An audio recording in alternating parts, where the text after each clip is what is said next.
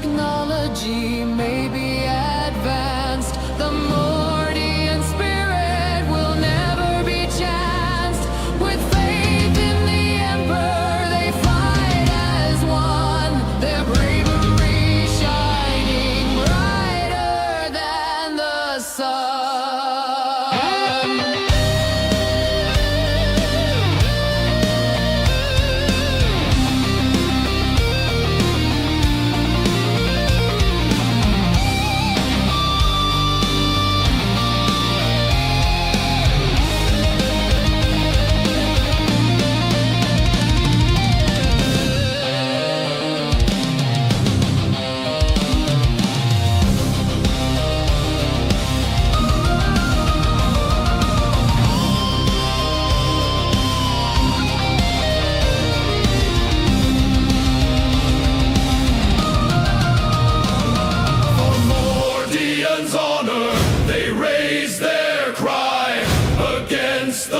Fury, they'll never die. With discipline and valor, they'll stand tall. The Mordian 50th, answering the Emperor's call. So let their story be told through the ages to come of the Mordian 50th rifles and of the wars that they have won.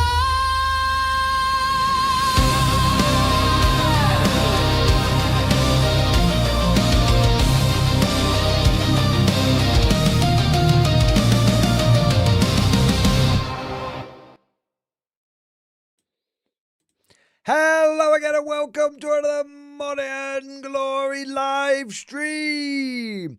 It's an ugly stream, a beefy stream, a sweet stream, a stream hostile to human life as we know it.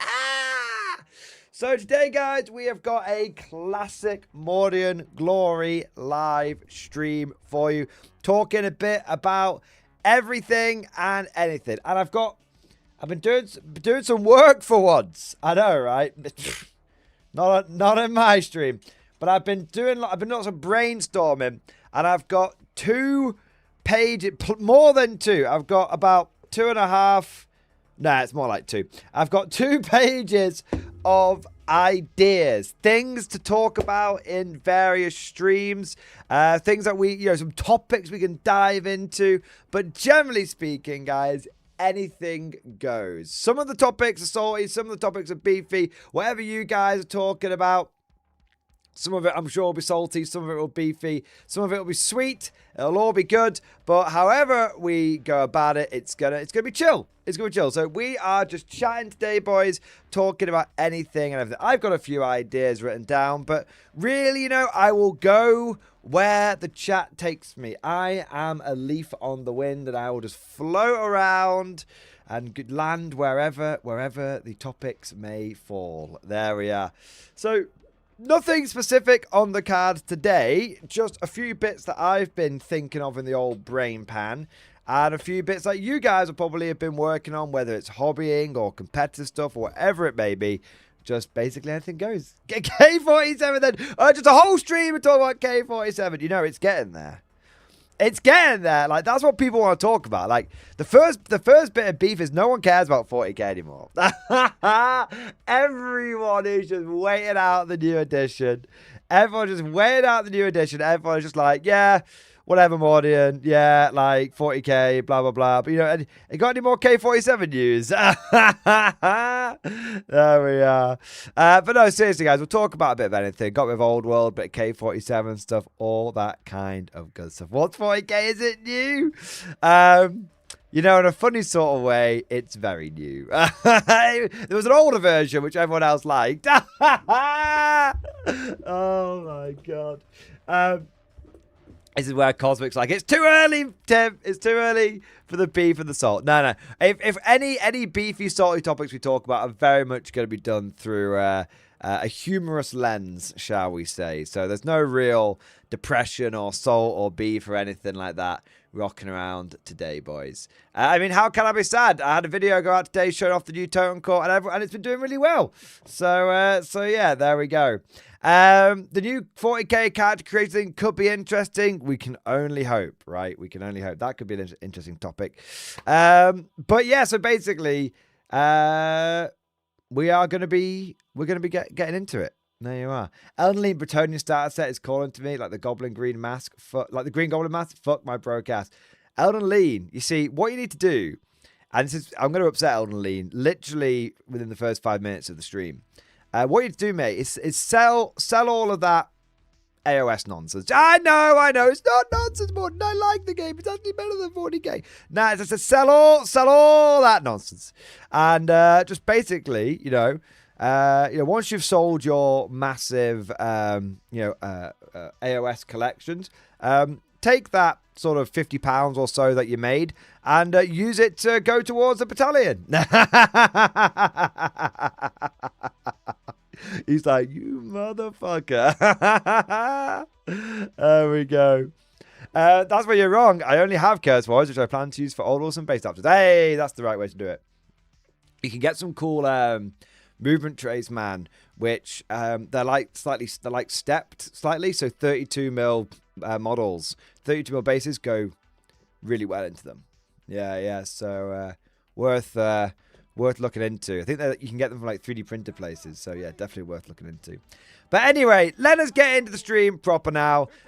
We've had the briefing, anything goes, all that good shit. Let's get into it properly. And you guys know that before we do anything else, we have to observe our traditions. Traditions are very important on the More Doing Glory channel. Traditions are what separate us from the renegades, the heretics, the traitors, and what make us the Emperor's true finest, his Imperial Guard. Stand up and be counted. It's time for roll call, baby! We've got Godlike Poet, Gaming Stuka, Spriggs, Chicken Detonator.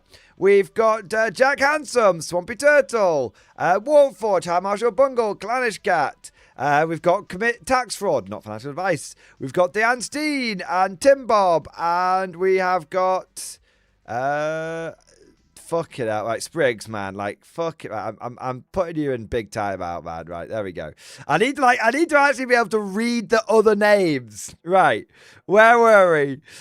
We've got Vladimir and Denzel Wenzel and Elden Lean and Baron Kaza and Kalanish Cat and Tim Bob and Commander HHL and Mark Coyle and Zello and Russell W.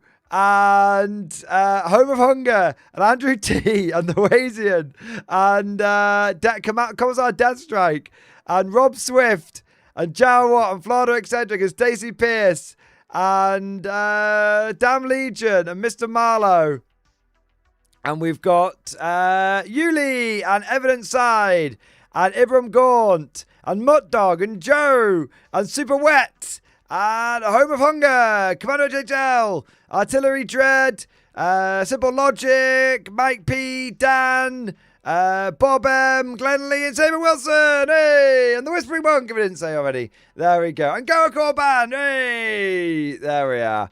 I think you missed Spriggs. Man, like, I have to be able to get some of the names out of the way. Jesus. Jenny is here as well, and Sonsu is here, and E Spartan. Welcome to all of you beautiful bastards. Thank you so much for joining today's stream. Don't forget to go ahead and, like the stream if you've not done so already. Subscribe to the channel if you've not done so already. All that kind of good stuff.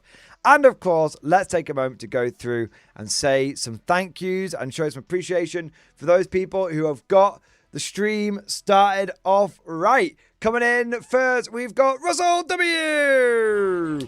Russell W, thank you so much for the gifted membership, man. Thank you for your support. Thank you, as always, sir, for keeping us freshly stocked with new conscripts. Amazing. Speaking of gifted memberships, we've got the man, the myth, the Mauld the Knife. Thank you so much, Mauld. I raise my glass to you, as always, sir. Thank you for your traditional, your customary gifted membership. Always gratefully received, sir. Thank you so much, man. There we are. Thank you. We've also got Commit Tax Fraud, not financial advice. Thank you so much for Super Chat, bro. Had my best guard game to date last night. 07. Hey! Commit tax for. That sounds amazing, man. Thank you so much for the support, and thank you so much for the good news. Yeah, the good news. I tell you what, boys, there's something in the air. There's something in the air. I'm feeling like we're getting back on the guard goodness. You know, Commit tax for's having a good game, and I still lost, but the enemy fears the guard now. Yes! So that's all we ever want. All we ever want is to be able to have a game and go down swinging. That's it. That's what we want, man. And do you want to know what's crazy? Do you know what's crazy? I actually recorded a guard video for the channel today. It's never been done. It's never been done. Like, I think I recorded 2 videos today, actually. Let me have a look. I think they were both guard-related videos. I did! I recorded 2 guard videos. And one of them is super niche and is going to get no views. So the first one was, what are the top 3 meta, like, competitive guard, like, units / combos? You know, spoiler, it's Kazakin and Bulgrin and Rogel Dawns. And then the other video is some classic Mordian content. I mean, I'm talking, I had an urge. And I did a deep dive on all the different sponsons and which sponsored options are best for which vehicle. I mean, I told you it was niche. If that gets 1,000 views, it'll be a fucking miracle. It's like a sponsored deep dive. I was like, you know what I haven't done in a while? I haven't just like taken a single like small topic and done like a 30-minute video on it. So I was like, you know what, fuck it, I should do it. Like, let's make an entire video just talking about Imperial Guard sponsors. You know, the classic MG content. You see, the thing is, I love doing that kind of content. I really, really, really, really do. Even though it's like super niche and everything. But the thing is, there's not been many like opportunities to like talk about it because, you know, especially with a lot of war gear being the same, you know, all being the same cost, right? That, you know, there's very obviously like better choices. But I figured, you know what, it'd be a cool video, so fuck it, we'll do it anyway. There you are. So yeah, so commit tax fraud. There's been, you know, there's something in the air. All that guard goodness is just flowing at the moment, and it's awesome. So yeah, there we go. I want to say a big thank you next to Mr. Marlowe. Thank you for the super chat, man. Army on parade in chat. Cheers for the vids. Dude, it is absolutely my pleasure, man. Let's have a look at what you've been working on. We've got Steel Legion, Outriders are horses, Buggies and Armor Sentinels, Hive Gangers are Catachans. The rest is what you see. Here's the actual list. Solar, Nork, Catachans, Catachan Command Squad. I don't know what AP is. Maybe... I'm not going to worry about it. I'm just going to look at the pictures. I'm just going to look at the pictures. That's the best bit. Hey, I like the, like, wheeled chimeras. Those are cool. So we've got an Armageddon pattern Basilisk. And then we've got 2 of these Leman Russes with these crazy fucking turrets. They look cool. And then we've got the Outriders, Mortars... Got Gaunt's Ghosts, it looks like.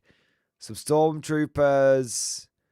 Some Steel Legionnaires. Command Squad, all that good stuff.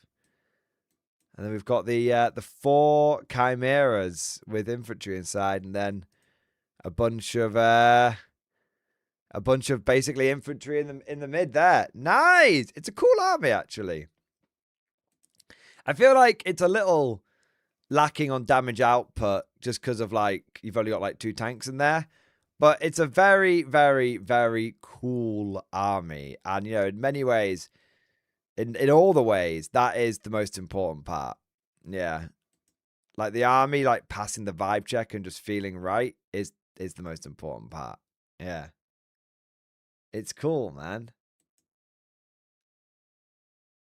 I was thinking this the other day, you know. Oh, that's a cool model.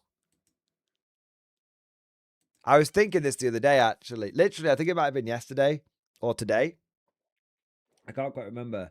But I was thinking, I can't remember, like, the last time in, like, 40k, I just, like, built an army for the vibes. Like, it's just, like, everything I do in 40k just seems so, like, meta orientated or, like, meme orientated. Do you know what I mean?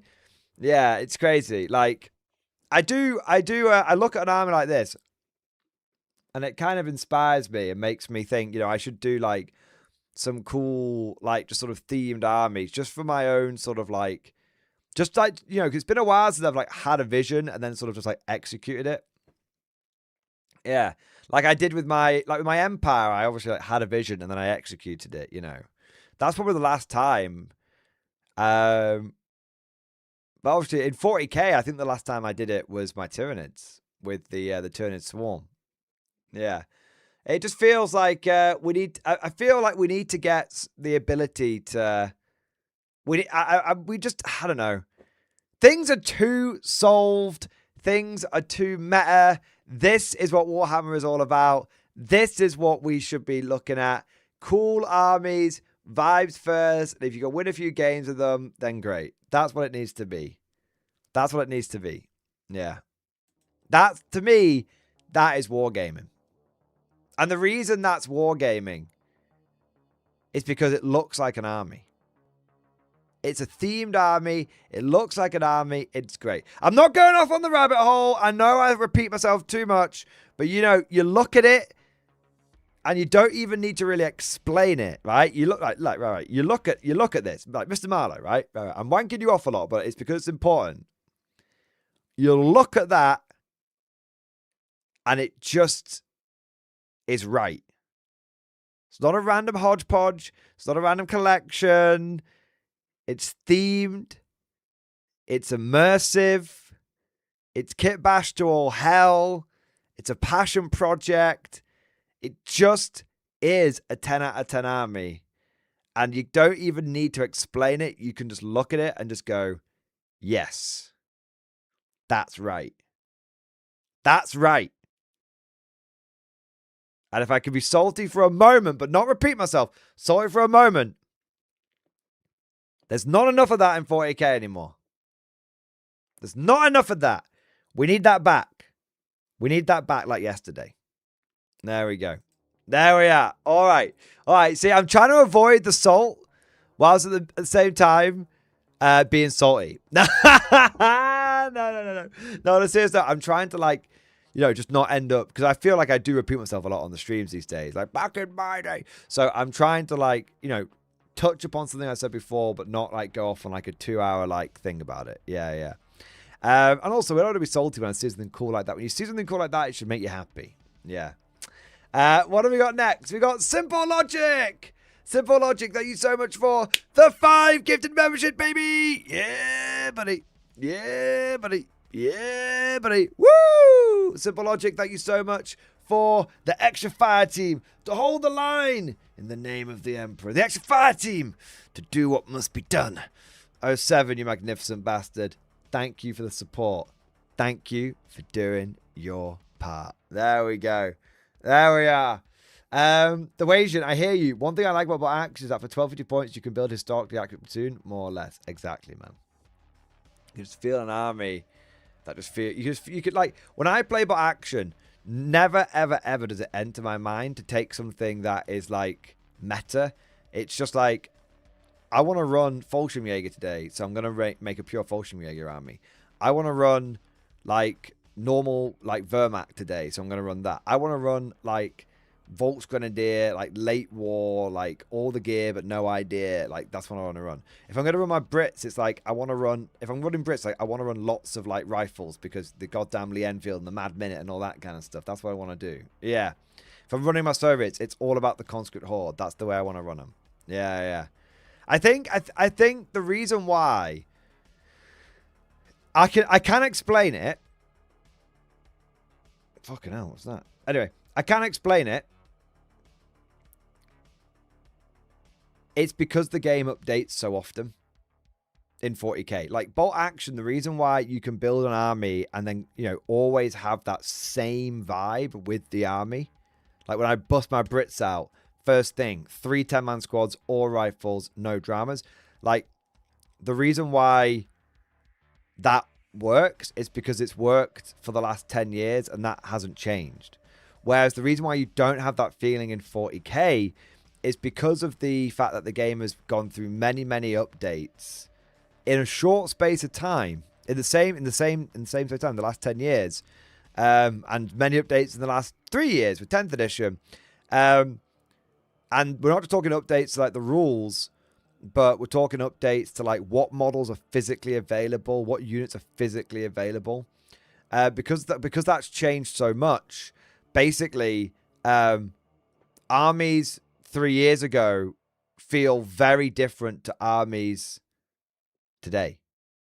Like if you look, like, and I think that's the nature of 40k is it's ever changing, it's ever evolving. And on the one hand, it keeps things feeling fresh, which is a good thing in some ways.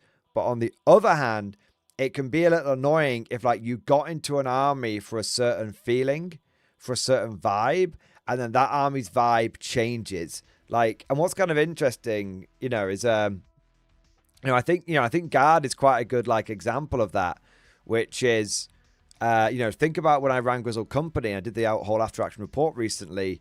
Like that was the first time, like in like a year, where I was like, my Guard just feels like Guard. You know, infantry, tanks.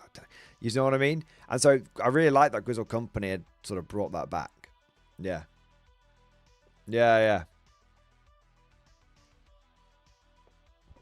So it's I think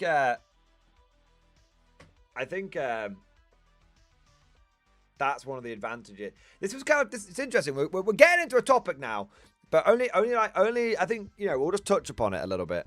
You know, if we want to get into it, we can get into it. But we don't want to say stuff we've said 1,000 times before. But I think it's one of the big. This got mentioned by the Lords of War guys. It's been mentioned by a few YouTubers. It's getting picked up, I think. Games which there's like you've got like 40k and GW games which are constantly changing, and then you've got a lot of games outside of that where if you don't play them for 6 months and then come back, you can pick them up again. And the term that the Lords of War guys used, which I quite like, was recapture.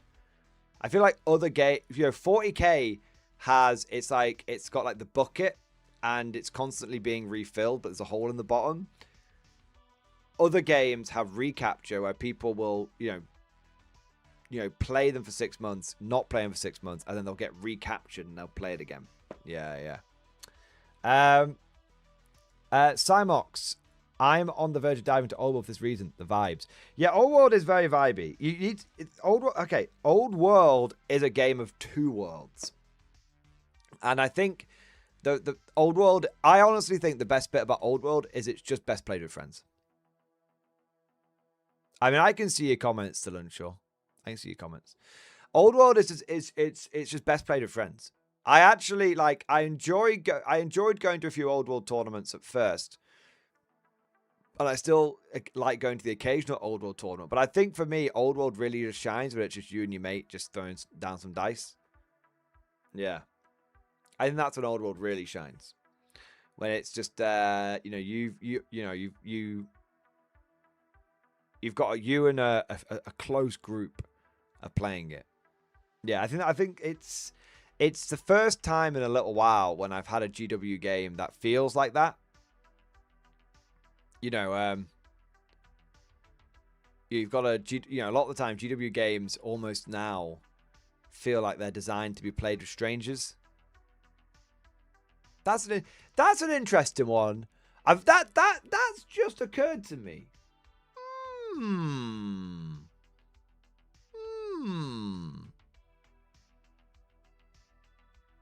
Modern 40k feels like it's designed to be played by strangers, and other war games feel like they're designed to be played with friends. And I think it comes down to modern 40k is designed as a competitive game, but other games aren't. So I don't think it's necessarily A new topic, Swamp. New topic, another revelation, the 19th revelation. No, I don't think it is. I think we often talk about things in terms of like competitive versus casual play, but it actually feels like it's another way of putting the same thing, but another way of putting it that kind of is a little eye-opening, I think. It's not necessarily competitive versus casual.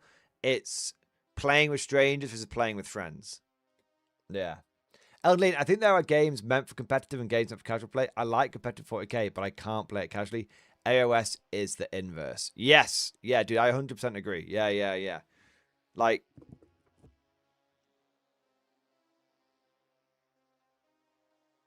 I think that's basically it. 40k is very competitively focused now. And as a result, not only is 40k competitively focused, but what is considered like the peak of 40k gameplay? Playing at a super major tournament. That is considered like the best data, the meta, all of it. Like, that's like, oh man, like, when you're playing peak 40k, it's when you are playing in a super major tournament, and it's like that's almost like the aspiration, the goal kind of thing. And as a result, but when you play a super major, it's like you're just playing basically 5 strangers, or if you're very lucky, 8 strangers. Yeah, Godlike Poet, test. Go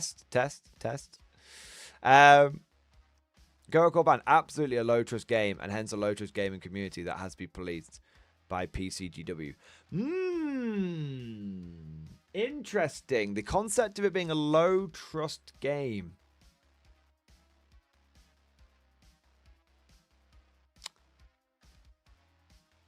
There is an element of rules lawyering in 40k, isn't there?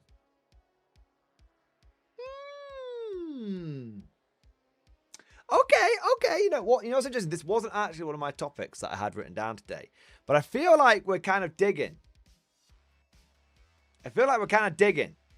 We're digging. We're finding. We're panning for gold. We're panning for gold. So the other day I said that. Oh, wow. The revelations. Right. I can see all your comments, by the way. I can see Cymox, Godlike Poet, Spriggs, Tim Bob, Gaming Stuka. You're not timed out.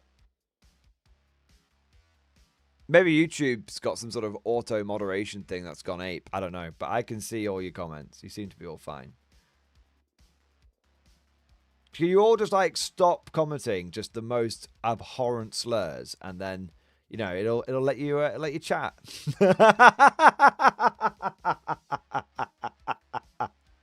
Can you please stop? It's not kick. Jesus Christ. All right. We're on Instagram now. Come on. Anyway, on a serious note, France. Right, that's it. You're out. Chat is throwing out some reason. It should come back, people. Yeah, but I tell you what. Everyone give the stream a quick refresh. Everyone give the stream before we get into this, because I think this is quite an interesting one. It's an interesting one. Everyone give the stream a quick refresh. Don't worry, I won't continue without you for a minute. Well, for 30 seconds. There you go. Because I think this is a worthy topic.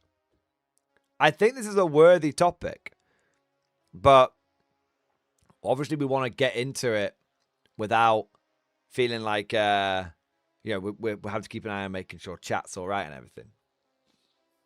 Yeah. People got to stop saying bad potty mouth words in chat so you didn't spank you. Exactly. It seems to be good. Everyone seems to be okay now. There we are. I tell you what, whilst we're just waiting for a couple of people to, refresh and make sure everything's all right. Lower Decks, thank you for super chat, man. Sir, you know who loves to be in the mines? This guy. The turnip mines, I see. The turnip mines. Dude, I hope it's going all right, man. Don't work too hard and stay safe and all that kind of good stuff, man. Fantastic. Thank you for I'm missing the story updates, bro, but make sure you're looking after yourself first and working hard and all that good stuff. There you go. All right, it keeps saying it has an invalid argument. You know what's interesting? When I've been replying to certain comments on YouTube, when I try and reply, it keeps saying error, error, error. And the only way I can reply to a lot of comments on YouTube now is via YouTube Studio, via the back end, essentially. So it might just be that YouTube did do a big update recently. They changed the color of the arrow from white to red. And apparently that small cosmetic change has caused a few issues. A filter is in effect, no profanity. I mean, I haven't changed anything. I can have a look.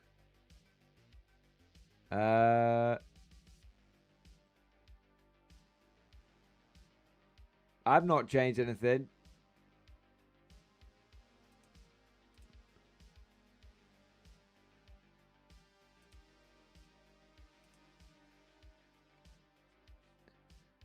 It must just be, I think it's just YouTube AI going mental. Yeah. Queef is allowed, so it's fine. All right. Spriggs, it's probably because I timed you out for 5 minutes, so you're on the watch list. See, Wank's all right. It's just Spriggs. I was trying to say how tower players don't have mates to play with, so they have to play with strangers.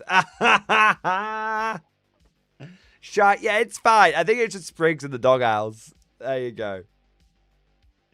There you are. It's all right. You're probably the doghouse, Spriggs, because you spam chat and then you got timed out. It probably thinks you're a bot. The YouTube bots think you're a bot. That's what it is. There you go. They made 2 cosmetic changes as well, actually. They also changed the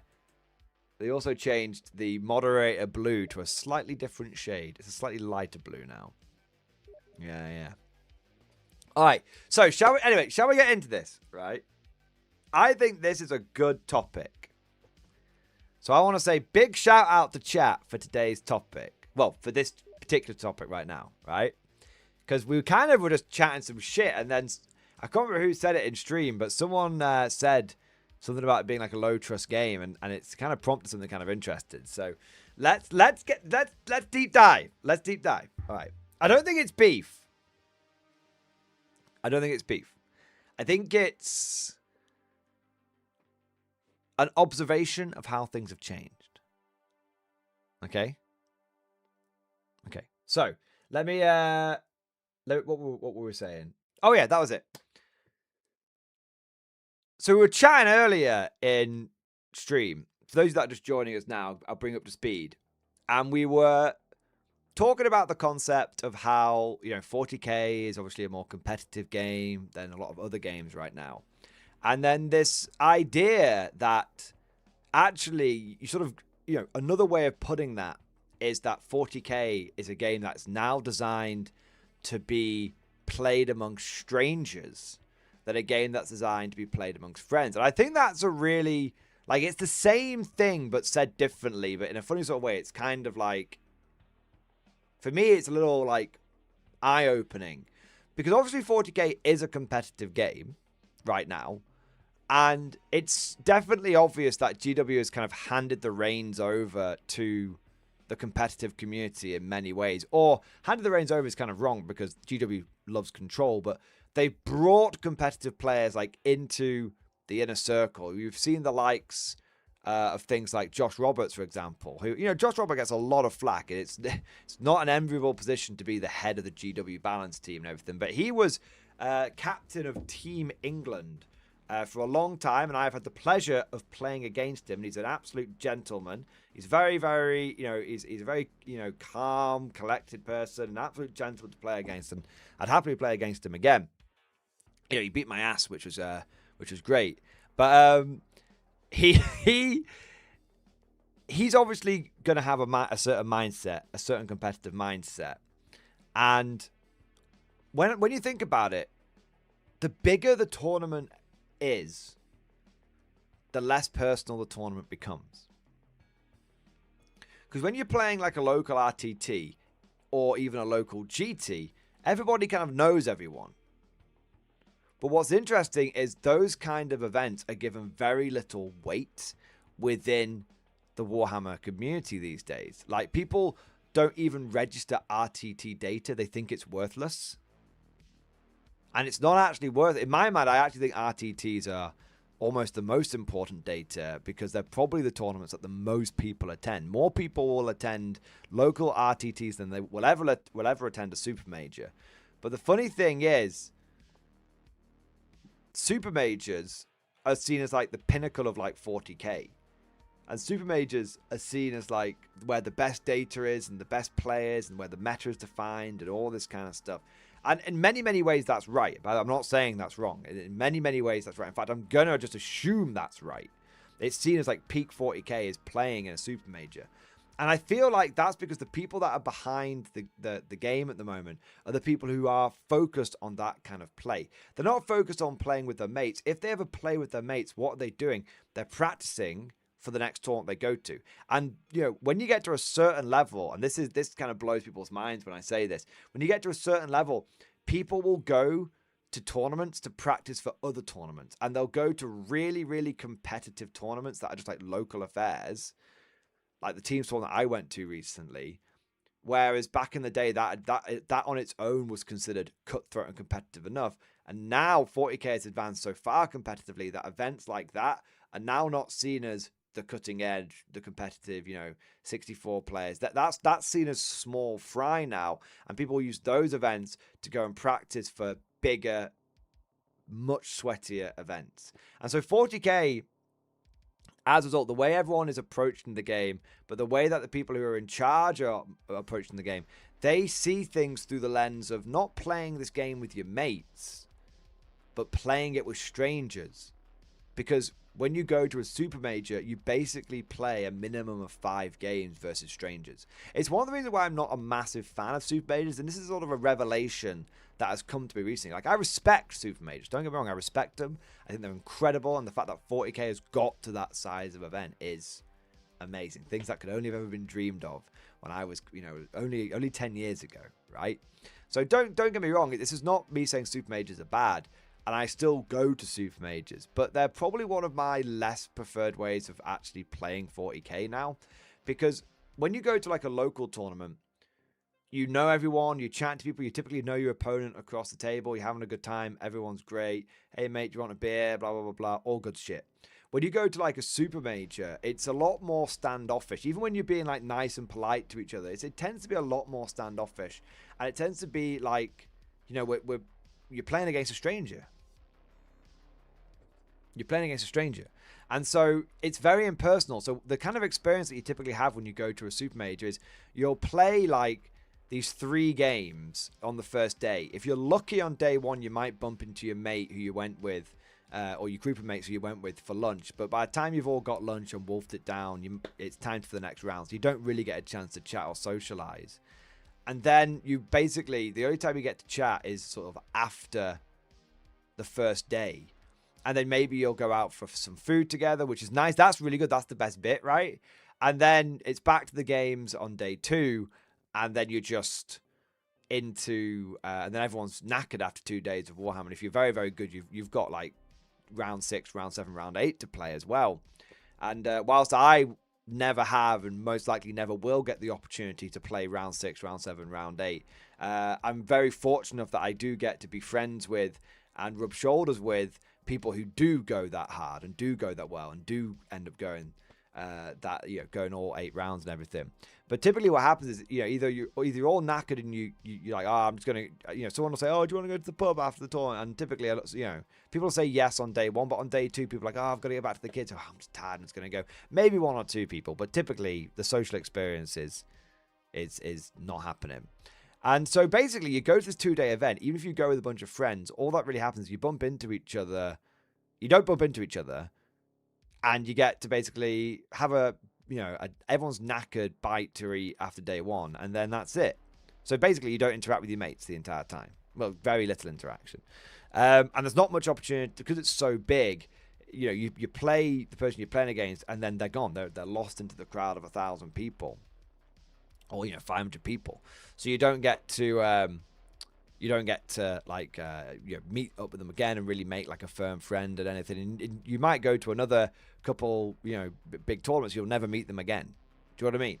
So it's very much like it's very much a 40k is a game of strangers now. I think that's the way it's designed to be.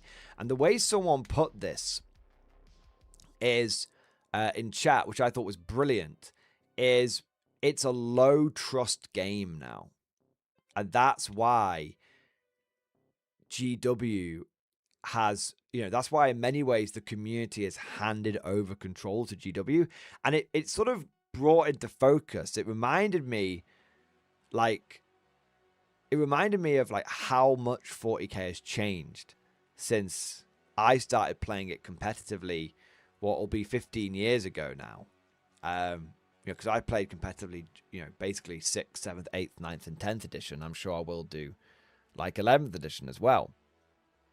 But how things used to be is GW made the rules, and then it was the community that basically defined the competitive scene. GW didn't define the competitive scene, the community did. And whilst there was a bit of variation from tournament to tournament, generally speaking, people were pretty on the same level. There was a lot more local meta than the global meta we have now, but typically the TO would just be your mate, the guy who just happened to run the local club or who was part of the local club who was organizing that month's tournament kind of thing. So it's because it's become a game of strangers. Now everyone needs to play. It's gone from now. That's why everyone plays rules as written.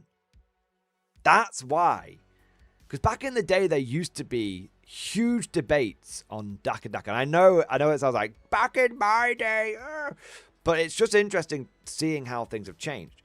Back in the day, there would be huge rules arguments and rules debates. In fact, if you went on Daka Daka, the most active part of that website was called "You Make the Call," and it was like, and it had like a warning, like people will be getting into like vigorous debate around interpreting rules and rules as written and all that kind of stuff.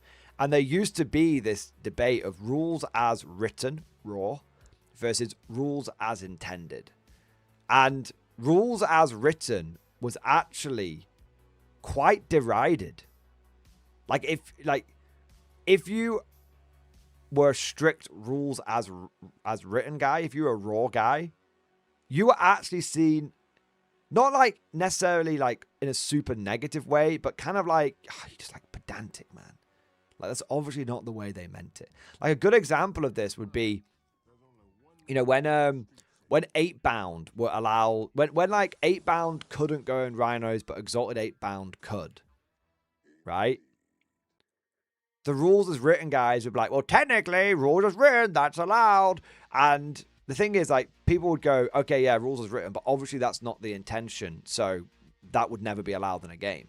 And someone would be like, but technically it's rules written, so they'd have to let me. And it's like, if you played that way, no one would play against you because it's obviously not the intention. It's not correct.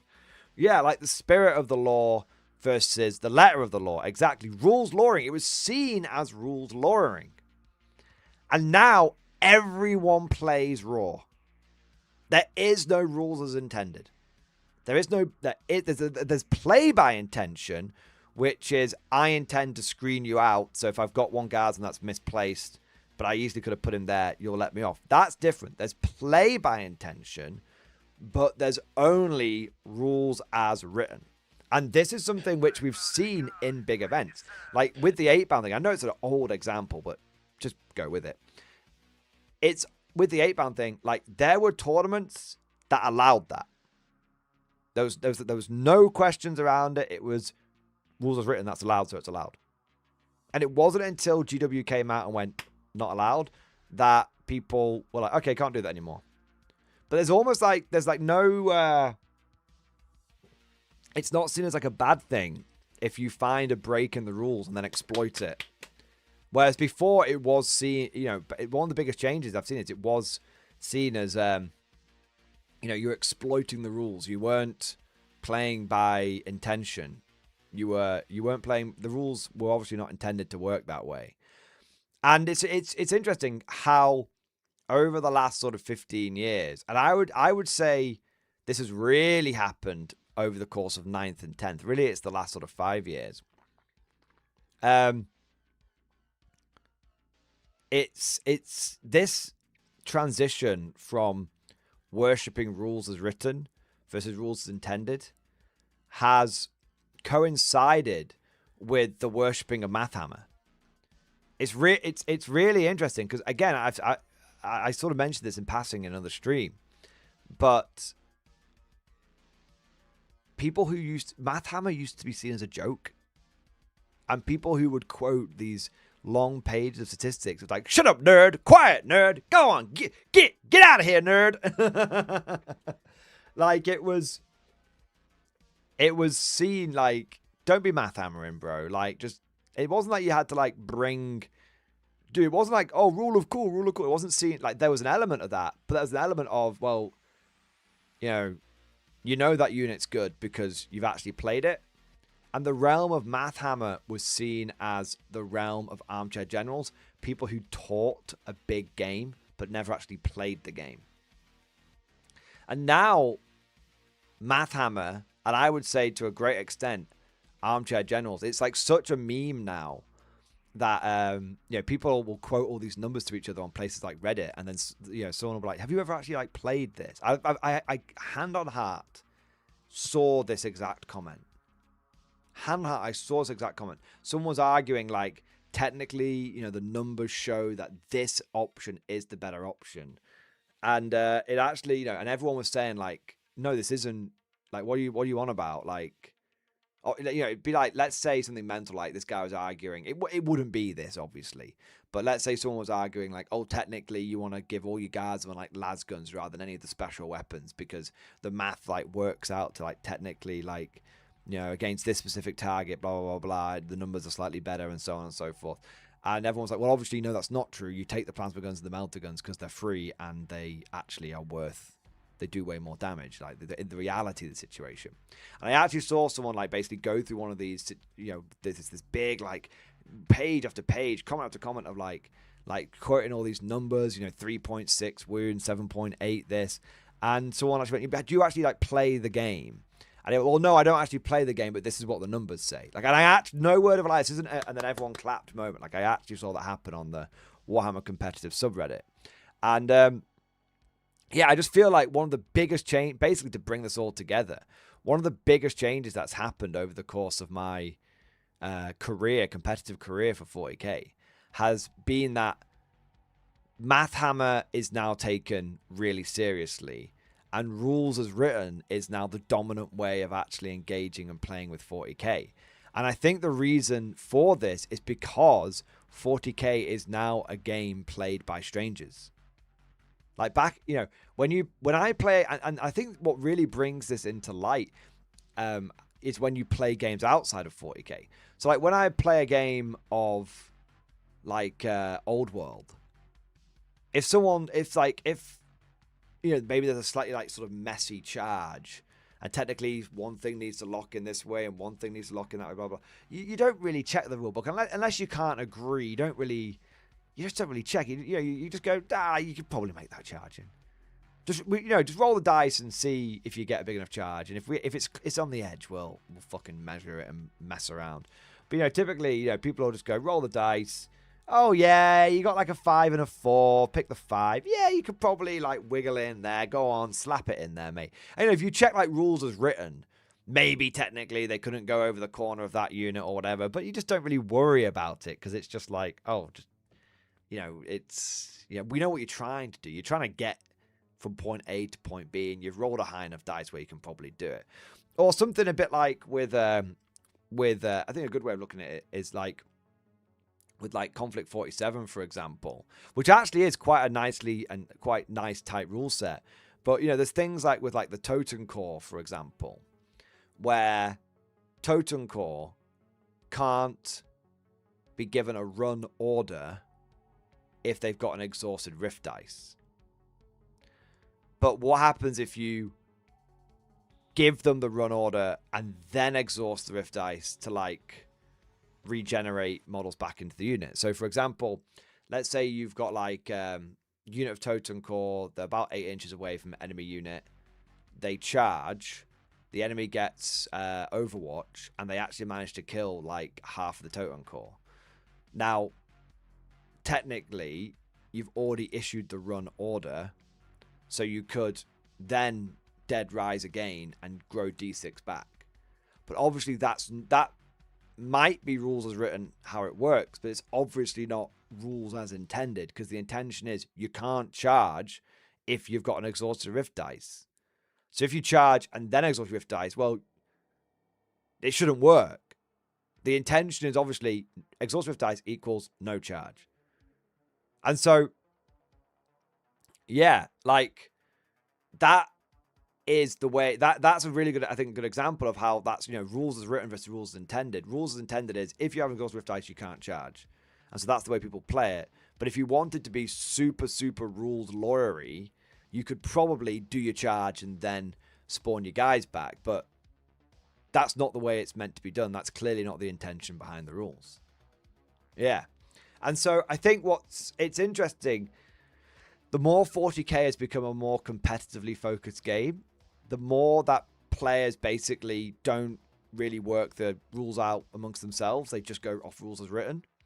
And the more that people have basically sort of ceded control over to Daddy GW to tell them what's right and what's wrong. And putting it in that way can sound a little inflammatory and derogatory towards Games Workshop, but it's not actually, and also towards the player base as well. And I actually don't think that's fair, because I don't really mean it in a negative way. It's more just the evolution of 40k. How has 40k evolved? Well, that's how I think it's evolved. I think the more competitive it's become, the more it's been designed to be played among strangers. And there's this element, as someone said, it's a low trust game, because you need the rules to be really, really robust.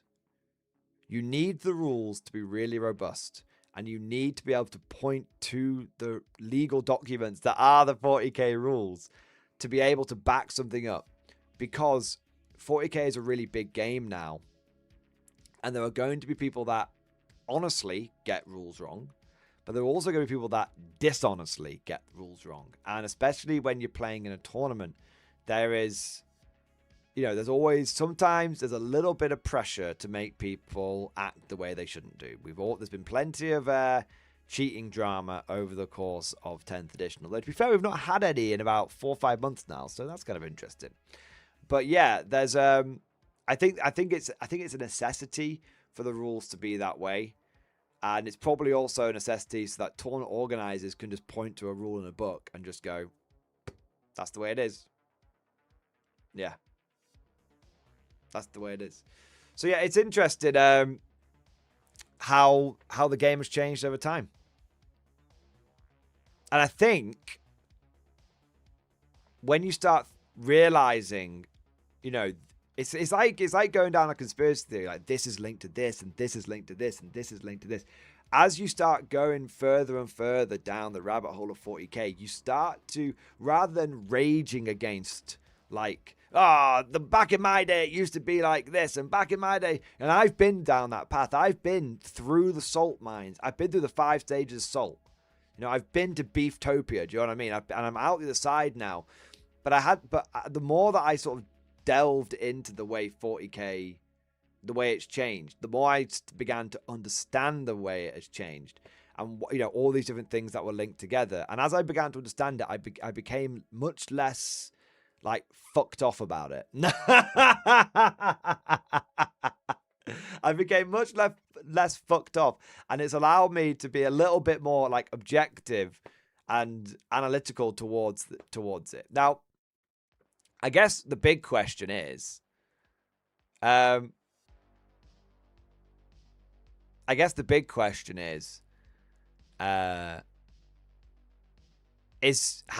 this evolution been for better or for worse? Because not every change is going to be balanced. Not every change is going to be better.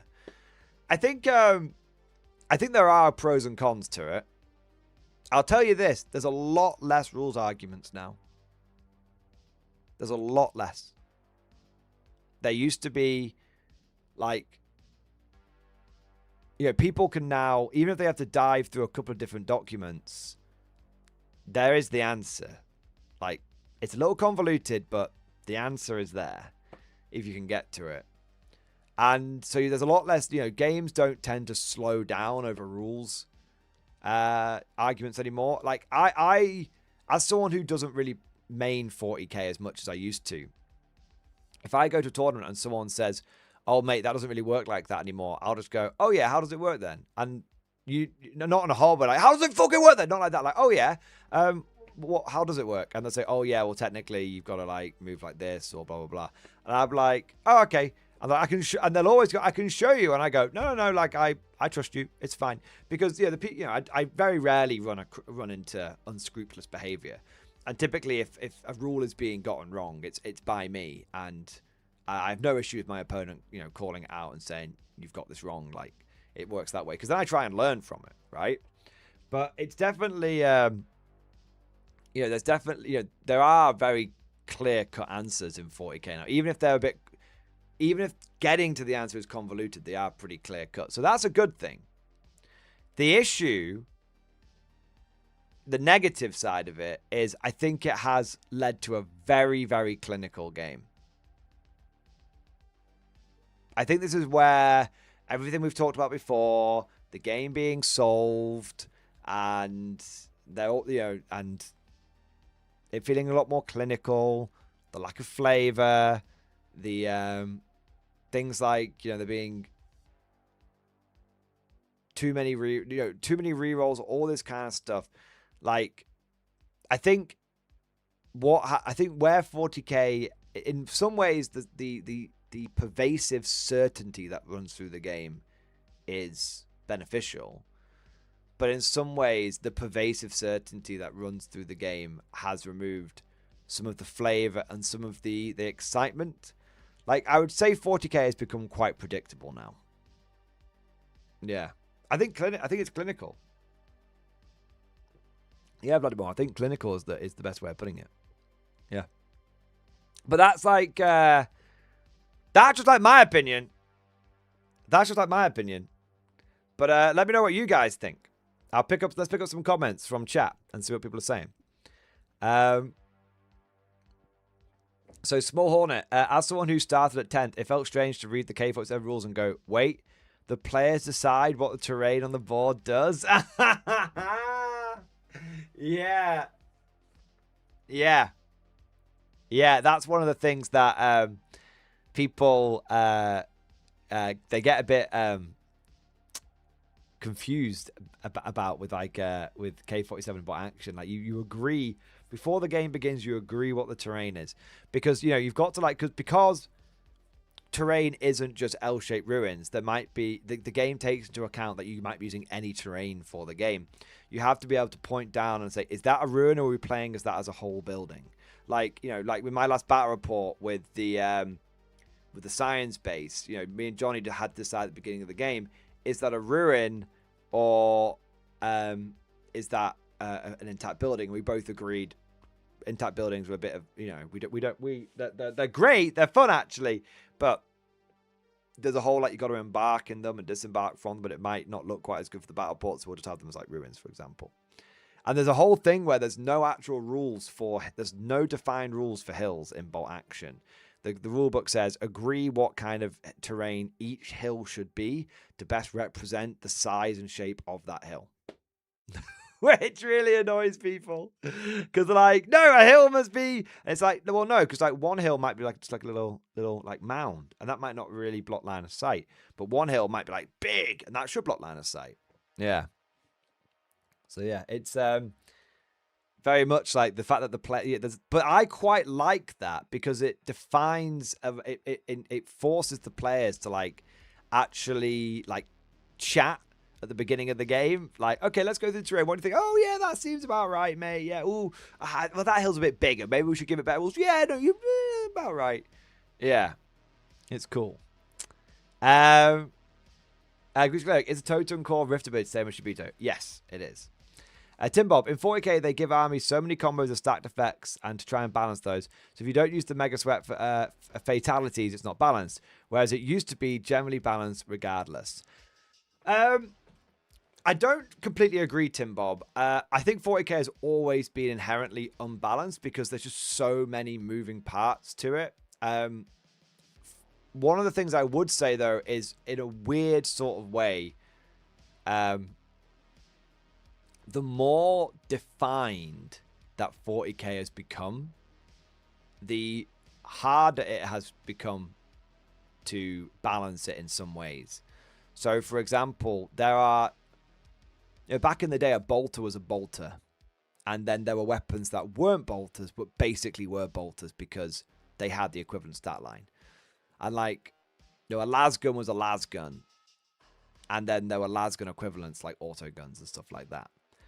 And now, the bolter that a marine wields, there's about 3 different kinds. This was really bad in like 8th, and there's like 7 different kinds of bolter or something mental. And they all were a bit different. So... GW has, in some ways, they've done a good job of like consolidating things, but I think that in a funny sort of way, they've gone kind of the wrong way about it.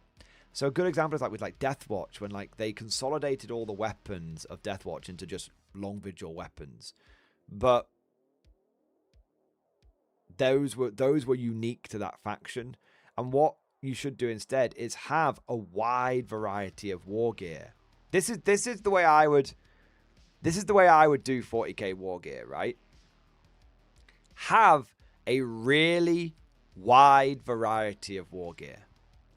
But that war gear is not unique to each faction. That war gear is fairly universal across all factions. So that doesn't mean every faction should get access to all war gear. But what that means is when you face a bolter in a Chaos Space Marine army and you face a bolter in the Guard, it's the same weapon. And that's not really the case. When you face a great example of this is las cannons. When you face a las cannon in one army, it should be the same as a las cannon in every other army. But if you actually look at what GW's done with las cannons over the course of 10th edition, you've got different las cannons for Space Marines, for Guard, for Chaos Space Marines. There's even different las cannons for the World Eaters. World Eater las cannons are different to other people's las cannons. That's what I'm talking about. So not every, and that's a big change that's happened. As the game has become really defined on individual levels rather than having that's why when you that's why I think sometimes there could be a little bit of confusion because people could be like, oh, is that a lads cannon? Ah, well, actually, technically, it's a different kind of lads cannon. Yeah, it's a little annoying.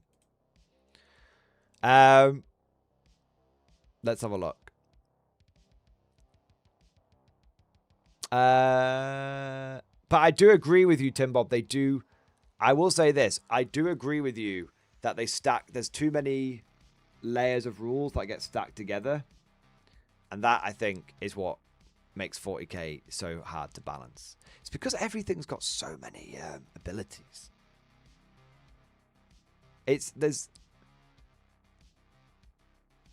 the beginning of 10th edition, they gave every unit a unique ability. And I don't think that was a good idea. Yeah. Rex here. Early on, I played Space Marines against Custodians to the point where I was convinced bolters did nothing. So I ran plasma on literally everything. It ended up unfun for my opponent, so I stopped. This is one of the issues 40k has, is that there are some factions which are designed purely around being a stat check, which completely invalidates certain war gear. And Custodians and Knights are an example of that. Yeah. Custodians and Knights should, for the health of the game, Custodians, Knights, and Chaos Knights, obviously, should be taken out of the game. They are factions which cannot ever be balanced and have never been balanced.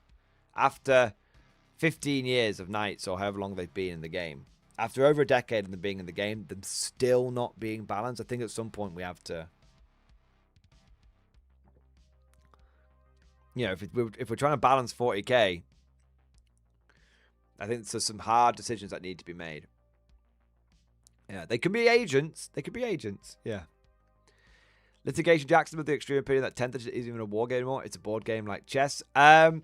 We've talked about that. I might circle back round to that one, but yeah, it's not a board game, but it's definitely not a war game anymore.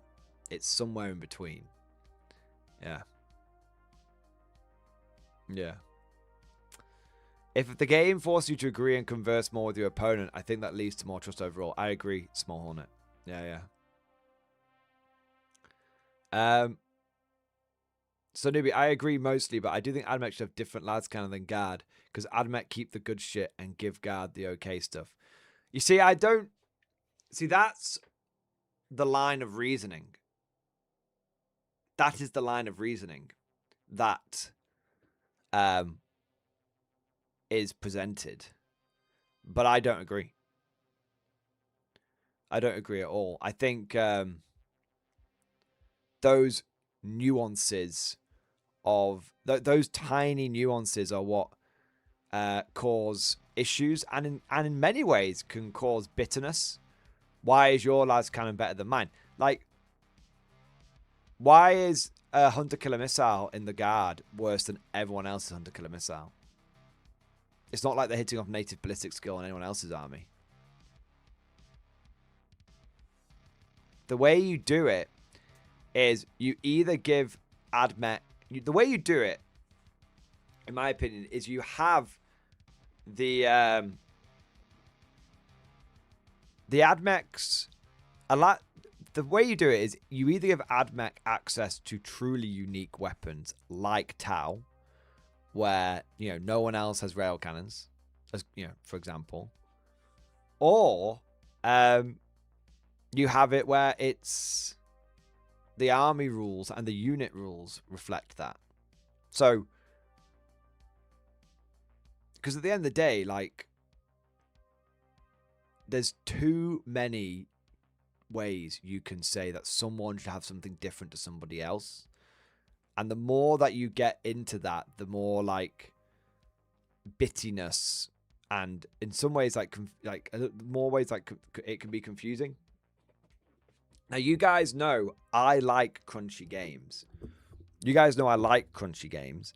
And I like the detail. But for me, the crunch should come in army rules. And the crunch should come in core rules. The crunch should not come in individual bits of war gear. Yeah. Joe, Morden, do you have super chats turned off or something? Keeps airing when I try to send through my browser or my phone. I don't think so, man. But people have been saying there's been a few issues with the stream. I think YouTube's just being stupid. If you're trying to do it through on like an iPhone or something, apparently it can be a bit stupid. YouTube is bought. Do you have a VPN? I have found that if I've tried to like super chat someone whilst my VPN's turned on, YouTube doesn't like it.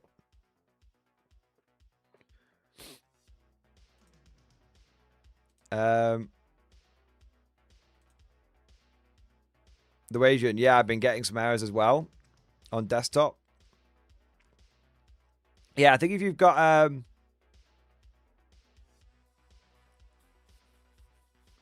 I think if you've got a VPN on, that might be what might be causing the issue. My hair is still whack. It is still whack. I need to get it cut. Yeah. I reckon there's a... Yeah. I mean, it's obviously working for some people.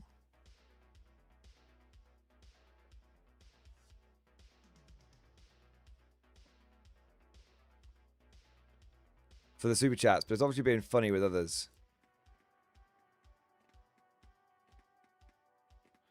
Could just be YouTube is balked.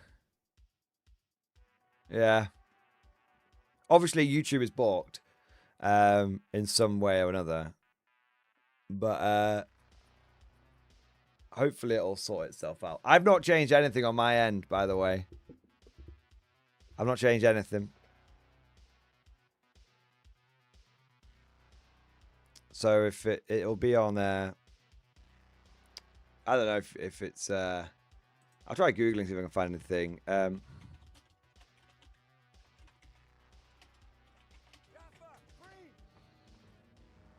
heard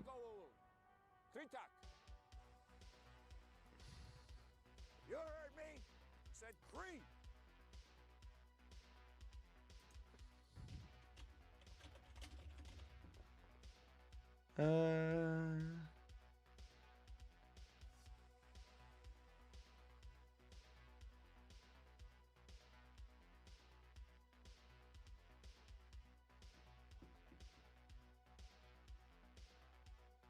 One minute. I'm having a look on this side.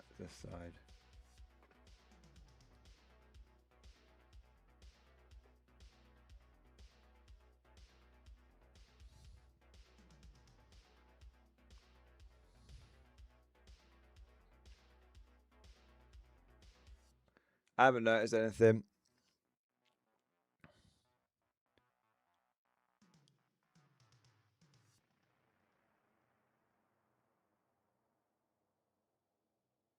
Spriggs, thank you for super chat, man. Testing the nature of things. Play Freebird. So it seems to be working. But apparently there's like...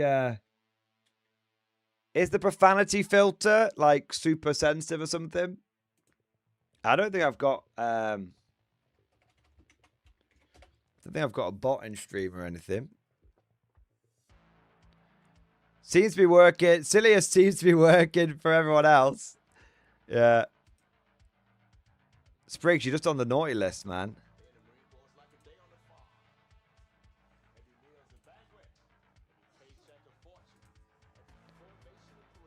No, I've not got the chat auto mod on. Just got human mods. Yeah. I'm cursed, not working for me. I would suggest refreshing the stream, clearing the cache. It wouldn't let me say stream discussion or SD in my super chat. I would say refresh, clear the cache, don't use your VPN or something, all that stuff. Yeah. That would be my advice. Because I've tried to do like super chats and stuff when on my mobile and my VPN's turned on and it won't let me do it. Yeah. Could be the weather. When in doubt, blame the weather. Could be the weather, although it's perfectly calm outside right now and not raining. All right. We've got good other super chats coming in here. I want to say a big thank you to the legend. The legend. Thank you for super chat, man. Meme and picture in Discord. Let's have a look.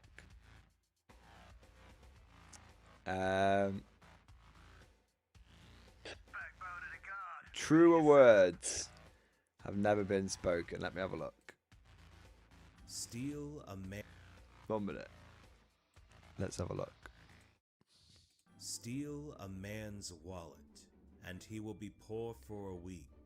Teach him war games, and he will be poor for a lifetime. Steal. Not all war games. I mean, I think some war games, but not all war games. Yeah. There you go. And then you said there was a picture in stream as well. Oh, Spriggs, will you message me on Steam? I missed it. Sorry, man. You'll be all right. Spriggs, you'll be all right. Also, found these files looking through my other kits. Oh, my God. Look at that. The Hydra is cool, but that is a slice of gold right there.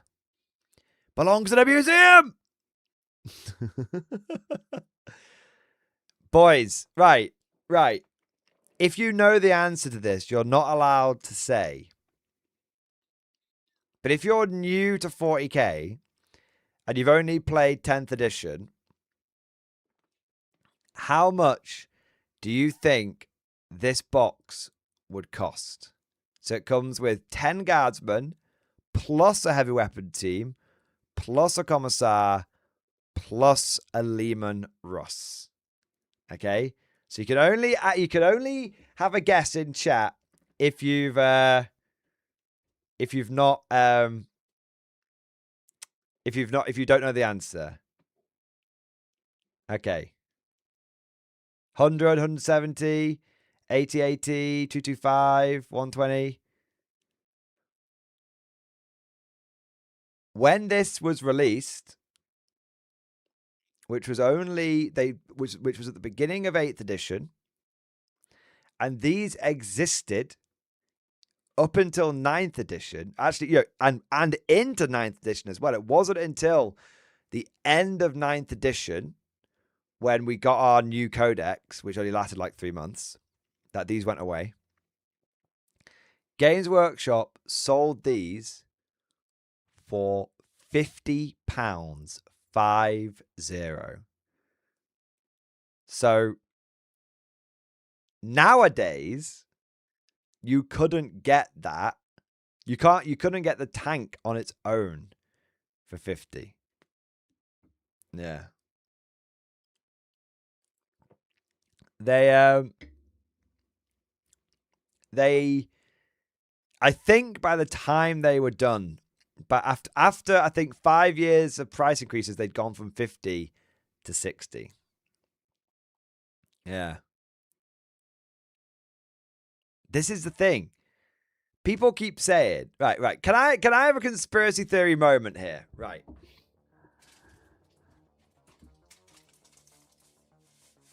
All right. Can't let GW read my brain. I have a theory. All right. I have a theory. Games Workshop is replacing the current community. Games Workshop wants all the old players to go away, and they want just the new players. Okay. But it's not for any ideological reasons. People say, oh, they want to chase the modern audience or anything and all that kind of stuff. No. Whilst I'm sure there might be individuals in Games Workshop who have those goals, I do not believe they are the macro level goals of the company. It comes back to money. That's all it comes back to. Money. If you are a veteran player and you know about start collecting sets and you know that it's like less than 5 years ago, like 4 years ago, let's say about 4 years ago, that you could get one of those box sets for £60. Then you look at the new box sets they're coming out with and you're like, well, these are obviously like terrible. But what would I rather have? The current Guard Combat Patrol or that? I'd rather have that every single time. But if you're a new player, you don't know any different. You just pay it because you think that's what it should be. That's what it should be. Oh yeah, well Warhammer is always expensive, and because most people when people play war games, most people only play 40k, and they don't go outside the GW bubble, so they don't go to like Warlord games, and they can see that you can get an entire army for the price of a combat patrol. Literally, we're talking like these are armies that are as big as 40k armies, right? Maybe a little bit smaller, but still, right? You're getting 36 infantry. You're getting 36 to 42 infantry, 3 weapon teams, an artillery piece, 2 vehicles, characters, all that for 103 to 104 pounds versus GW selling you know, 10 fucking horses and a fucking spit in your face for for 100 quid, right? This is it. If you are an old grognard, you will point out this is bullshit. I don't want it. If you're an old grognard, you will go, GW is, you know, we used to have better deals than this. What's going on? You will point out the end shitification. But if you're a new player, you won't know those things. You won't point them out. And typically, new players, because they're all just like because they're all hyped up on getting into Warhammer, they're not like looking for negativity. Negativity will actually put them off. They go, oh, I don't want to engage with that. Like, I just want to be happy with my new honeymoon game and all that kind of stuff, right? That's why they do it, because the newer players will avoid the negativity naturally because they just want to, you know, seek out the good vibes when the dopamine hits. And the old players are the ones that will keep, you know, if there is any awareness that is going to be spread around the community, it will come from the older players that know better. Like, let me show you some shit that is going to blow your fucking nips off. Okay? Let me show you something it's gonna blow your fucking nips off. Right. Seriously. Some of you guys are gonna shit when you see this.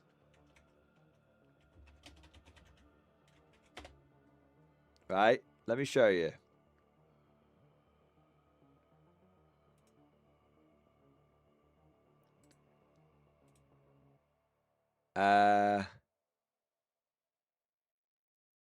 There's a couple of these actually.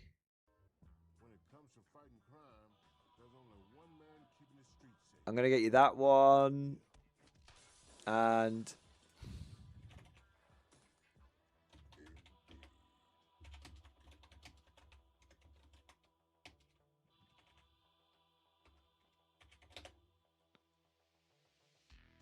I'm not even gonna go that far back. Oh yeah, I think that's another one. Yes. Yes, it's all coming to me now. It's all coming to me now. I'm remembering it. I'm remembering it. Okay. The voices, they speak clearly to me.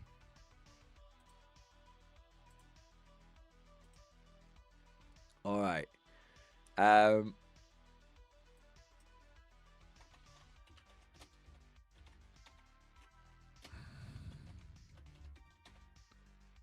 Ah, yes. This is gonna fucking piss people off. It is time for you to awaken, people.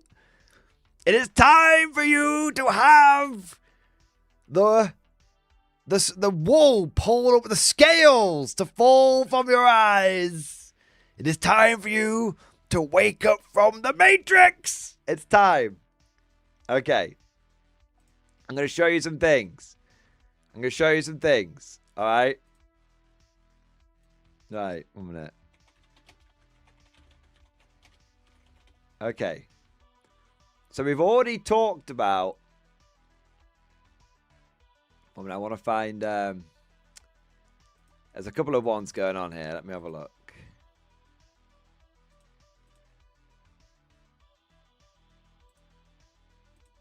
Some of these are probably not that big a deal, but some of them are pretty big. Ah, yeah, that's the one I was looking for. Okay, okay. It's time. It's time. It's time. All right, fucking hell, that's a terrible picture. 1 minute. Right, okay. So, I've already Because I've already shown you one thing to awaken your minds, which is to start collecting Imperial Guard, which this was £50. Okay? Remember, this existed in 9th edition, not that long ago. This existed about 4 or 5 years ago. Okay? Before the Start Collecting came out. But it wasn't just the Guard. You also had this one, Start Collecting Skitarii, which came for £50, came with an Onager Dune Crawler and a squad of Skitarii, and you also got a Tech Priest. That was a biggie. That was a biggie. Like, how much is that now? Let's go over to Games Workshop. How much is that now? Let's have a look. How much? Right? Let's go. 40k. Arms of the Imperium. We've got Adeptus Mechanicus. How much is... I mean, £105. This is your new combat patrol. But where's the Onager Dune Crawler now? £52. It now costs more for the Onager on its own. But look, what would you rather have? What would you rather have? Chat. Okay, like, this is the question. It's not even about the cost, all right? Costs go up. It's about content. It's time for people to awaken. What would you rather have? The Flappy Boys and the stupid fucking Dog Riders, or an Onager and some Skitarii? You could buy that box 3 times. You know? Get good. You want the tank. There's also, you've got the, I think it's the Tau. The Tau one was pretty good. Fire Warriors, Crisis Suits, Ethereal, right? You know? But here's the thing. All of this is just the tip of the iceberg.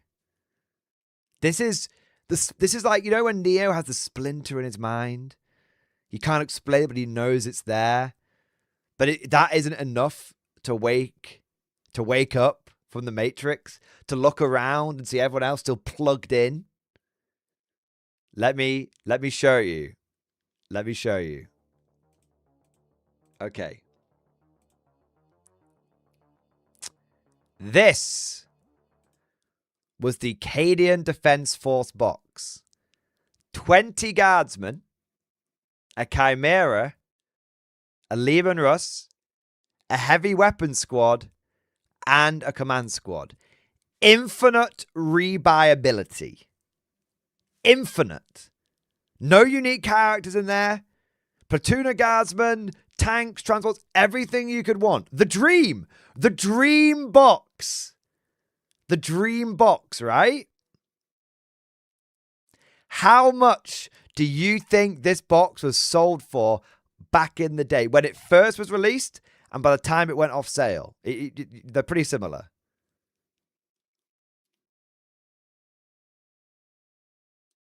If this box was still around, it would sell again.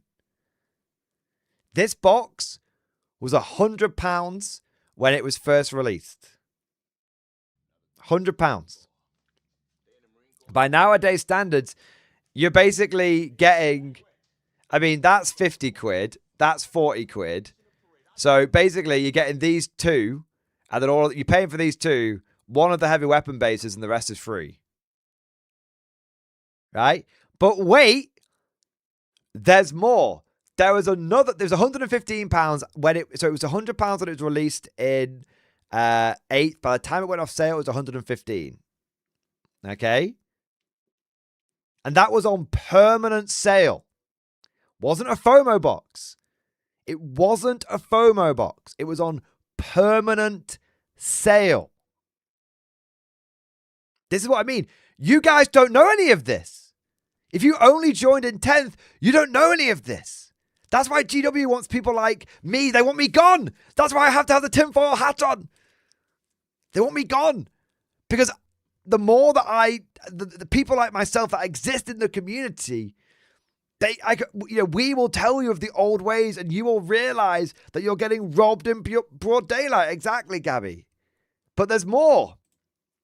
This was the Astra Militarum battle group. This was Leman Russ, Chimera, Sentinel, Batuna Guardsman, and Ogrins. Remember, the Ogren box can build Bullgrins as well, so imagine they're Bullgrins, right? Literally, perfect box, right? Your Guardsmen, your tanks, your Bullgrins, perfect box. This was the same price as the last one. £100. And guess what? They sold this one at the same time they sold this one. And they weren't FOMO, permanent sale. Permanent sale. No FOMO. No, only get it at Christmas. No, 180 quid. None of that. None of that. And all of these boxes existed 5 years ago. We're not even talking like, oh, we go back to 1990s and you could buy your models by weight. Nope. All of this was taken away through the course of 9th edition and 10th edition. And all of it was replaced with inferior products time and time again. They're taking the piss. But you want to see the creme, in my opinion, the peak piss take, right? Do you want to see the peak piss take? Let me show you. Let me enlighten you. Let me, frankly, blow your fucking nips off, all right? You're not going to believe it. You are not going to believe me when I show you this. Okay, 1 minute.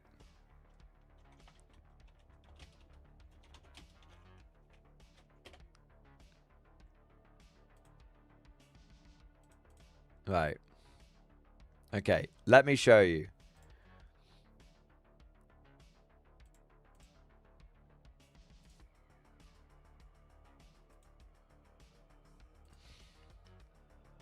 Okay. Let's have a look at the current. Make sure I'm not fucking with you guys. Don't want to be fucking with you. No. Let's take a look at the current Tyrannid Combat Patrol.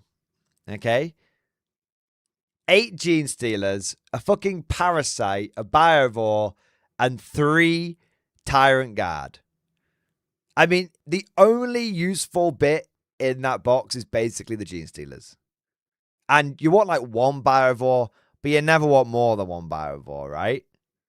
£105, basically 60% filler. An absolute noob trap. Designed to part people who don't know better from their money. Veteran players would never buy this. Now let me introduce you to what was available before 10th edition. The Tyrannid Swarm box set. 95 miniatures.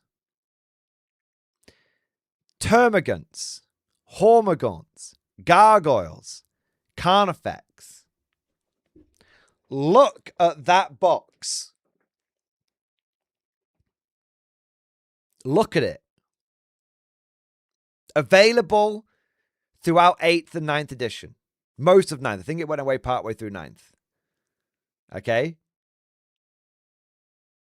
Available in the last few years. Yeah, but now you are comparing Combat Patrol to Battle Forces. Indeed, Bremer. Indeed. But my good sir, we're not talking about a long time ago. We're talking recently. And how long? This box was available in the last 5 years. It was on permanent sale. Wasn't FOMO. And how much do you think this box set cost before it was taken away?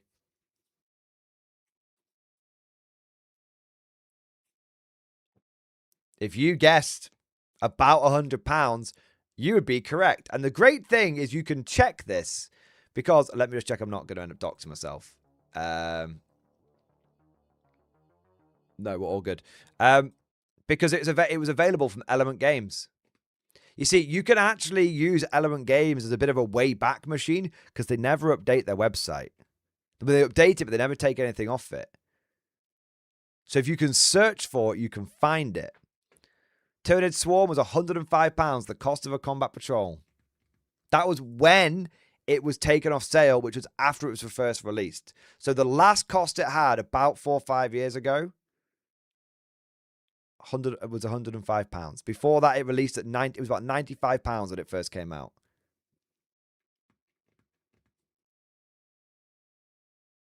Look at it. And do you understand now? We had no idea how good we had it. Do you want to know the crazy thing? This is going to really blow people's minds. This is going to actually make people angry at us, the Longbeards. We used to complain about those boxes, saying they weren't a good enough deal. Can you believe that? The old... No one bought that old guard box. The old guard boxes I showed you. No one bought them. No one bought them. They were like, it's not a good enough deal. And in a funny sort of way, we were right back then. We were right back then. Because typically those boxes had very little discount. Often they were just bundles, but no discount. Like £115 would get you a Lehman Russ and a Chimera and 2 squads of guardsmen and because it's like £25 for the Russ, £20 for the Chimera, so that's 45. £18 per box of guardsmen. So that was 36. So yeah, typically all it did was add the cost up, and maybe it would round, if it was like £108, they'd round it down to like £100 kind of thing. That was what it used to be like. Now look at it. So that's why I have a conspiracy theory. I believe that's why GW wants all of the old players gone. Because we're not spending any money. Right? Old players don't spend money with GW because we have the perspective. We have the knowledge to go, I'm not going to buy that latest box Games Workshop. It's slop. It's shit. But new players don't have that. That's why it's not GW to want to get rid of old players for ideological reasons. GW does want to get rid of new players for, like I said, individuals within the company might want to do that. But the big wigs, the people at the top, on a macro sense, as a company as a whole, they want to get rid of us not because of our beliefs, but because of our knowledge. What we knew came before. What we knew came before. And that's why they want us to not be in 40k anymore. And that's why they want us to go. We won't pay modern GW prices. Yeah. The difference, but Roland, you're absolutely right. Roland Rattus, they still find a way of getting us though, don't they? GW is very, very clever. They're very clever. You cannot say GW is stupid. They're not. GW is full of very, very clever people. Many of them cleverer than you and I. Because they know how, Roland, Rolando, they know how to get us, man. Because that's why Old World is out there. That's why Old World is there. Old World is the trap. It's like the sieve. They're pouring water through the sieve, and we get caught in the sieve, right? Because they get us with Old World because they're like, look at all these OG models that remind you of the way it used to be, guys. Remember the way it used to be? I remember. But this is why Games Workshop, in a funny sort of way, need to stop modernizing Old World. Sounds crazy. But they shouldn't be bringing things like Cathay out. They shouldn't be bringing things like New Marauders out. Only very occasionally. Because all that does is ruin the member berries. It spoils the member berries. What GW should be doing right now to trap all of the leaving players and keep them in the GW bubble, they need to be releasing classic High Elves, classic Vampire counts, all that kind of shit. That's what they need to be doing. Because then, you know, we'll buy those janky-ass, old-ass fucking models because it allows us to remember the good times, the old times, the way it used to be. And if GW was really clever,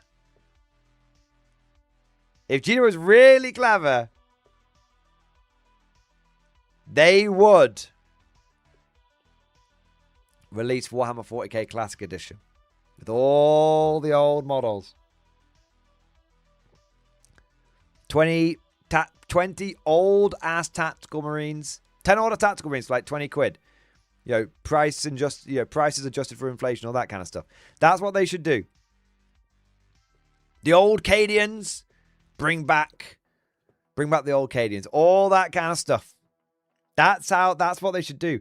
Because then they will capture the grognards again. They will capture us. And they will siphon us off into a new part of their bubble where we keep spending with them. And we won't pollute the new players and the new hammer with our knowledge of the old ways. That's what it is. That's what it is, boys. That's how they get you. Yeah. There you are. It's why I'm nervous about getting into Old World. I don't know if I'll like Rank and Flank, and good grief, is it pricey when you don't have member berries for it? Old World isn't that pricey, man. Old World is about... I mean, you can literally buy into Old World for 100 quid. I mean, it's not cheap, but it's not expensive. If you go to a third-party retailer and get the Warriors of Chaos Battalion, you can build a 2,000-point army off that one box. Yeah. Old World is a trap. Play K47. Well, Konflikt. Cosmic isn't wrong. He isn't wrong. This is the... Unfortunately, Cosmic, no one can be told about the rift. They can only be shown. Right, 1 minute.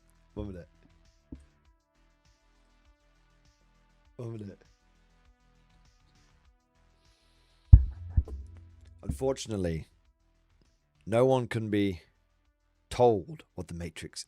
No one can be told what the rift is. They can... 1 minute, I need a better thing here. Okay.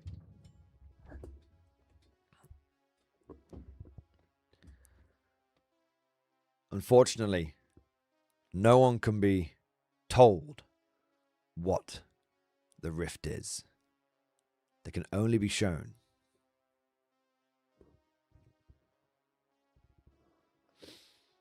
You can take the Primaris Marine, wake up inside a GW and believe whatever you want to believe. Or you can take the Totem Core and I will show you just how deep the rift goes.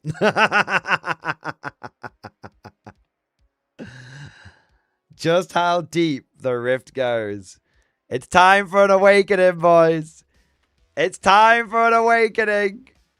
It's time for Shillian Glory to reveal to you all the way it should be.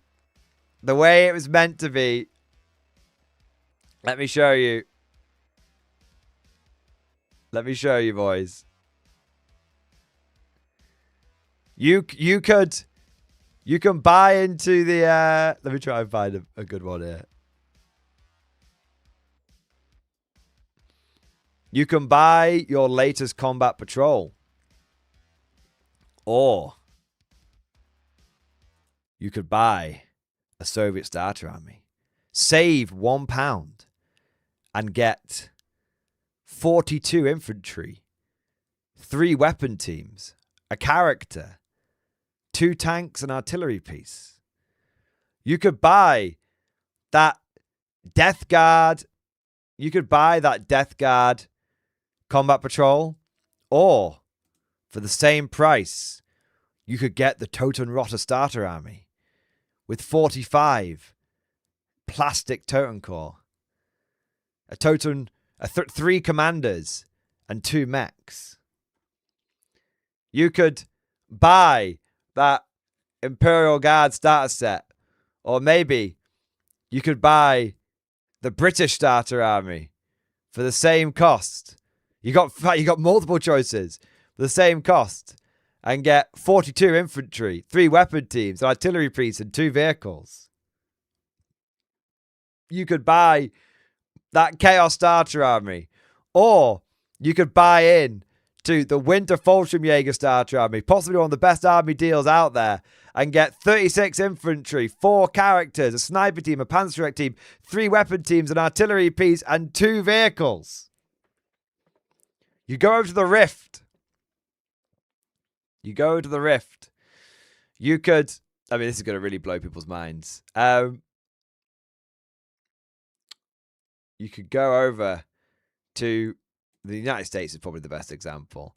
Go over to the Rift and get yourself the US Starter Army, which will come with 3 vehicles, 12 Fireflies, and a commander, which is about 1,000 points, 1,000 to 1,100 points.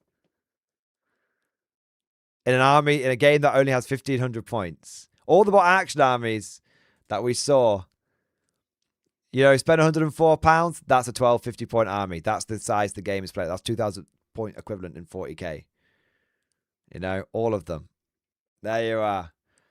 You could get the Riftbuster Mega Bundle. Do you want to complete Konflikt 47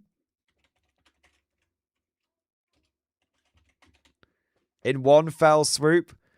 You could buy 2 armies, 2 rule books, terrain, and a dice bag, and all the dice that you could possibly want for 355. That's a little more expensive though, but it's 2 armies, 2 full armies, no filler or killer.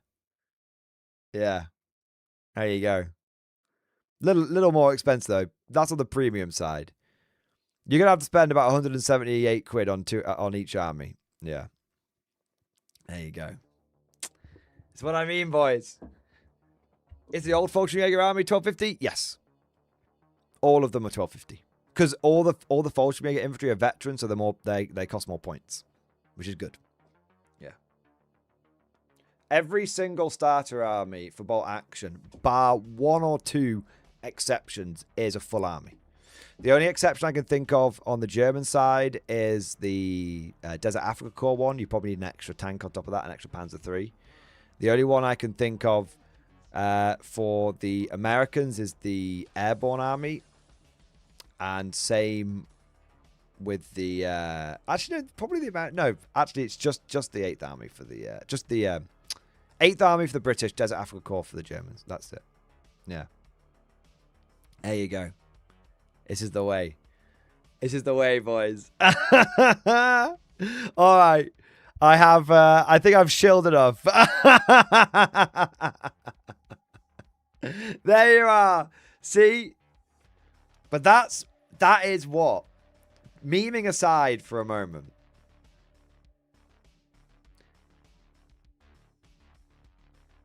some of you have seen me get very salty recently. And less salty very recently, but last year I was very salty. I hope now many of you can understand why. I'm not asking for you to agree with me. I'm not asking for you to get angry on my behalf. I'm not asking for you to, you know, pat me on the back and say, there, don't worry, little Timmy, it'll be all right. I'm not asking for any of that. I want you all to hold your own opinions and believe your own beliefs. But all I ask is that some of you understand why I am the way that I am.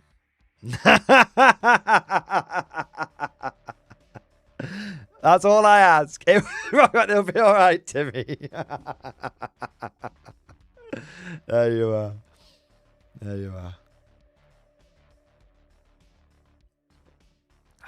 Let's have a look. We've got some super chats coming in here. Super chats seem to be working again, guys. Don't know what was happening before, but super chats seem to be working again now. I want to say a big thank you to Cymox. Thank you so much for becoming a channel member. Thank you for the support, man. Thank you for doing your part, sir. We've also got Here is a Silly. Thank you for the big super chat, man. Your old videos got me to finally get the Empire Army I always wanted. Out of curiosity, what are your thoughts on Demigryph Knights and using Renegade Crowns versus normal Empire? So, firstly, Old World, Best World. Welcome to the old world. Welcome to the way Warhammer should be, firstly. Secondly, dude, that's exactly the reason I got into Old World. Just getting the army that I always wanted as a kid, but never had the opportunity. Yeah. Thirdly, my thoughts on Demigryph Knights are they're a really good unit, very competitive, but I don't really like using them. I mean, I have some, and I will end up, you know, building and painting them and everything. But they're not my favorite unit purely from a personal bias. Not for any logical reason. No logical reason whatsoever. They're a really strong, really good unit that's absolutely worth your time. The reason that I'm not a fan of them is because I like really old school, like 6th edition Warhammer Fantasy. And Demigryphs are, you know, they're like, back in 6th edition Fantasy, like, a knight was enough. Like, a dude and a horse was enough. And Demigryph Knights and things like, to a certain extent, things like Dragon Ogres and stuff like that, that's when the game started getting a bit bigger. It started becoming all about, like, monstrous cavalry. You know, there was a little bit of inflation, model inflation, shall we say. So but there's no reason for me not to like them other than personal bias. And if you like them, they're good and you should get them. That's the thing. Everyone can interact with Old World the way they want to interact with it. And so if you're like, fuck that mod, I think they're cool. Great. Literally. I'm not telling you shouldn't think that. If you think they're cool, you should think they're cool. Yeah. And then Renegade Crowns versus Normal Empire. Oh, I love Renegade Crowns, man.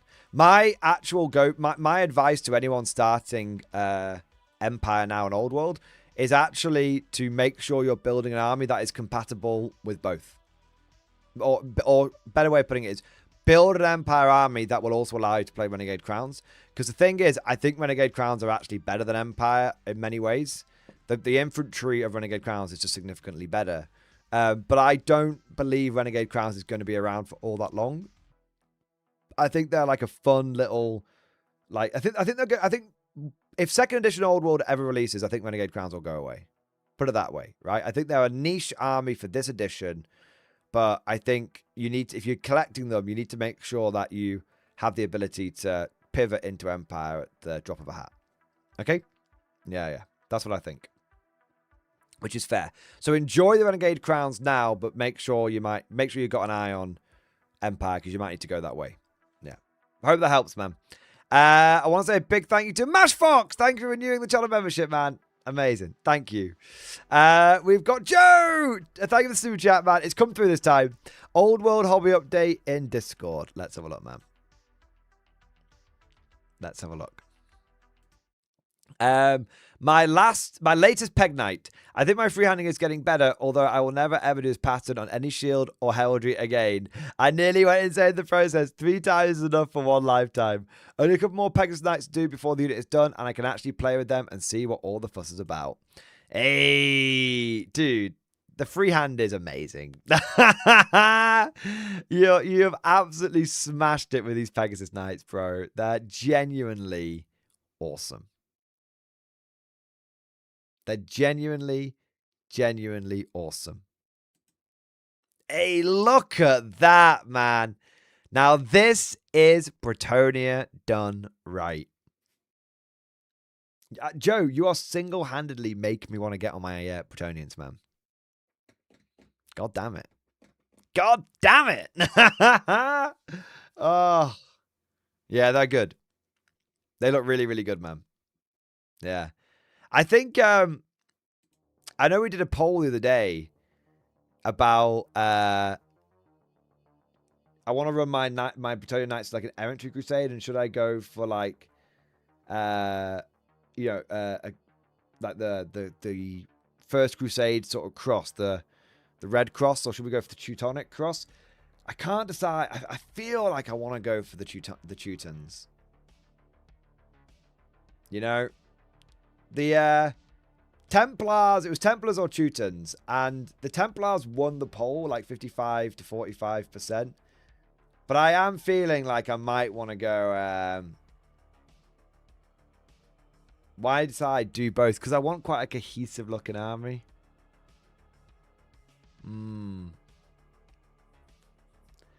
Templars are overdone. Yeah, I mean, I don't know. Have two armies?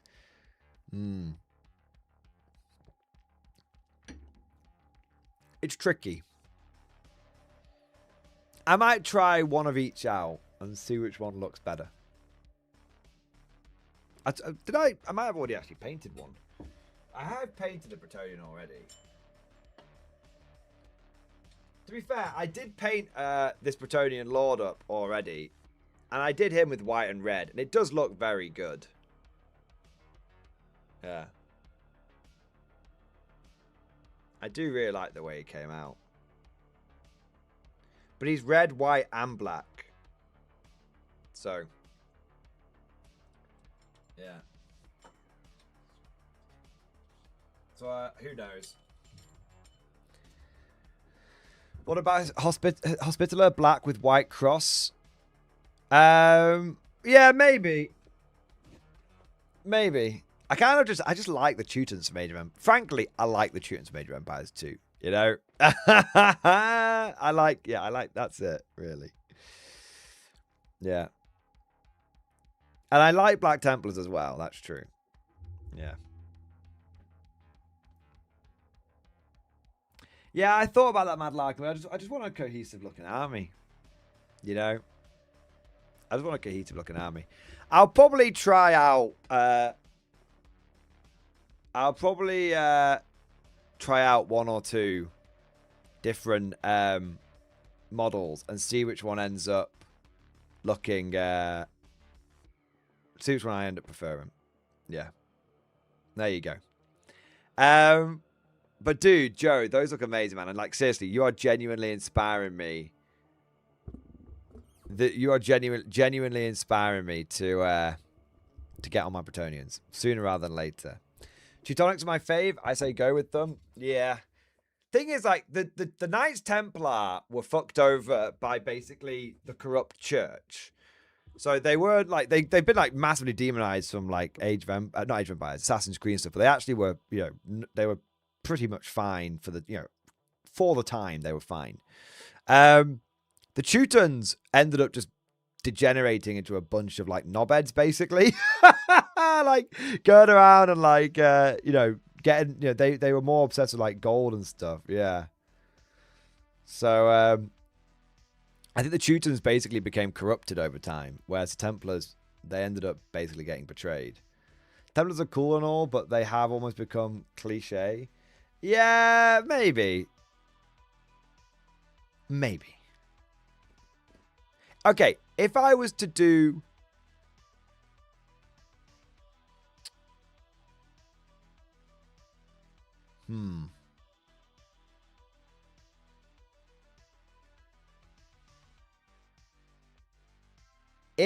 What if I did both, but in two different armies? Like, I wonder if I could do my Bretonians as, like, Crusaders. As Templars. And then I could do... and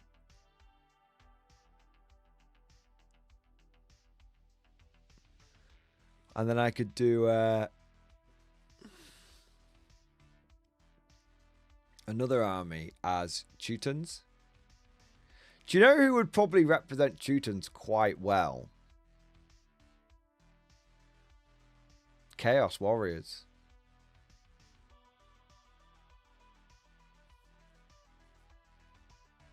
Because the Teutons at Age of Empires were like dead-hard infantry, weren't they? And the Teutons ended up basically falling to corruption in many ways. So you'd represent, the Chaos Warrior stat line represents that Teutonic Knight from Age of Empires 2 quite nicely. Slowly walk across the board, like ching, ching, ching, like smashing people. So I wonder if I could basically make a... I wouldn't necessarily use Chaos models, but get some knights and paint them up as Teutons and use them as Chaos Warriors, maybe. Maybe. Or maybe the way to do it is to have a whole bunch of different... have all the different orders represented. Maybe in a Bretonnian army I could have Teutons, Templars, Hospitaller, St. John. Literally, rather than doing different heraldry of different houses, do different heraldry of the different knightly orders. That might be the way to do it. And that way I get the look of the different... I get the look, the Bretonnian vibe of all the different heraldry, but I get the... all different heraldry, but then I get the sort of Crusader or knightly order feel as well. Yeah, maybe. I know I said I wasn't sure about that, but I think maybe that's an option. Maybe. Bretonnian Crusade that went to Norse could end up corrupted, and you mix some chaos bits. Yeah, it would mostly be... the way I would probably do it is that they went to... because that's what the... basically what ended up happening is the Teutons were more crusading against the barbarians of like the Balkans and stuff like that, and Poland and Lithuania sort of area. And then eventually they ended up becoming oppressors rather than liberators. And so you could have a whole thing where like a Bretonnian Crusade goes to Norska to like deal with all like the barbarians there, and then they end up like carving out a bit of an empire for themselves there, and yeah, maybe I'll have a think. Got a few options. There we go. All right. What have we got here? Cosmic Drew, thank you for the super chat, man. What fresh bullshit are you trying to load us up with now? I'm not loading you with bullshit, Cosmic. I'm trying to expand your mind. I'm trying to awaken you. I'm trying to help you see, Cosmic. All right. I want to say a big thank you next to the Warforge. Thank you for the super chat, man. Thanking the community and a heck of a spice take on low trust games in stream discussion. Oh God, the wall of text. It's incoming. My God, it's an absolute fucking wall. All right, let's let's have a look. Okay, let's have a look here. Bring on the wall. Hold the line. Single column. All right. So got to say a massive thank you to Evan the editor and Dunkelgrun, and now my spicy take on a low trust game just got me second order of K47 today, and it went instantly sent into the factory and built them all now. So literally, you got your first order of Konflikt, built it all, got your second order of Konflikt, and built it all. Amazing. Evan,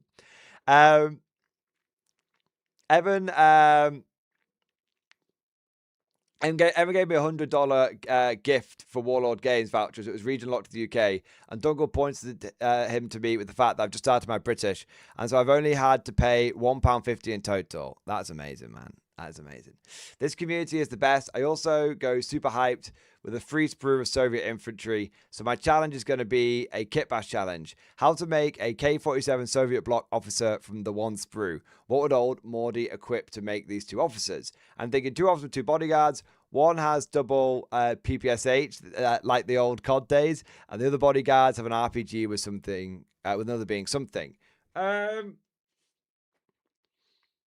So what I would do is build one with a PPSH with an officer's hat, and then build 2 other guys with PPSHs. And then what I would do is build one officer with like 2. So you want basically, because sometimes you're going to want those basic bozos to be basic bozos.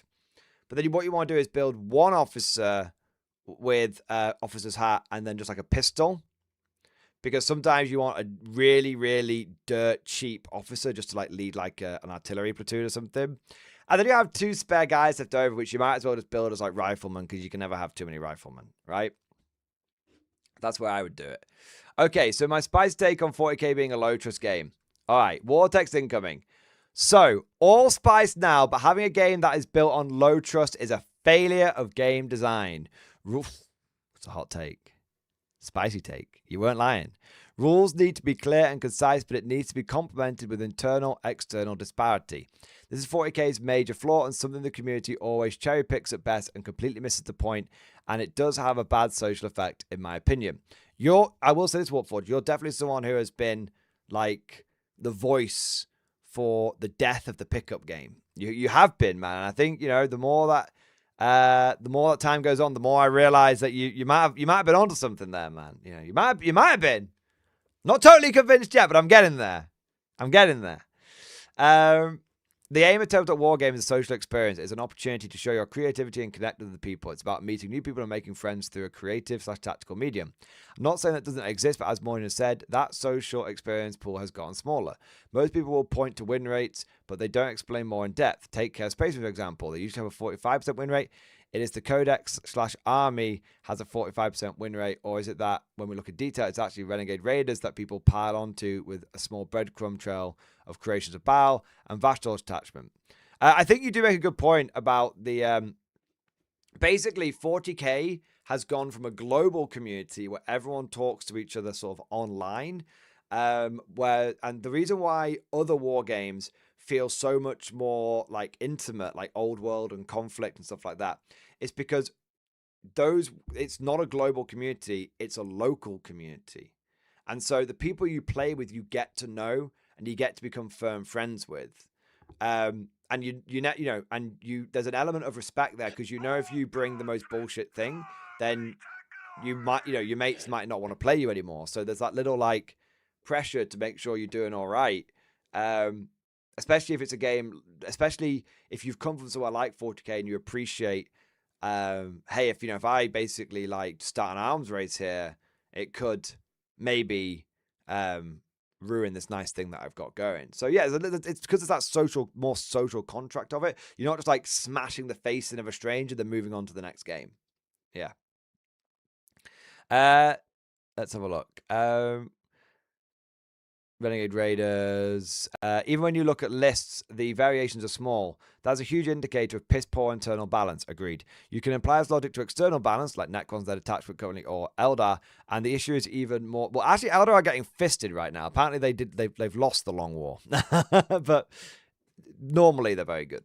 The game is balanced if you only play it. Well, to be fair, Eldar are only getting fisted because they're getting fisted by Necrons. They're fisting everybody else. The game is balanced if you only play it on super tight rails, which is a false illusion of choice. Agreed. Hard agreed. To me, that is a failure of game design on a fundamental level. Yes, there will always be a meta, but the job of a game designer is to minimize that disparity to be so narrow that you don't notice it. GW has never once attempted this line of action. Here's the thing. I don't think any game designer really does it. I think you could absolutely abuse the shit out of Konflikt 47. I mean, although every time I say this, I do end up finding something which ends up countering the broken thing that I thought I'd found. So maybe not. But for argument's sake, I think you could abuse the shit out of Bolt Action, Konflikt, Old World. I think you could easily abuse shit out of them. But you don't, because the only people you get to play against are the people in the local community. And one thing that with 40k becoming quite mainstream and with wargaming as a whole becoming more common, one thing that I have noticed, which is a big difference, which never used to happen back in the day, is not necessarily bad actors, but bad actors and people who don't fit into the vibe of the community are actually gatekept now. So there was someone in the local bot action community that just kept like fisting people with like neb spam. And he wasn't technically doing anything wrong. He was just a competitive player and he wanted to play the game competitively. And that's okay. And, you know, he shouldn't be demonized for that. But the local bot action community is just full of just basically like just nice older players. We're not talking like older, like geriatric. We're talking, you know, people sort of my age or a bit older, people who have got families or who are going to start families and all that kind of stuff. So people that, you know, who it's for them, bot action is their chill game. They like to win, but they're not, you know, they know they can spam 4 neds, but they don't because they're playing with their mates. And this guy was basically asked, like, after, you know, lots of little, after a few hints, like, come on, like, chill, like, you know, if you notice no one else is doing this, you know, but in very polite ways. Basically, he knew what he was doing, and just got asked to not come back. And there was another guy recently who just kept like flipping out in the games, and he has been asked not to come back. And as a whole, because people used to be afraid of kicking people out of the game group because they thought, oh, well, that will make the that might kill the game group because, you know, we're kicking people out. But it turns out that if you cut out the bad people, the game group actually grows. And as these two people, you know, not at the same time, one a few months later, two, these people got kicked out. Each time it happened, more people signed up because they were like, oh, well, I don't want, you know, I wasn't going to join when it just looked like I was going to get smashed, but now it looks like it's a pretty chill environment, so I'm going to join. That's the thing. Or people, it's not even that detailed because they wouldn't have even like seen this drama going on. It's more a case of the vibe was preserved. Yeah. That's it. People are worried that kicking bad actors out will ruin the group. It actually saves it. Yeah. Yeah. And you don't have to be a dick about it. You don't have to be like, you're fucking banned, you're fucking bad. In both ways, in both cases, it was a case of this game group isn't right for you. You are competitive players, and this game isn't right for you. This group, like, there are other competitive clubs in the area, you know, that you could go to. Like, we are basically saying your approach to this game is not right for this group. Like, if you want to, like, change your approach, the door's always left open. If you want to change your approach and, you know, come with the sort of chill, playing on a Friday playing every Friday week, you know, with your mates kind of vibe, then that's cool. Of course, you're always allowed that. But until we can see that, we're going to have to suggest you don't turn up anymore. Strongly suggest. Yeah. And then both players took the hint and still play bot action to this day. They just don't play in this group anymore. They've gone to a more sweaty competitive group. Yeah. Yeah. It's not, and they're both players would be happily welcomed back into the community, but they realized, to be honest, they both realized they were kind of seal clubbing, and they weren't going to get better at being competitive players by seal clubbing. Yeah.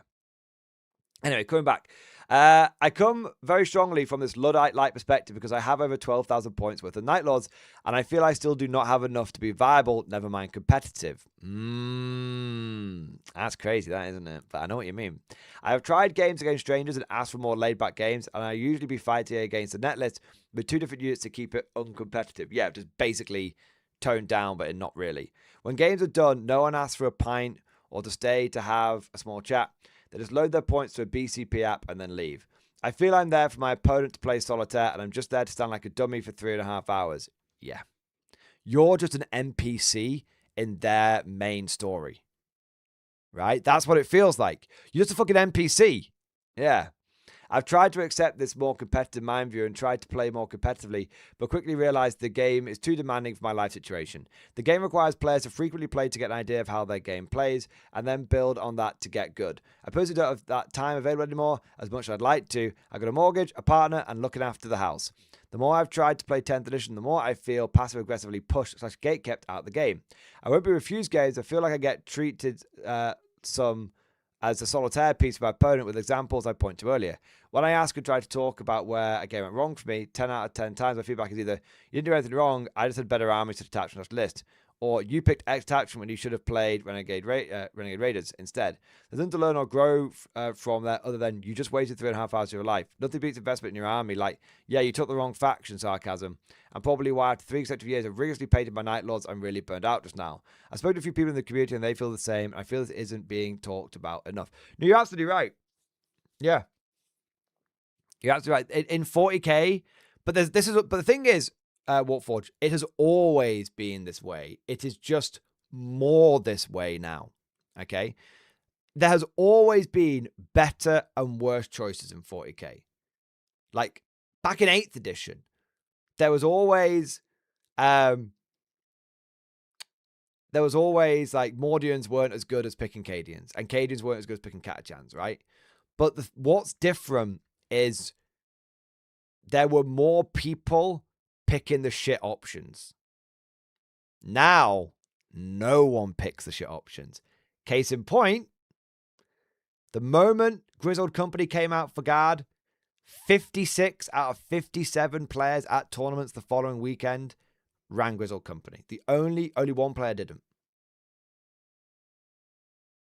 And I think a big part of that is detachments are not, there's no identity to detachments anymore. And again, that's not really a bad thing. Looking at this can easily come across as like demonizing, but it's not. When I used to play Mordians, it was because I was a Mordian player, but no one says I'm a Recon Guard guy. All the Krieg play, even the hardcore Kriegers, like Cosmic out here. Cosmic, do you play Siege Detachment? No. You don't play Siege. You played Combined Arms or now Grizzled Company. Because you're red, you would hop to the best detachment because there's no loyalty or identity attached to that detachment. It's just a detachment. It's not a regiment anymore. Yeah. That's it. Warforge, you're trying to play this game like it's 8th edition. It's not 8th edition anymore, bro. It's 10th. Yeah. And you are basically like, you're not being, you're almost self-gatekeeping yourself. You're placing these restrictions on yourself, but they don't actually exist. They're self-imposed restrictions. And more people choose not to impose those restrictions on themselves. Yeah. It's one of the reasons I look forward to games like K47 and return to Batman and even trying out miniature agnostic war games like the Silver Bayonet. They seem to be more cooperative with a community that wants the same social experience, and why I'm just not excited at all for 11th edition, because they've catered to the more rules literal. I'm trying to be somewhat diplomatic here. They are here to stay. They will either stay, or if the game changes, they will just quit the hobby altogether. If it is an absolute, there's no more nuance social experiment for 40k, in my opinion, from my view.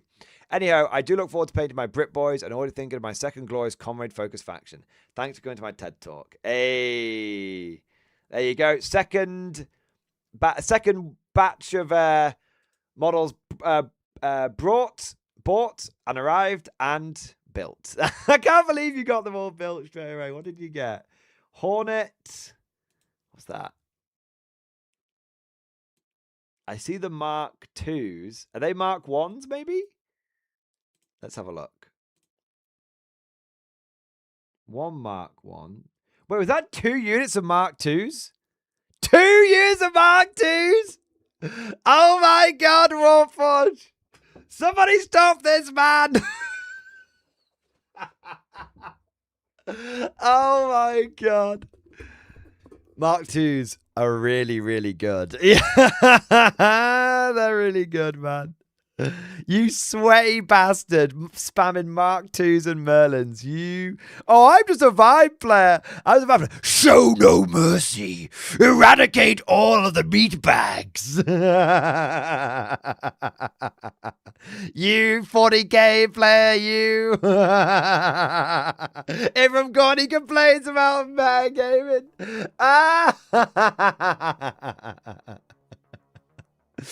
Warforge is like, what? You never seen a hypocrite before? There we go. There we are. The thing is, though, Warforge, the difference between 40k and Konflikt, fundamentally, before you even roll any dice, is you don't pick a detachment, you pick an army.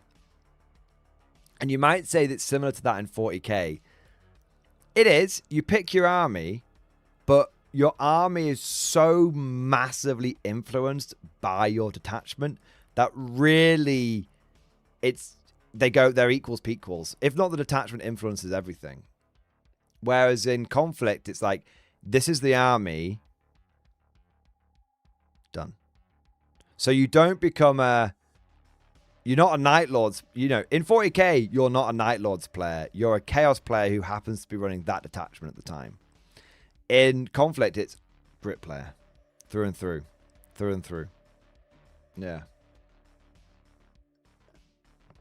My Larkin. He's like, I play 40k for the vibes. Konflikt is my try-hard game. Oh, man. The Mark IIs are good. I'm actually a big Mark 1 fan. You've gone the opposite way to me. I've got loads of Mark 1s. I'm on 20 Mark 1s and only 4 Mark 2s. Maybe I need some more Mark 2s. I do like them. I definitely need at least one more box of Mark 2s, I think. Yeah.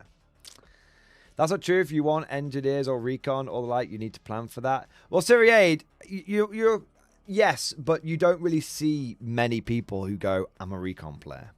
Like, there's only been one example, and that was like Wesley St. Hines, right? I say, Syriade, there are exceptions to the rule, or exceptions that prove the rule, but the vast majority, it's in a certain way. Yeah.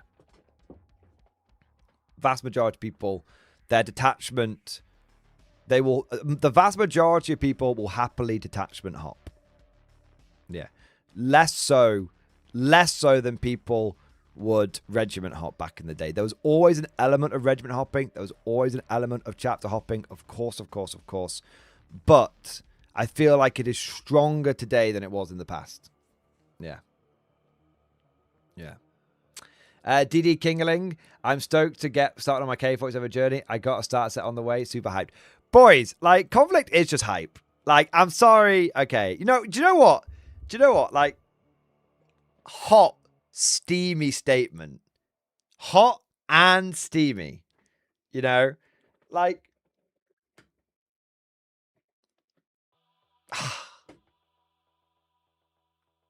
I don't know if I can say it. I don't know if I'm ready to say it. I don't know if you guys are ready to hear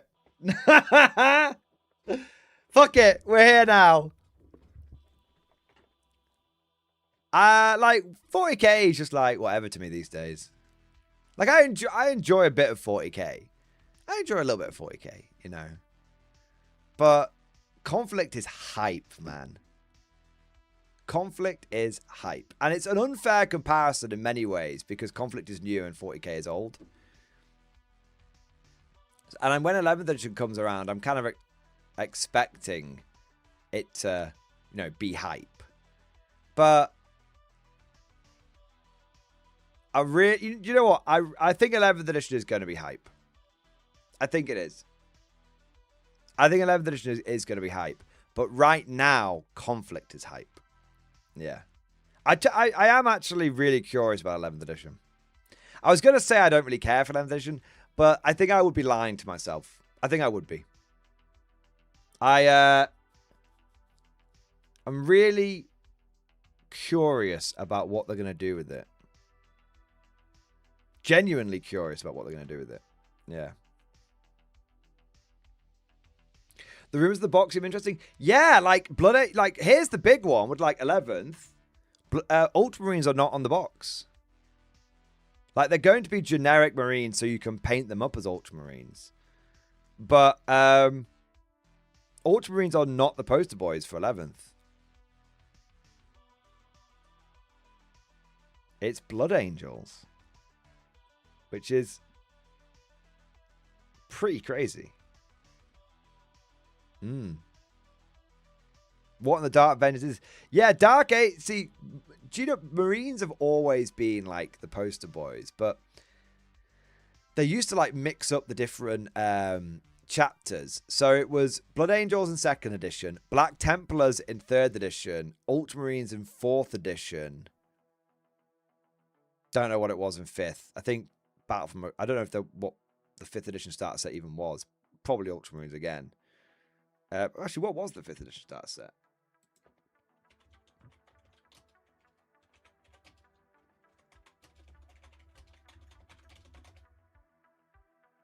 Oh, Assault on Black Reach shows Ultramarines again. That's it. So, Assault on Black Reach. So, Ultramarines were 4th and 5th. 6th and 7th had the same starter set, basically, which was Dark Vengeance. And that was Dark Angels. Then 8th, 9th, and 10th have been Ultramarines. So they've just been going hard on the fucking Ultramarines, man. Super hard on them. But yeah. Blood Angels being the poster boy should be interesting. I actually have some thoughts on the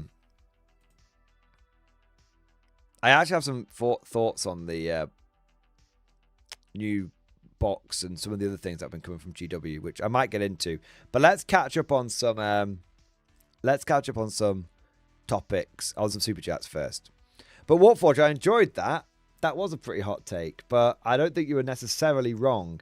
I will say this: I don't think you're necessarily wrong, but I think you are slightly. You're at a different stage of your salt journey to me.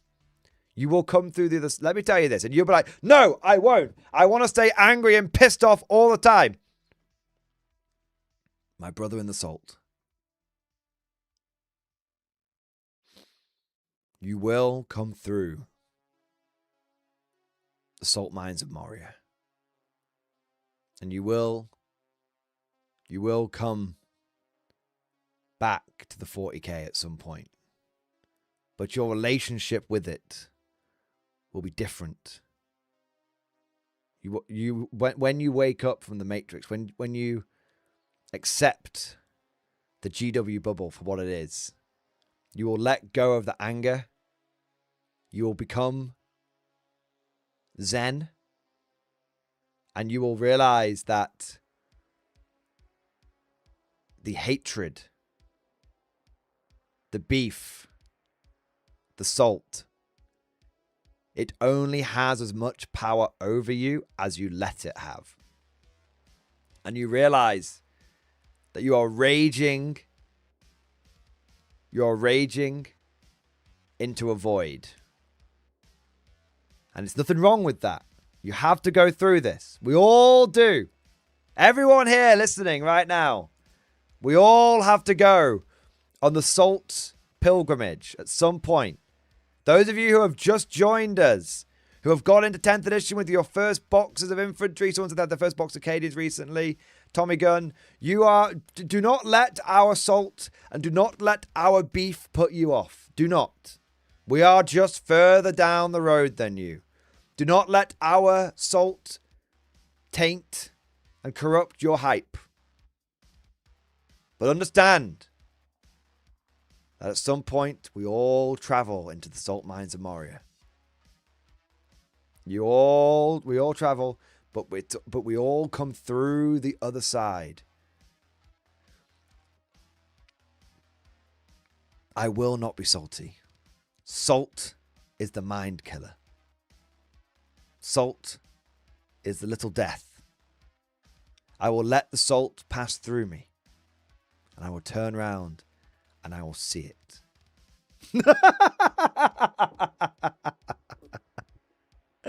That's it.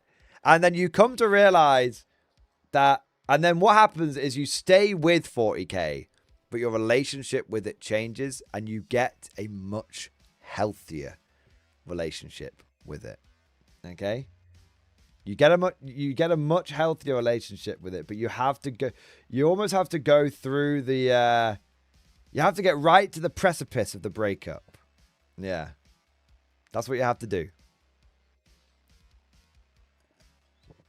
There we are. What do we got next? And then you realize that what you realize is that it is entirely possible for you to just interact with the bits of 40k that you like and to just not interact with the bits that piss you off. It's possible to do that. And that's where I am. And I was only able to go through this thanks to the chat. My guide. My chat is the angel and the devil that sits on my shoulders. And you've got Cosmic pushing a banana into one ear, and you've got you've got everyone else pushing salt in the other one. But what it is, I can actually explain it a little better. People, when they first get into 40k, they become obsessed with it. It's really addictive, and it's really, really fun, and it's really, really hype. You don't understand why anyone could ever complain about it. This is all just great. And then something will happen that will end up pissing you off, and you realize that actually maybe you were just a little too focused on one thing, and then you start trying out other games, and your consciousness becomes expanded, and the different game systems you enjoy become expanded. And then you realize that because 40k isn't the be all and end all, you can enjoy all the best bits of 40k and all the best bits of Konflikt and all the best bits of Old World, and you can just have the best bits of all the games, and you can interact with those games individually on the level that you want, and that each game can scratch a different wargaming itch that you once had. Like, I love playing 40k because it is a competitive game, but I never play it casually. Hence why I basically don't do battle reports for anymore. If I want to play a game for casual fun, I will play something like Konflikt and Old World. That's what I interact with those games for. But if I want to test my mettle, the 40k is the best game for it. There you go. And that is the state that I think many of us will get to over the course of our hobby journeys. But we should not demonize, and we should not shit on, and we should not be mean to those people that are just starting the hobby journey, and they will more than likely be starting it with Games Workshop. As Morpheus said, no one can be told about the Matrix. If you try and tell someone about it, you won't get through to them. They have to make the choice themselves, and they have to come to the realization on their own. And that's it. That's where I've gone wrong in the past. I've tried to be like, fuck everyone who plays 40k, and that's not right. That's not right, baby. That's not right. Anyway, moving on. I want to say a big thank you to the Lower Decks. Thank you for the super chat, man. Sir, I never knew peace until the turnip mines. Exactly. See, the other alternative is to just do backbreaking labor in the turnip mines. There you go. There you are. Then you realize that there are bigger and more important things. We got James Schaefer. Thank you for the super chat, man. Farrat mentioned that we're getting a new vehicle for the guard. Any idea what that might be? It was mentioned in conjunction with Destroyers. Plastic Macarius confirmed. Plastic Macarius confirmed. You heard it here, boys. I'm telling you. Plastic Macarius. It's happening right here. Right now. Farrat confirmed it. There you are. Farrat confirmed it.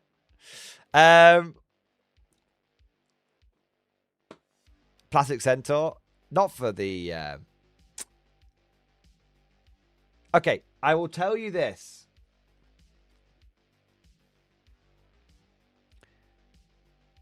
It is probably going to be a remake of an existing tank, or a remake of a tank that once existed over a brand new vehicle. Probably. And I don't know.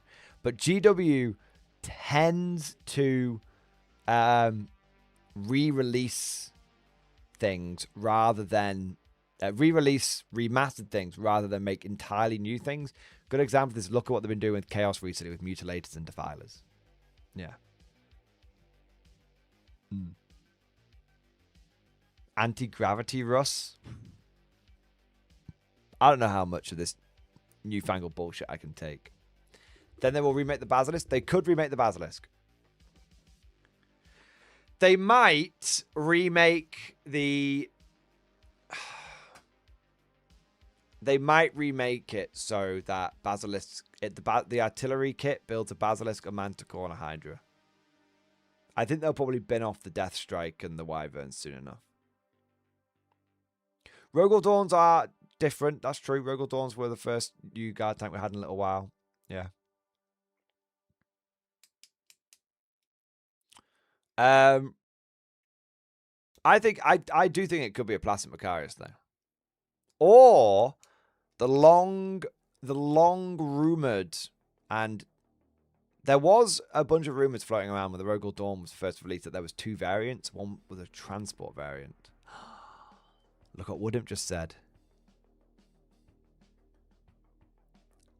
There was rumors of a transport variant of the Rogel Dawn.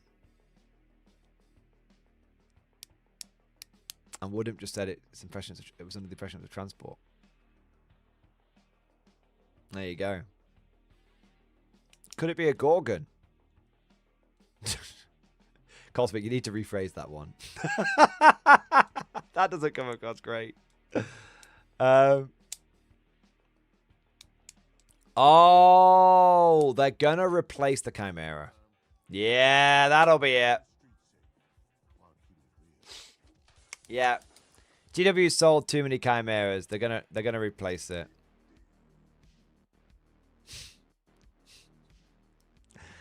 If there are some red lines, that is one of them. That and the Lehman Russ.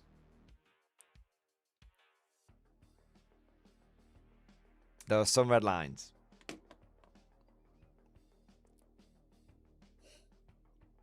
How much of this rumor is Woodimp and Mordian telling each other the rumor? About 99% of it. Yeah. It won't be. They won't replace the Chimera. There's no reason to. The Chimera is a beloved kit that no one is asking for a refresh on. It would be very, very strange. Thing is, GW shouldn't be taking away any plastic tanks for the Guard, because Guard players will buy a minimum of 6 of every vehicle that they release. So the more vehicles they add to the motor pool, just the more they sell. Like, people will buy 6 Chimeras, 6 Tauroxes, 6 Lehman Russes, 6 Rogel Dawns. Like, 6 Sentinels. Yeah. They'll just add more. They know the more tonks they give to the Guard, the more tonks the Guard buys. That's simple. Yeah. So I don't think it'll be a replacement. I don't think it will be. But I did hear a few years ago that there was a new transport in the works to the Guard. So interesting that rumor's coming back around again. It'll be interesting. I still hold out hope for the plastic Macarius. It's gonna be a plastic Macarius chassis. So you'll be able to build it as a Macarius or a Crassus or a Gorgon. They're all the same, right? Plastic Macarius chassis. That's it. I wish I could confirm or deny. I mean, Woodimp, you could do. You know what it is. I know that you know that Valrak knows exactly what's in the contents of that starter box, and in the contents of all of these Vestroyan things that he's been talking about. All right, so I want you to toddle along to the bank and fetch me my 50,000 rumors.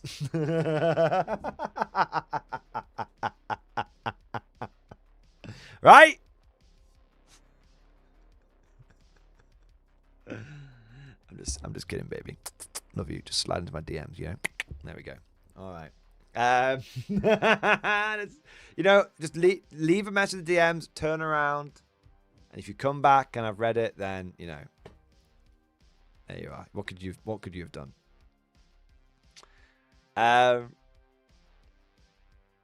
What I will say though, GW reintroducing factions via kill team seems to be planned to continue. Oh yeah, I mean the Destroyers will come back as a kill team. Wouldn't it be hilarious if everyone's been asking for new Catachans and they bring fucking Destroyers back? Lol. Lamau even. What? Oh, maybe all the different guard regiments will come back via kill team. Interesting. Interesting. That'd be like a really guards focused like kill team season. Well, I'm not against it. I'm not against it. The more attention for us, the better. Yeah. See, I have no complaints when GW is giving my faction attention. Obviously, you know. That's cool though, wouldn't it? They won't do for Helens. Yeah, they'll do for Helens. They will do. They will do, man. Like I said, I think there are individuals at GW that have certain agendas and certain beliefs, but I don't think as a company as a whole they do. Yeah. I think as a company as a whole, they have one agenda, which is money. Yeah. All right, what do we got next? Then why have they done Kislev? Oh, I imagine Kislev is coming. There's no doubt Kislev is coming. And it'll sell like fucking hotcakes. It will do. Yeah. Will they do Praetorians, though? They should do. Like, look, okay.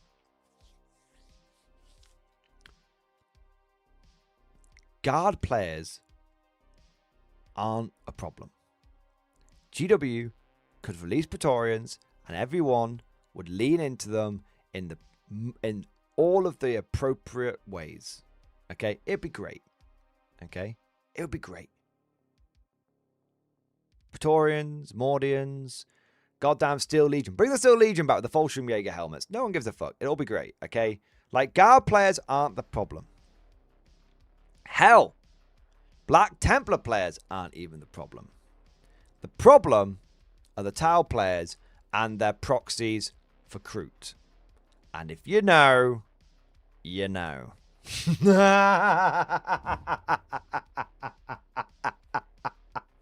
Now that's one that won't get through the YouTube filter. There you are. That's cool to know though. Wouldn't that Kislev probably already sculpted and stuff. Yeah. But then a certain Eastern European country had an event. Yeah, I think GW needs to just not worry about that. Stay out of it. Yeah. It'll all.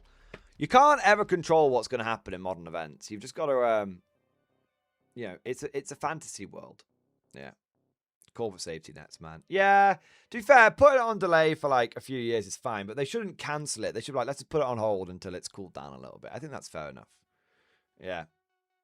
Yeah. All right. Let's have a look.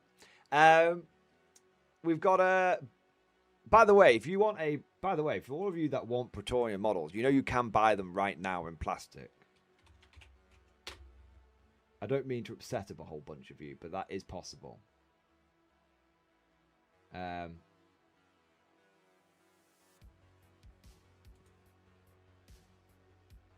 of you might be terribly vexed to find out that you have had plastic Praetorians available all this time. And for a good price as well. There you go.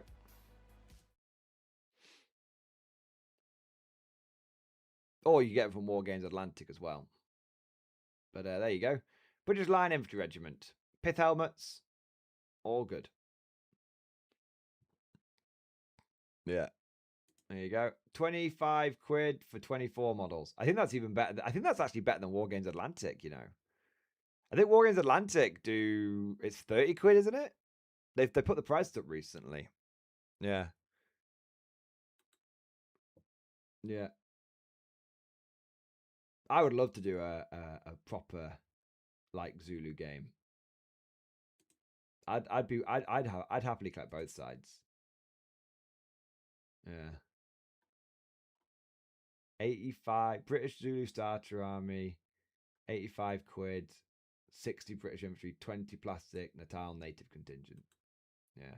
You get a fuckload of this in the Zulu Starter Army, I think. Yeah, you do. Really, really cool models. £56. Wow, it's actually you get 80 models. That's cool, that, isn't it?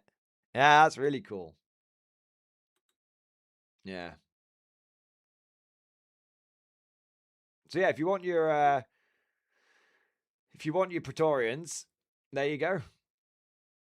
You probably the only thing you need to do is put them on some different bases. I think they'd literally work as is. So there you are. Rorkestrip bundle. I don't really need the Rorkestrip bundle, but yeah.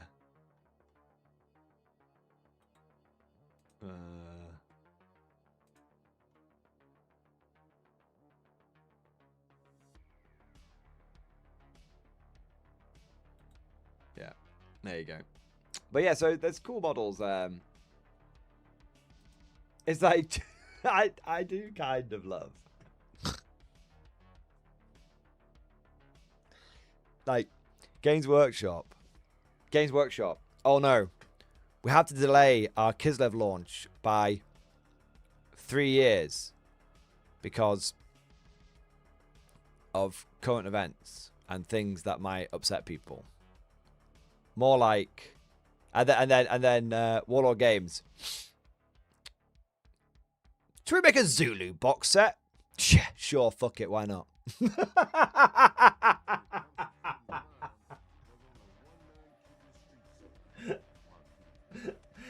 Honestly, it's getting to the point where I feel like I've got to start calling them Base Lord games. They just don't give a fuck. It's like, yeah, cool. You know, no dramas. What are you? Yeah. There you go. What have we got next? We got Spriggs, my boy. Spriggs, thank you for the super chat, man. Update on the hobby in Discord.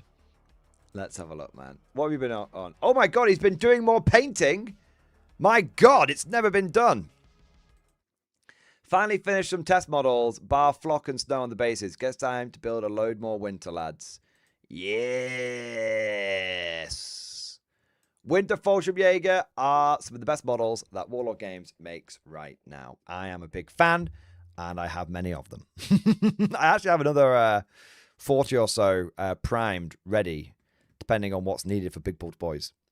There you go. There you are. There you are. That's cool, man. That's very, very cool. I love the camo you've done, man. Holy shit, Spriggs. You've come a long way from, you know, not painting anything to actually painting things and now painting things really fucking well. Jesus Christ, bro. Jesus Christ. It's like that scene in Hot Fuzz. You're making us all look bad. Everyone got, oh shit, Ukraine got invaded. Anyway, shall we launch our Crimea war game?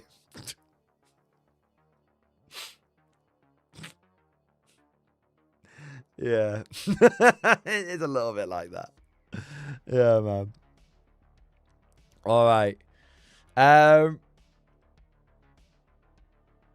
Bolt Action version 2 had a Cold War supplement. Yeah, it did. And also you had like, I think like medics healed people on like a 4+ because of advances in medicine, I think was one of the rules. Yeah. I would love Bolt Action modern. Bolt Action, what's it? Bolt Action Cold War would be awesome. Yeah. There was rumors. There was rumors that I have no idea if it's Bolt Action Cold War or it's something else. But there was rumors that I didn't see it myself, but a lot of people saw like a Macarva tank for from like the Israeli Defense Force. And there were rumors that Warlord Games was going to do like I think like a 6-day war, a 6-day like bolt action 6-day war kind of game. Which yeah, I mean like GW's over here like we can't offend anybody, and Warlord Games is like Palestine.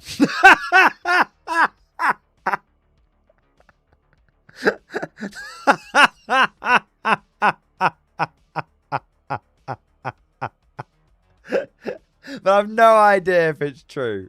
Genuinely no idea. I've had nothing from Warlord or anything like that. I don't want anyone getting the wrong end of the stick. It's just like, fucking hell.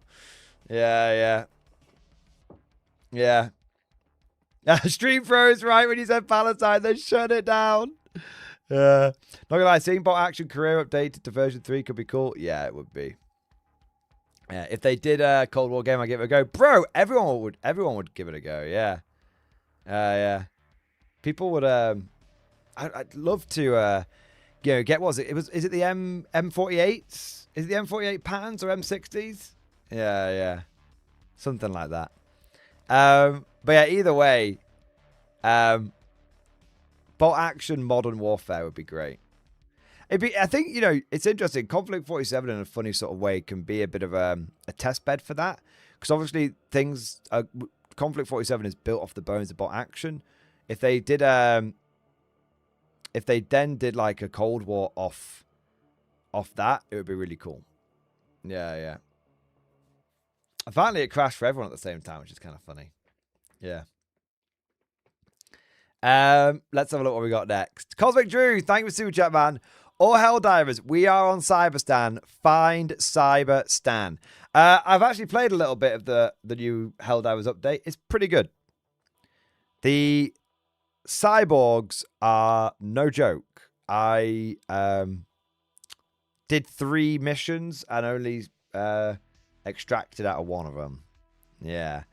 They're cool though. I do like playing against them, but the new big like super droid they drop in, the Vox or whatever it's called, they're a little too common. Like I was dropping in on level 7s, not even that high, and they were dropping them by the half dozen. Literally, there was always 6 present, and the moment one went down, another one came in. And the moment one went down, another one came in. The moment one went down, another one came in. The moment 2 came down, 2 came in. Yeah. Yeah. So I do like the new update, but the Vox spam is a little real. I like the kung fu cyborgs are cool, River. Yeah, like it's like what have the cyborgs been doing for hundreds of years? I know kung fu.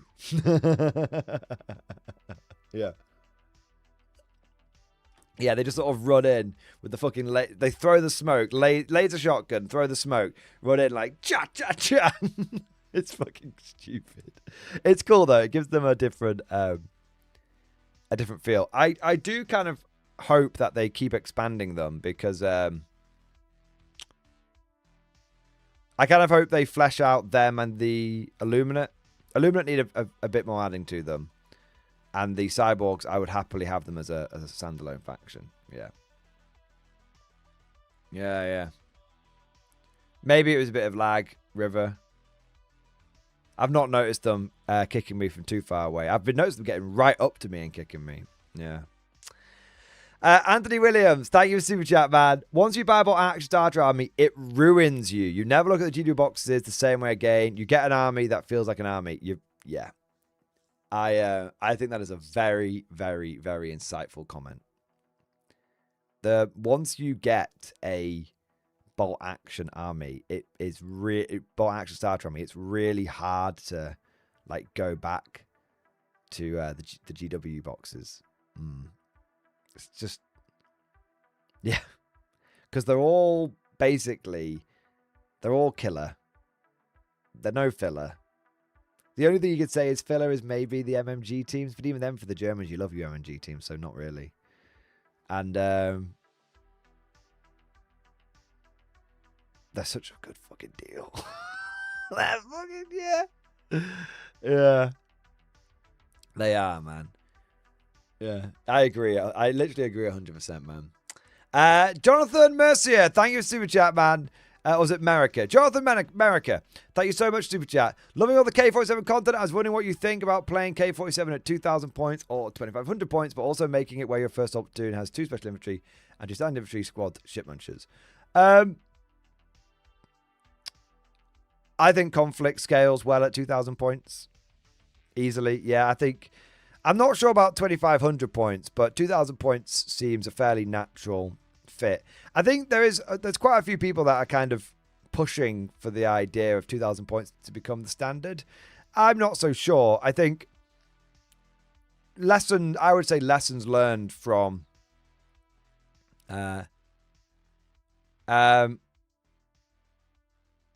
lessons learned from 40k is the players will always want to have bigger armies because they want to bring all of their toys.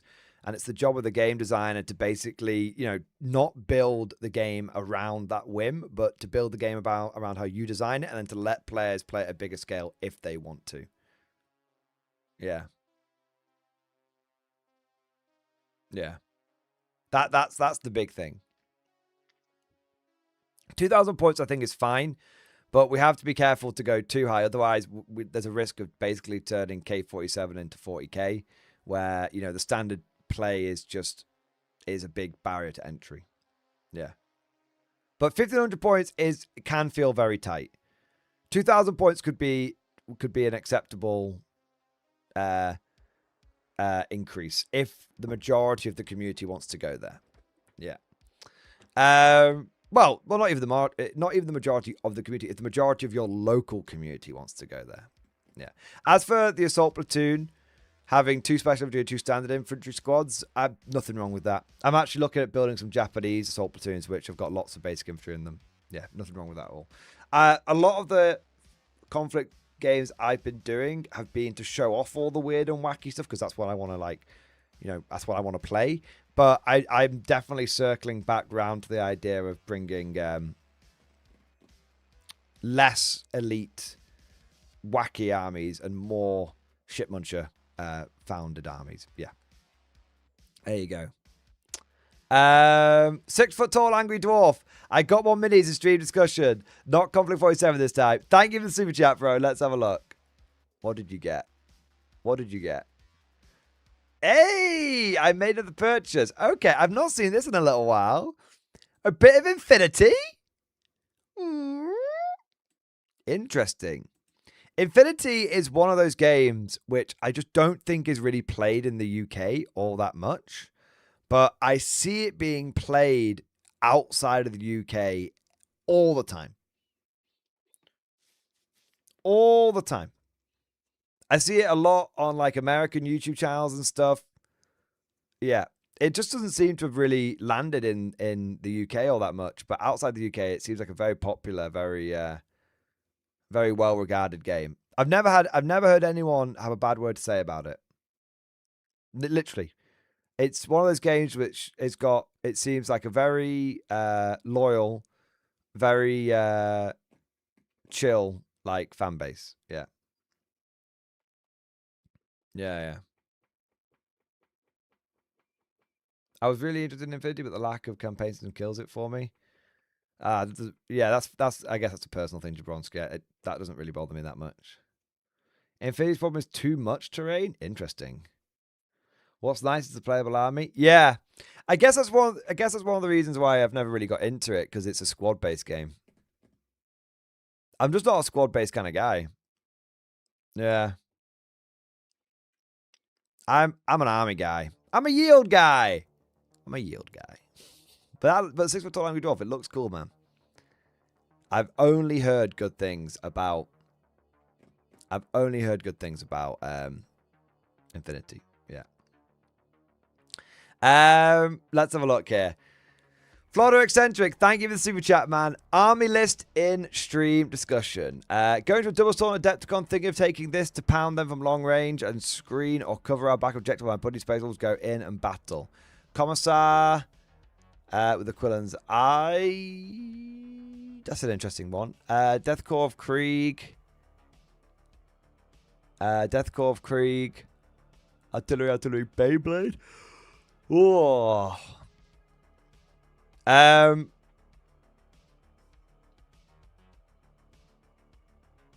think it's fine. I think it is very, very, very dependent on what is in your teammates' list. Also, you have no way of ordering that Baneblade. Okay, I'm not a fan of the Baneblade if you can't order it.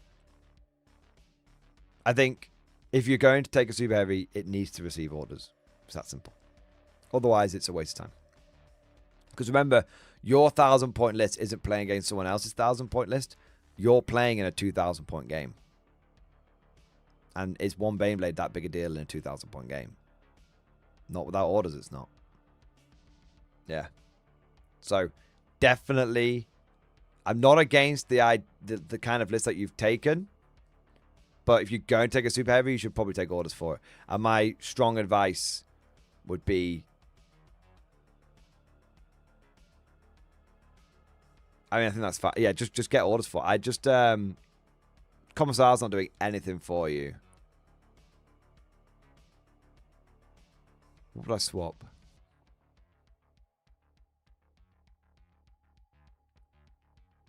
$50 points for the Commissar. Drop the Baneblade down to a slightly cheaper variant, saving 30 points probably. So that's 80 points. Yeah, you need to drop the Baneblade down to maybe like a Shadow Sword or something. Drop the Commissar. Drop one of the 10-man squad. Drop the 20-man squads down to a 10-man squad. In fact, what I would do is probably take all of the squads and make them 10-man squads. It's actually cheaper to run 10-man squads of Krieg. And that would save you 50 points. So 50 points plus 50 points. Yeah, if you made all of your Death Corps of Krieg squads 10-man, that would save you 30 points overall. Drop the Commissar would be 80 points. You're going to need to have to... Oh, yeah. Save you 80 points. Baneblade down to Shadow Sword. Another 30 points. Another 40 points? 40 points. That's 120 points. And then one of the artillery teams might need to, like... Oh, and I've got a better way of doing this. Sorry, man. Drop the Commissar. Turn both Krieg blobs into Cadian blobs. That's 100 points. And drop the Baneblade down to a Shadow Sword. 140 points. Boom. You've not lost a single model apart from the Commissar, and you get Lord Solar Leontis. Boom. That's the way you do it, man. Do that, and you'll be good. Kittens Need Mittens. Thank you for super chat, man. Are Flyers dead in 40k?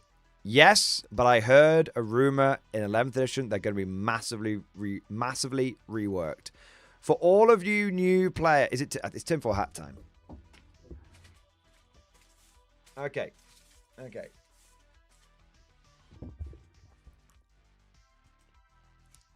It's tinfoil hat time. In fact, I'm going to get a drink. And then it's tinfoil hat time. 1 minute.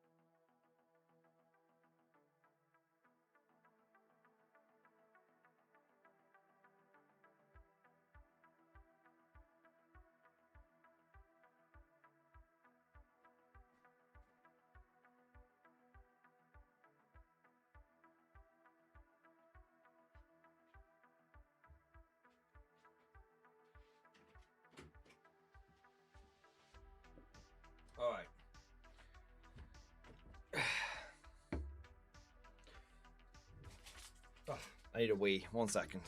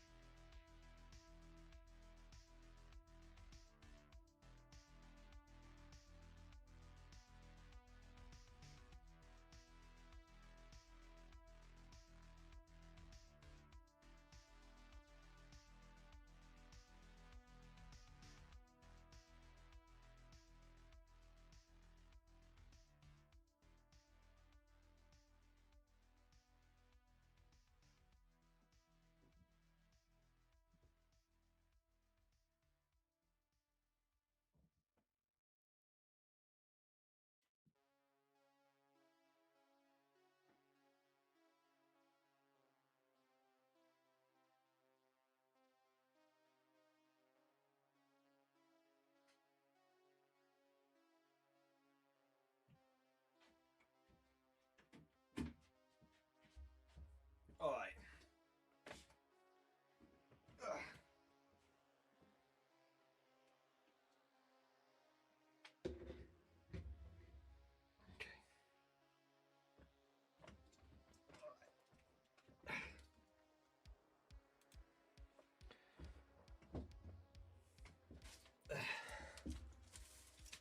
Right. Are you ready?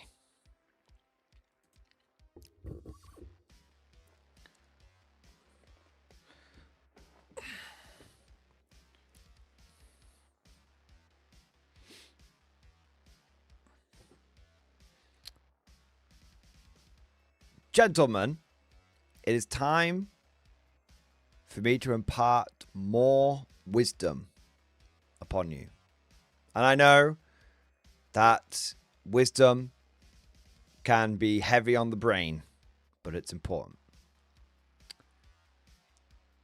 If you are a new player to Warhammer 40k, if you've only played 10th edition, you may not be aware of the cycle that the game goes through.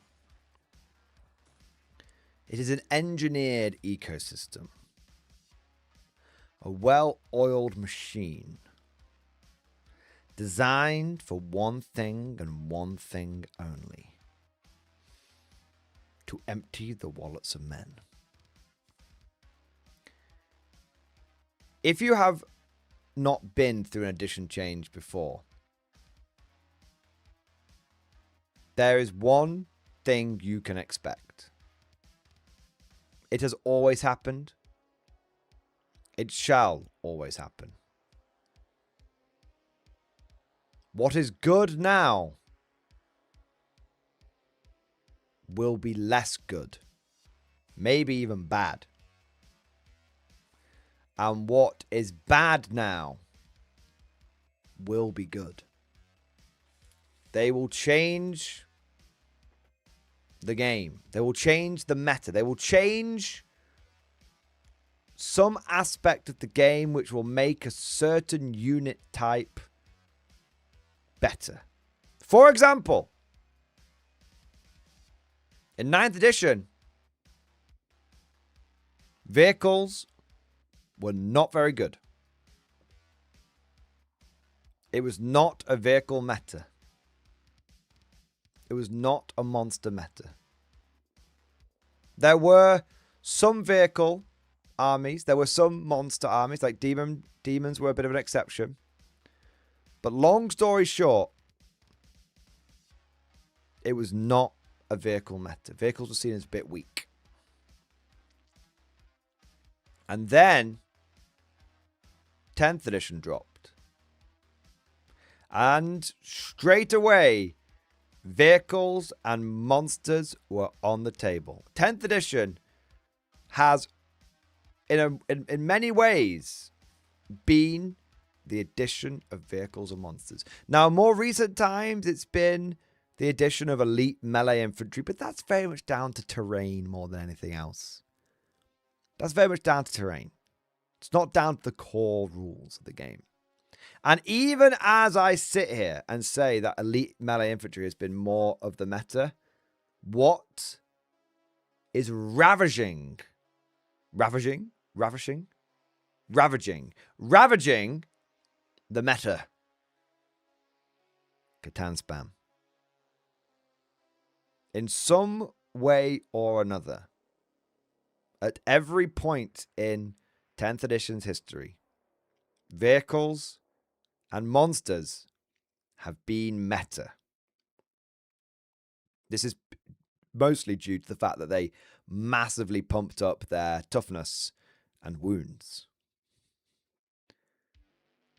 So what is the meta of 11th edition going to be? Well, we don't know for sure. We don't know for sure. But Kittens Need Mittens asked me a question earlier, which prompted this whole tinfoil hat cringe fest. And he said, are flyers dead in 40k? No, my son. No. They are merely dormant. Like necrons in a tomb, they are merely dormant. I have heard rumors from Inquisition contacts. And they are only rumors, they could all be bollocks. That flyers are getting a big rework in 11th edition. Flyers are getting a big rework in 11th edition. Because in 8th edition, for a time they were broken, but then they got fixed. 8th edition flyers were only broken at the very beginning because there was no rule of 3 and all that kind of bollocks. In 9th edition, truly, flyers were broken. In 10th edition, they have been terrible.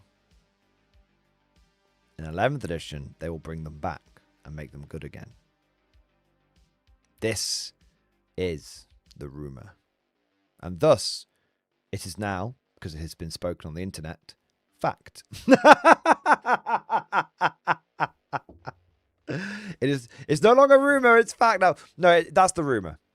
And this is why I'm in this is a complete bollocks theory though. This is complete bollocks, by the way. Like the tinfoil needs to be even more firmly wedged on for this next bit. I almost wonder if we're going to see a bit of a horde meta incoming with 11th edition. If you look at it, like there's no sort of horde armies out there right now, and GW would be in some ways very incentivized to have, if not horde armies, but to have more, to have people buy more infantry, because infantry tends to be poor in terms of points for pounds. Sorry, my phone was vibrating at me. Are you okay? It's fine. Yeah, no. Yeah, GW has been deliberately wiping out hordes. Exactly, Siriade. GW firmly kneecapped hordes in 10th. Exactly. 1 minute. Itchy head. Oh no, the hat's off. They're taking control. Ugh, I love GW. Buy all the guard combat patrols. Horsies are great. Sorry, 1 minute. GW has been deliberately wiping out hordes, haven't they?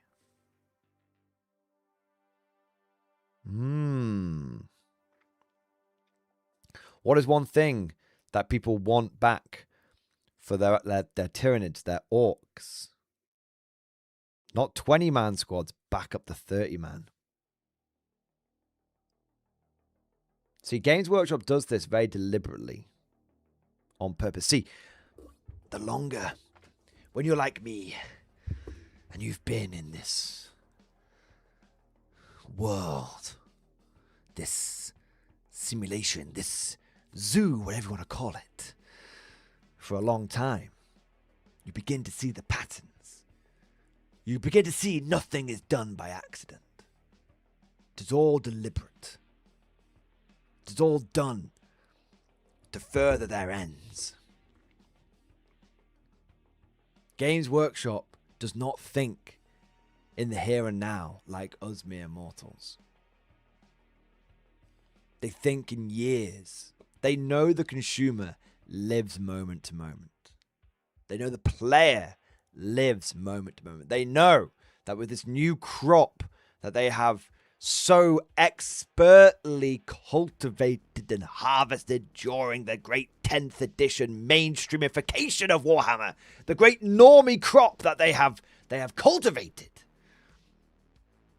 that there are many who are not wise to their ways.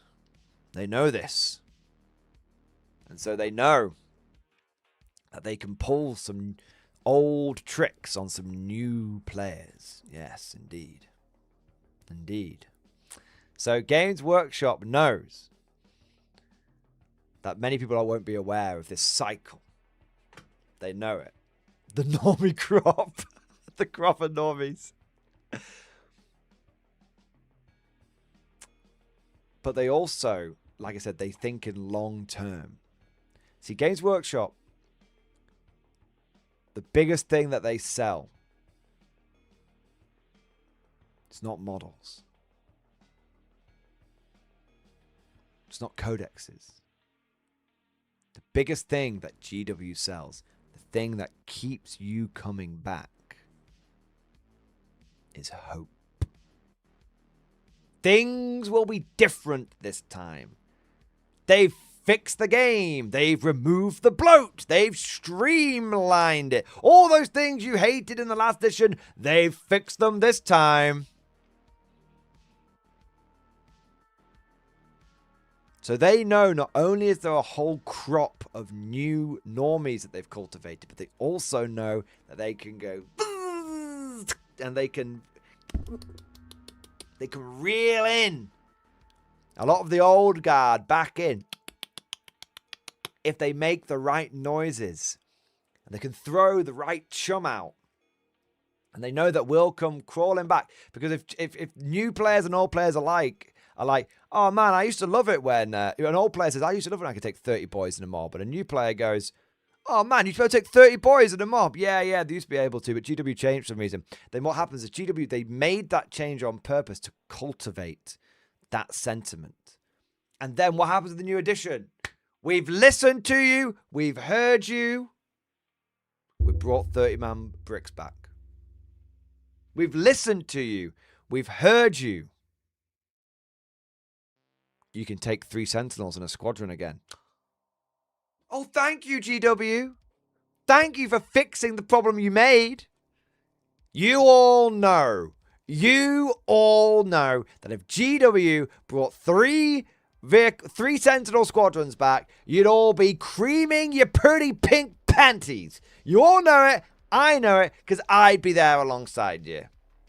I'd be there with you. I'd be like, yes, 3-man Sentinel squads back. Awesome. Yeah.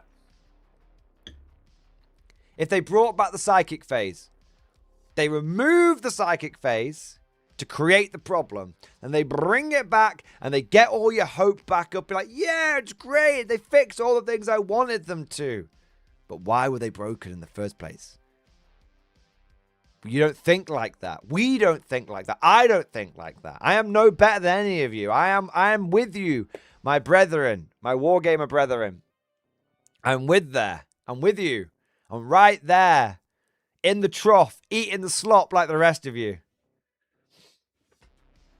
Because I can't help myself. Bring back the psychic phase. Oh, yes. Yes, GW, more.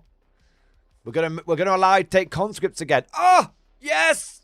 Yes, all is forgiven. Konflikt what? Old world what? Never heard of them. They know. They know.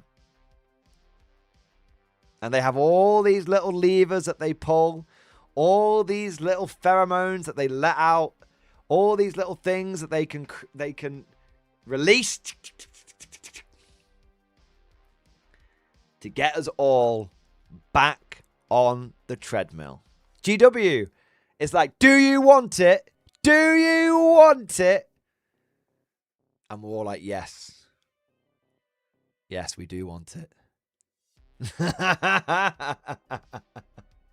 Of course I would need another 3 Sentinels to max them out. Exactly. GW, the best thing that they will sell you is hope. Hope that this time they've fixed it. Hope that this time they've added the unit back in that you wanted. Hope that they've made that change to you. Hope that they fixed that flyer. That's what they've sold. That's what they'll sell you. That's what 11th edition will sell you. And in a funny sort of way, it's not even that bad. Right? And I'll tell you why it's not that bad. Because I'd rather they fixed it. Even if I know I'm being manipulated. If I'm being manipulated in a way that I'm okay with. Like, yeah, sick, I get my conscripts back. Yeah, sick, I can take 30 termagants that are brood again. Yeah, sick, I can take 3 sentinels again. Like, of course. I'd rather they fix the thing that they broke. Even if I know they've done it on purpose. Than it for it to stay broken. Rust squadrons. Oh. See, you don't need Rust squadrons back. Because of the Force Org chart. Yeah. Will they? Yeah, so, but anyway, back on topic. They're going to fix flyers. That, I think, is... That's a rumor that I've heard, not one that I've made up. And then the one that I've made up is I think they're going to make Hordes great again. Because Hordes are bad right now. And GW has really, really gone hard on Hordes. The thing is, though, there is one... If I de-tinfoil for a moment and stop ripping off that rack.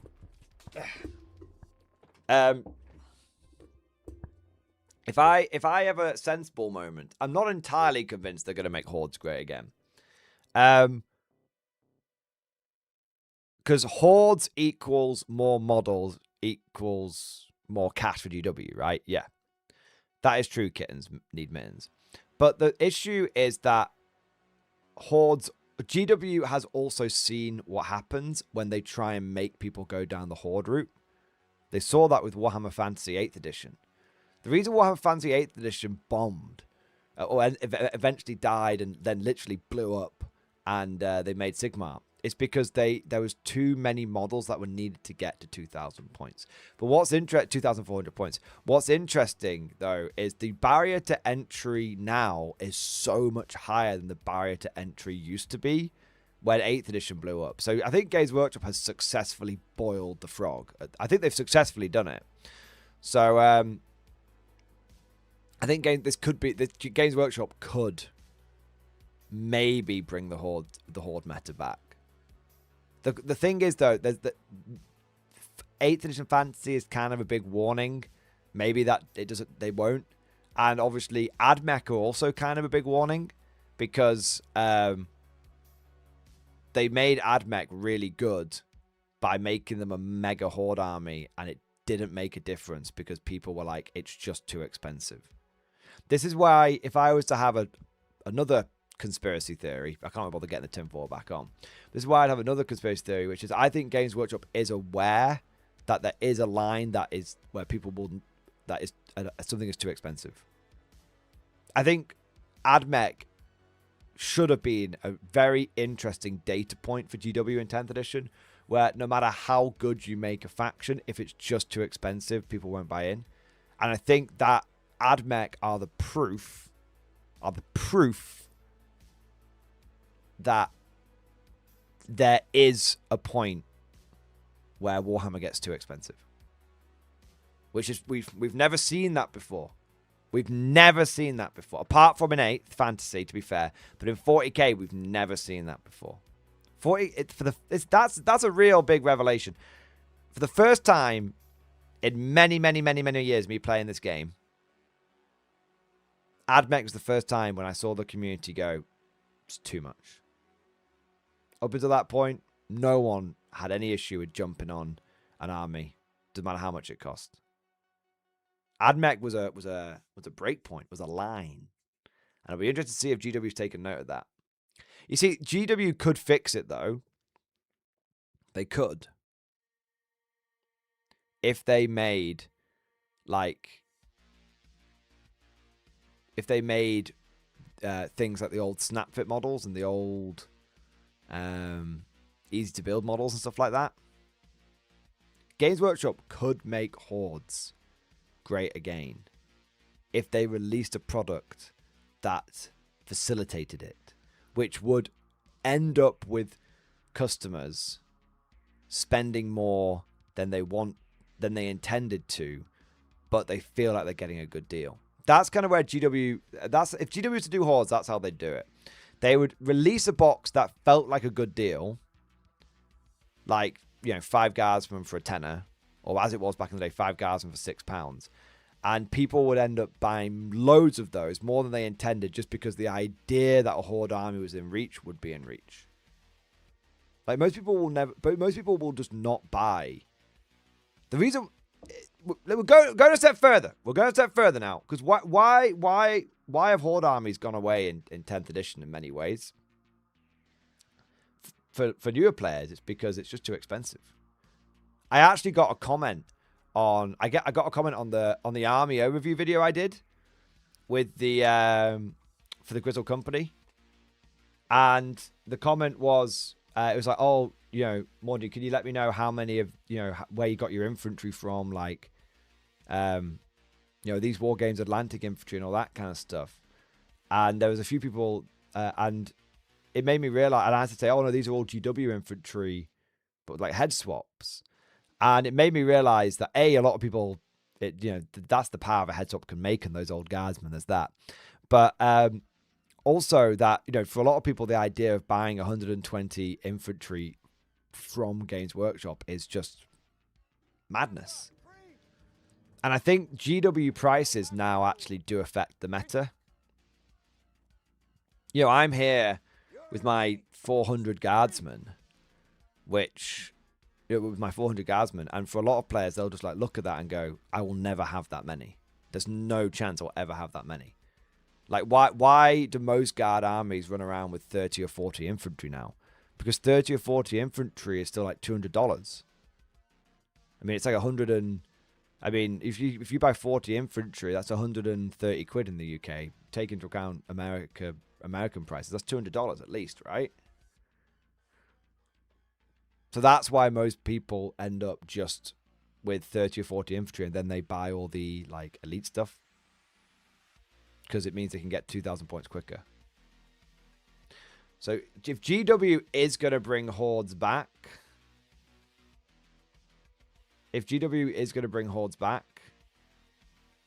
they need to have a box which is tantalizing, just affordable enough that people would be willing to go, okay, yeah, it'll cost me a lot of money to get there, but if I buy it a bit at a time, I can get that Horde army. Like, if GW released a box where it was the old Snapfit guards, maybe like 5 lasgun guys for £8, people would be tempted by that. Or 20 guardsmen for like £40. People would be like Games Workshop should have like a bundle where it's like 20 easy to build guardsmen and a command squad. It's like £50. And they're but they don't want to do that because they want to have like the premium models. But that's how they could bring Hordes back. Yeah. Like, why do so many, and you see it across all sorts of armies, why do so many armies feel like there's like 1 or 2 squads of shit munchers and then the rest of it is elite stuff? Because the elite stuff costs more points and bulks your army out quicker. Like, so many players, guard players, will basically just finish off the last 500 points on the list with the Baneblade because it's the cheapest way of doing it. Yeah. Yeah. So yeah, that's it. So in summary, Flyers will be better. Hordes might come back, but I reckon it's a long shot. But if GW did bring it back, they'd need to have a box that was tantalizing to get people to try it. Yeah. Maybe that's why they'll keep the old Catachans around. Because people were like, well, I could buy 10 Catachans for 20, 25 quid. That's a bit cheaper than buying the Cajuns. Maybe. If they don't, if GW makes Hordes viable in 11th, but doesn't release a corresponding series of boxes to facilitate it. War Games Atlantic is going to go through the fucking roof. They will do, right? Yeah. There you go. That's just my opinion. What do you think is going to come? I guess the big question is, what do you think is going to come in 11th edition? What do you think the 11th edition is going to be? If what is good now is bad and what is bad now is going to be good, what do you think the edition, 11th edition meta is going to be? I think there's a chance it could be hordes and flyers. But if it's not that, what could it be? We've had vehicles. We've had vehicles and monsters kind of define 10th edition for a lot of it. Psychic. Ooh, Kian, that is a very good shout.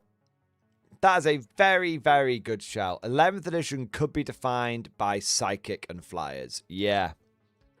Maybe not a full phaser game, but just the idea that they'd bring Psychic back in a big way. Yeah. I think that's a big one. Kid, I think that's much more likely than Hordes.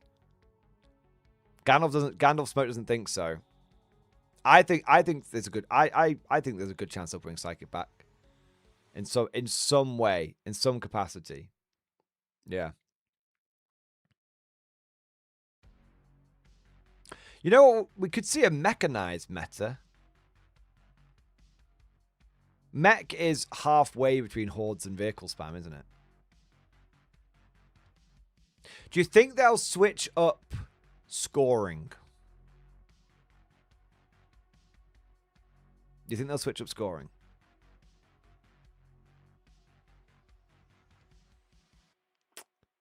With because they've switched up scoring a lot. In 8th edition, it was whoever had the most models, and then it became like objectives. 8th and 9th edition were kind of defined by objective secured. 10th was defined by, it has been defined by objective control. They could mix up scoring.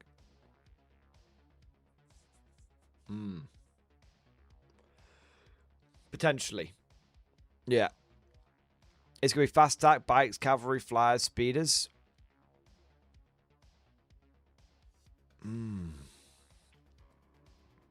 I think Psychic's a good shout. I think flyers are a big one.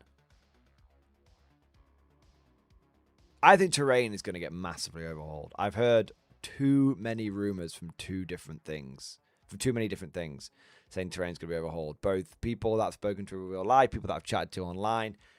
Yeah. Whatever's clogging up GW stock rooms. Yeah. I mean, I do have I don't know, can we have 3 foil moments in one stream, or should I save it for the next stream? Should I save it for tomorrow? Should I save it for tomorrow? How kooky are we going? I think I'll save it for tomorrow. Yeah. I think so. Yeah. I think so. Let me have a look here.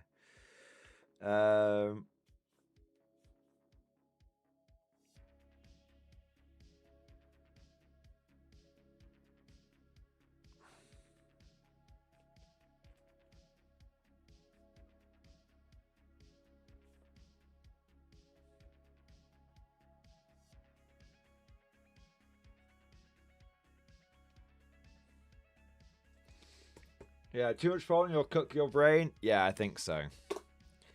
Konflikt 47, Kooky 47. Psychic phase, lack of customization, hordes, too much durability have all been a pain points edition. Lack of hordes. I mean, yeah, I would love it if they made it the horde edition. I would love it. I would do. I have a, you know what? I think I have to go for it.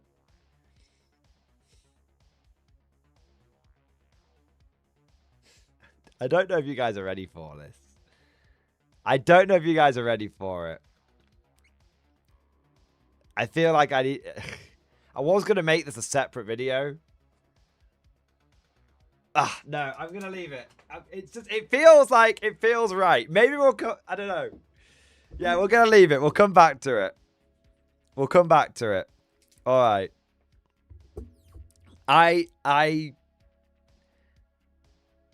The tease is I think that 40k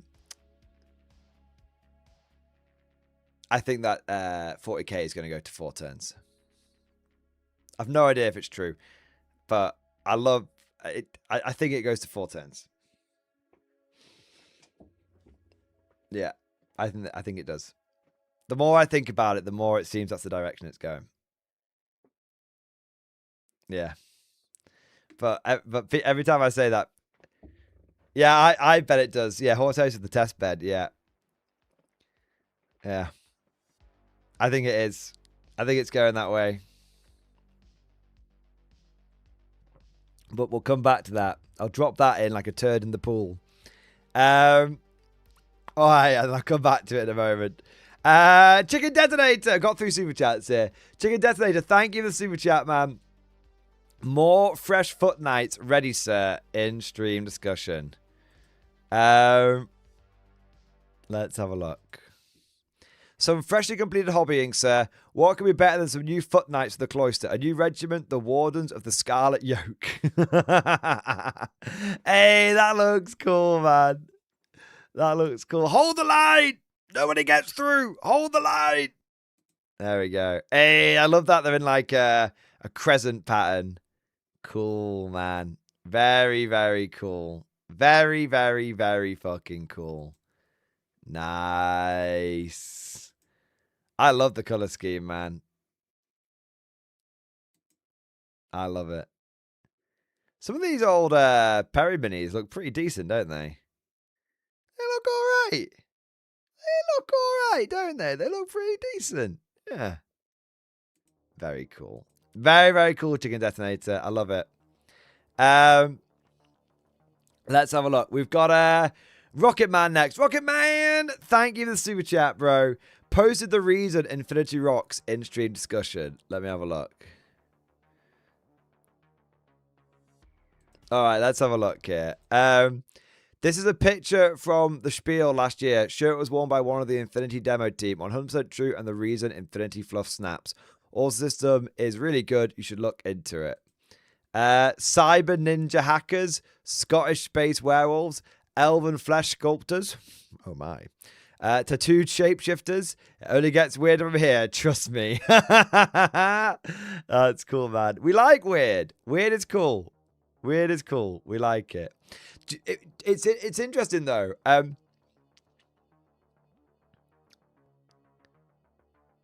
Even though I don't play Infinity, I know what all of those things are. Comes back to it briefly, very, very briefly. Comes back to what we were saying in earlier this week. Some things are just cool and they don't need over explaining. Like Cyber Ninja Hackers. Love it. I know what ninja hack. I know what cyber is, ninja is, hackers are, all that kind of stuff. I know. I can get behind the idea in my mind of a Scottish Space Wolf, an Elvish Flesh Sculptor, a tattooed Shapeshifter. I can get all that, right? One of the things, when I made that video, someone made an interesting comment, which is the issue that Games Workshop's got is that a lot of these things aren't copyrightable. So that's why, you know, if that was a GW t-shirt, it would say, it would have a bunch of like, it wouldn't say Elvish, it would say like Eldari. And that's different. You see what I mean? So there's, it wouldn't say werewolves, it would say something else, right? It wouldn't say ninja, it'd say something else. That Games Workshop, in their crusade to copyright everything, have somewhat made things less relatable, less grounded. And so you now have to learn the impenetrable, you have to learn the lingo before you can sort of relate to it a little bit. Yeah. Which is an interesting point which I hadn't considered. Yeah. They've copyrighted things, which is good for the corporate point of view, but it makes that it creates a soft barrier. Yeah. Funny side note. I'm actually gonna pull this up, but I'm not gonna bring the name because I don't want anyone to. I don't want this guy. I don't want to feel like I'm dogpiling on a guy. But someone left a comment, which was really proved my point with what I was trying to say in that video. How many comments are there? There's quite a few. So it'll take me a second to find it.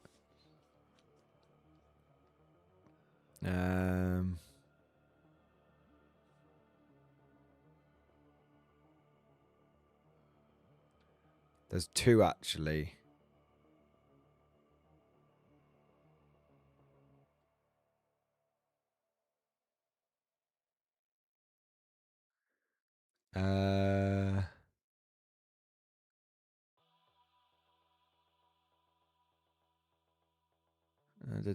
I found one, but it wasn't the main one.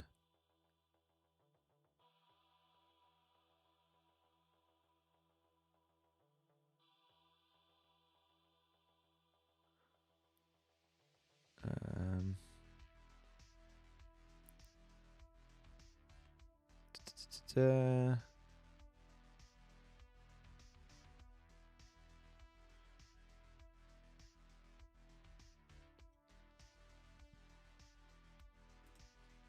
me have a look. Okay, this was kind of it, right? Oh, that's not the one, I don't think. No, that's not it. Just take me a second. It's worth the wait for kind of what I was for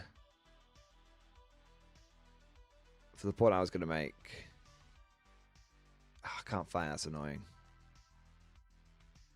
Anyway, I'll use the other example. It was a comment around someone basically so I made a video and it was about how Sigmar tries too hard and sort of misses the point that a knight in shining armor, a European style knight, is just cool, along with other ideas that are really cool. Like, that's just one example. But then Sigmar tries to be like, but it's not a knight, it's a stormcast, and he's this. It's like, you're telling me why it's cool, but it's not. You're trying too hard to tell me that it's cool. And someone was like, but, you know, like, Mordian, I don't think you understand the point. Stormcasts aren't knights. They're actually inspired by, like, Greek and blah, blah, blah, blah. They said, like, these, like, 10 different things about, you know, and they're really cool because of the way they work in the universe, blah, blah. And I was just like, yeah, you kind of proving my point.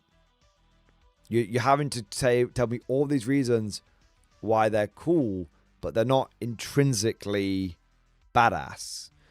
And that's kind of, you know, it's funny that, like, that was actually kind of the point that I was making in the video. But someone else left another one here, which was also kind of like the point that I was making, which is like, so about the flesh eater courts, how they spread is either by the consumption of infected ghoul flesh or blood, which induces Oran's madness, and that turns you into a ghoul, which makes you believe you're part of the prosperous Bretonnian-like society, or if you're a member of the current court, challenges the current king ruler, leaves possession of the court to strike out and form their own kingdom. And it's like, there's a lot of made-up words that are getting thrown in there, and there's a lot of things you're saying, but at the end of the day, it's not a fucking vampire account. Does that make sense? And it kind of comes back to what I was, it's come back like GW, they try so hard to tell you why certain things are cool, and actually there are some things which are just inherently badass. And the more you try and explain why it's like when someone tries to tell you about their fan fiction they've written, and you can be polite and you can listen to it, but you're never going to get as hyped about it as them. They're obviously hyped about it because it's their fan fiction. That's awesome. And I'm not shitting on anyone who writes fan fiction or anything like that. Not at all, man. We've all got a headcanon. We all write our own bits of fan fiction. I fucking love my regiment, the Mordian Fusion Rifles, because of all the headcanon that I built up around them. But no one else is going to give the same amount of fucks about my regiment. And it's the same with, like, Sigmar. Sigmar is very clearly, like, basically, it's not someone's fan fiction, but it has the same problem that fan fiction can have. Whereas it sounds really, really badass, the person that's explaining it, but it's not intrinsically, relatably, instantly just cool. Like, you can show a picture of a knight in armor, battered, bloodied, you know, surrounded by orcs, and it's a badass picture. It's just badass. I think an example someone said, which was, you know, in the Elder Scrolls Online, where you've got the cutscene where you've got the knight taking on the full party, and you're meant to be rooting for the party, but you end up rooting for the knight because the knight's so badass. That's it right there. Yeah. What do we got? So Rocket Man, I absolutely agree. I love that Infinity t-shirt, but it kind of shows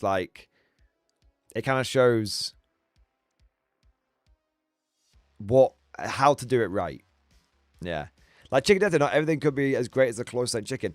But here's the thing, Chicken Detonator. Your close-range chicken is awesome because it's somewhat relatable. It's a knightly order, right? So even though there's a bit of fan fiction going on there, because it's based around something that's intrinsically just gettable, it works. Yeah. Yeah. That's what it is. What do we got next? John Shepard, thank you for Super Chat, man. Trench Crusader Jason, in-stream discussion. I'm loving the idea. Let's have a look, man. Hi, mate. Check your DMs. I've got something to send you. I know you're not interested in Trench Crusade. I think I may be able to swing you. How about a large-scale Trench Crusade skirmish using 0-hour rule set? The rules are pure sandbox. You get points for basic infantry, but you can add points for other stuff. That sounds interesting, man. That sounds interesting. I'll be honest. I am somewhat interested, but I have a lot of games that are on my table at the moment. So it's probably if you sent me anything now, it probably wouldn't get looked at for a long time. Like I've got the 0-hour book, and it's going to be a little while before I get to that one, right? So I don't want to stifle your flair, and I don't want to be like thinking that I'm shitting on you or any of your ideas or anything. But I'd rather be. I've said this to other people before. I'd rather always be upfront with people, because I wouldn't want you to be super hyped about something, send me something, and then get disappointed if it took me 12 months to get around to it, if not longer, right? So I might as well say, I love the idea, I like the vibe, but it's probably not something I'm going to have the bandwidth for at the moment, especially with 11th edition around the corner as well. Yeah. So, John, I'm just being upfront with you, buddy, and I hope you understand that I'm not being a knobhead. There you go, man. If you want to send me some pictures, if it's like some rule sets or something, just send me some pictures, even from your mobile or something. Send me some pictures into my DMs and give me a look. Wet my whistle first before we go through the process of you sending me anything physical. All right? All right. All right. Let's have a look. What do we got here? John Shepard, yeah, I got my book just over a week ago. Not probably read it yet. What, what do you call it? 0-hour one. It looks good. I've got a copy of the book that they very kindly sent me, and I'm very, very grateful for it. But I'm slightly consumed by the Rift at the moment. But the thing about 0-hour, it's not really going anywhere. If I don't get around to it for like 6 months, it's cool because it's not going to have gone through an edition change or anything like that. Yeah. There you go, man. All right. Let's have a look here.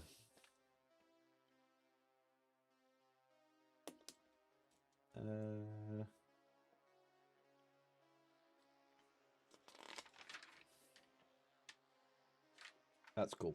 Okay. Well,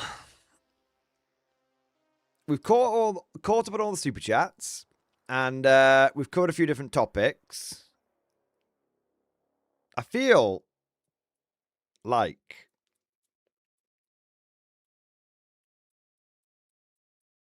I don't know. Is it time? Is it time to do the ultimate foil theory and talk about 40k going to 4 turns?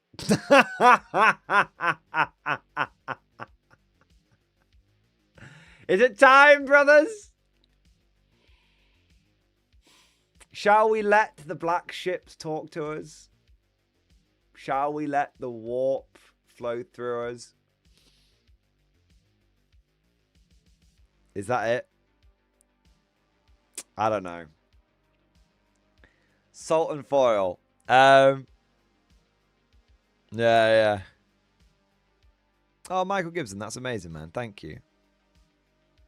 Thank you, and I'm glad you and your son are enjoying the videos, man.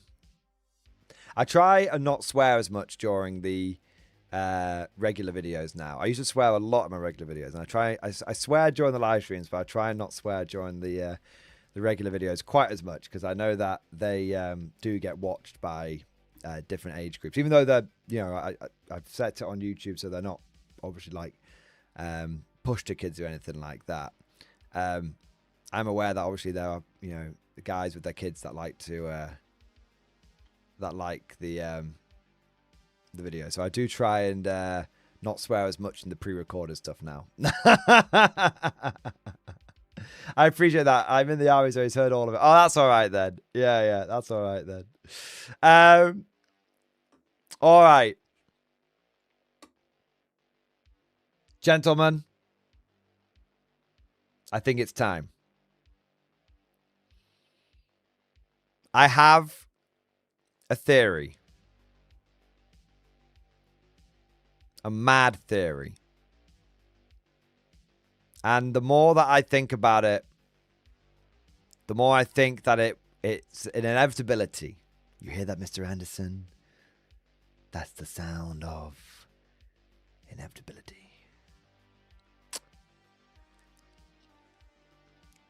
I have absolutely zero proof. I have heard absolutely zero rumors. I have nothing to go off. And there is a very high probability that this is bollocks. But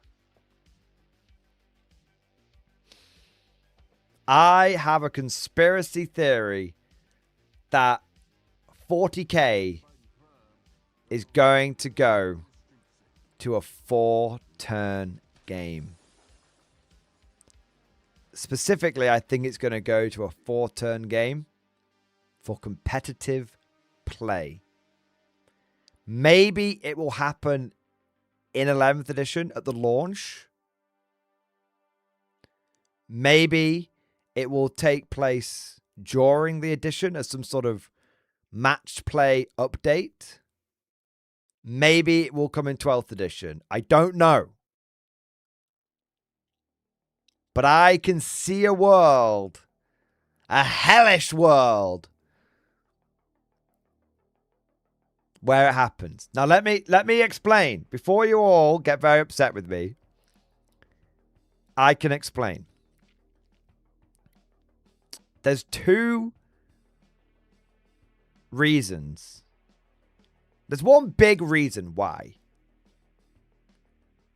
40k is now not only led by, but consumed by the competitive scene.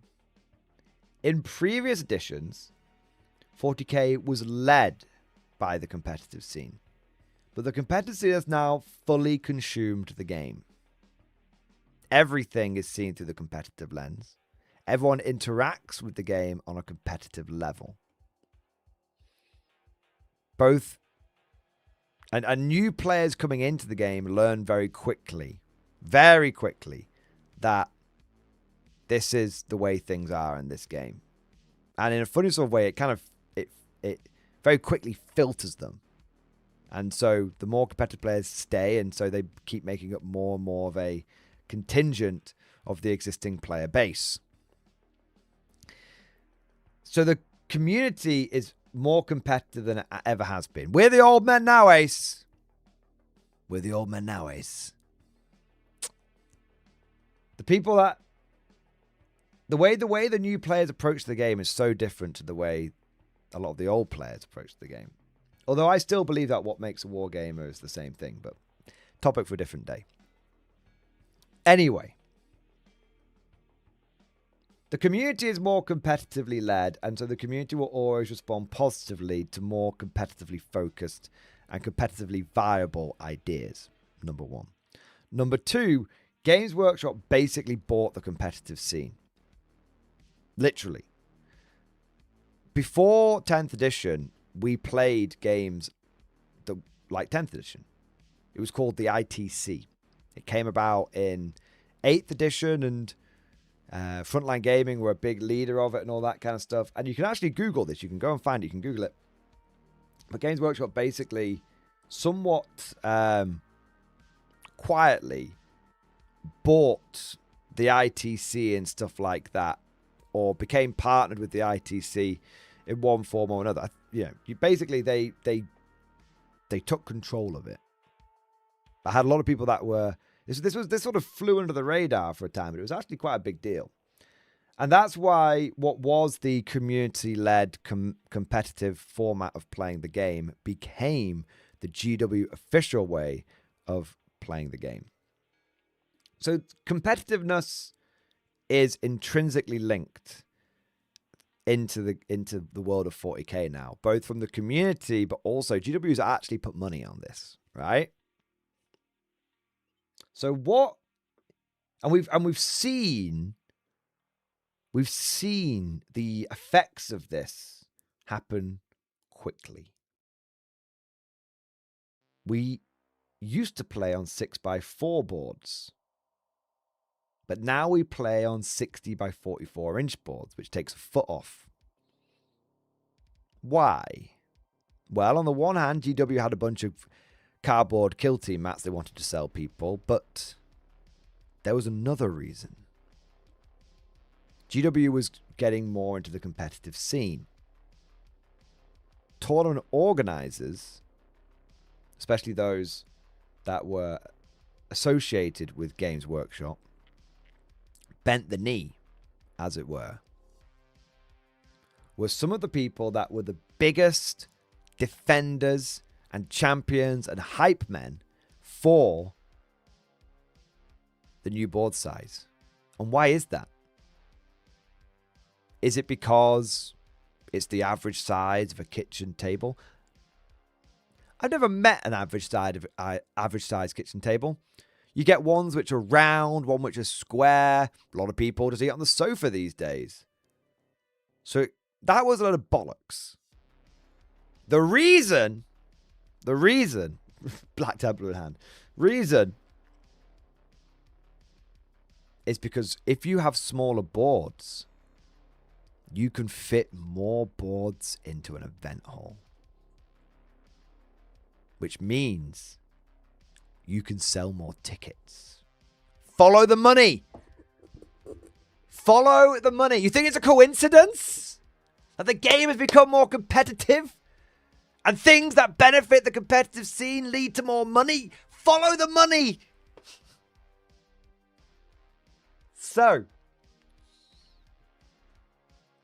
you think it is a coincidence? It's not. It's not. Right? But what does this have to do with 40k going to a 4-turn game? What does it do with my conspiracy theory? Well, I'll tell you. Once I've had a quick drink.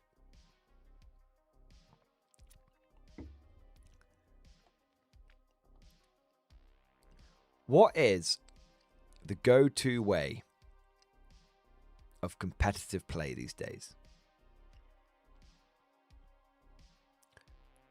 Pressure lists. Melee lists. What is the standard playbook for the pressure lists? Stage on turn 1. Go on turn 2.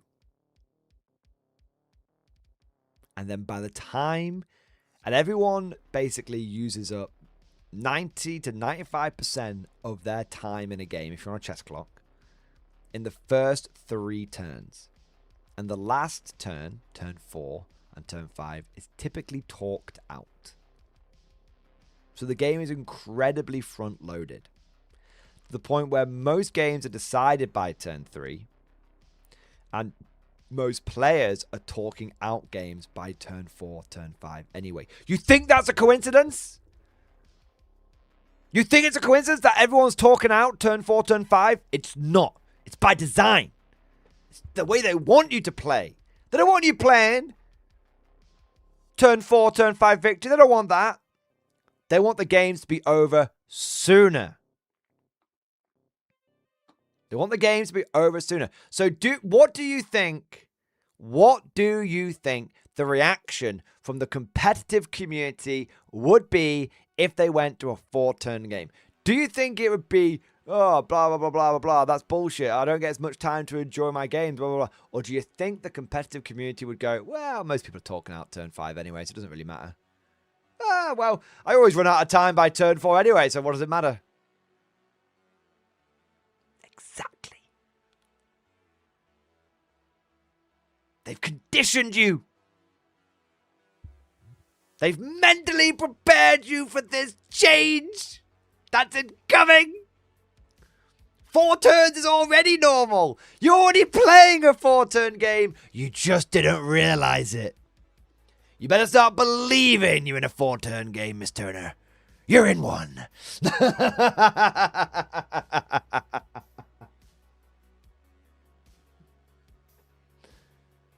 Should you throw the tinfoil hat on? I could put it back on. I just thought I was overwearing it.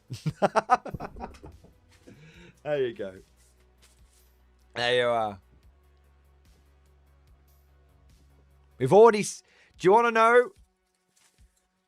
And we've already seen this play out with Horus Heresy 3.0. Oh, yeah. I wasn't bothered about it going to 4 turns. Most games are by turn 2 anyway.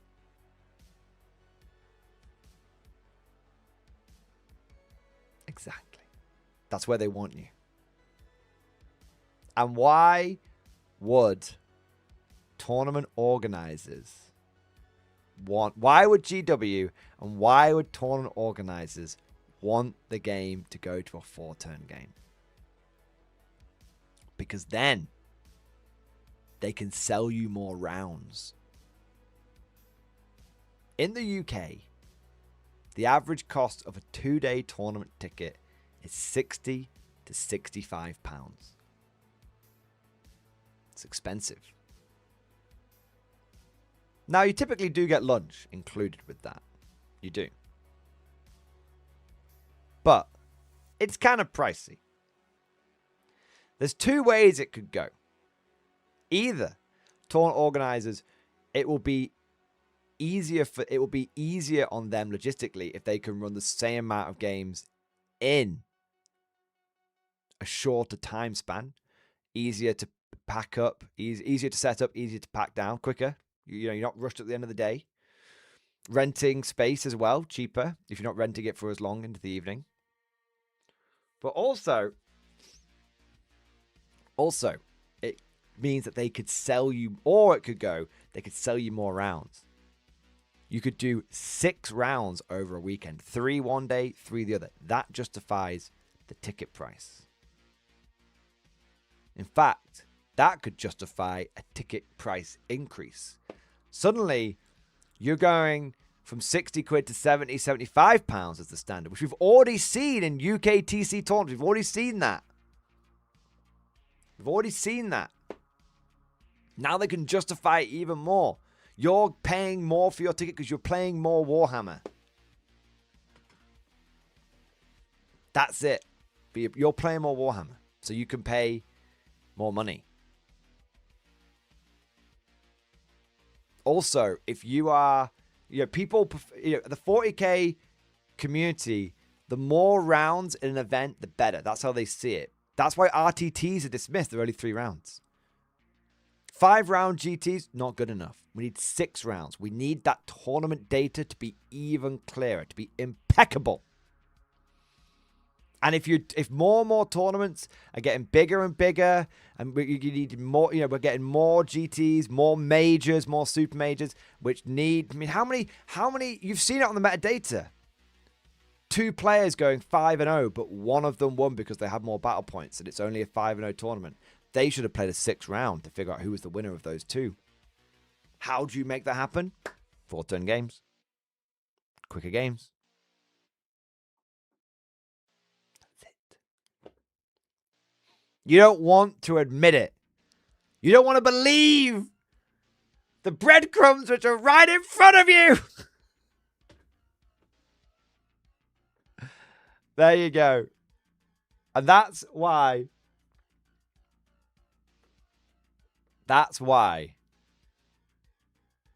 40k is going to go to a 4-turn game. Horus Heresy was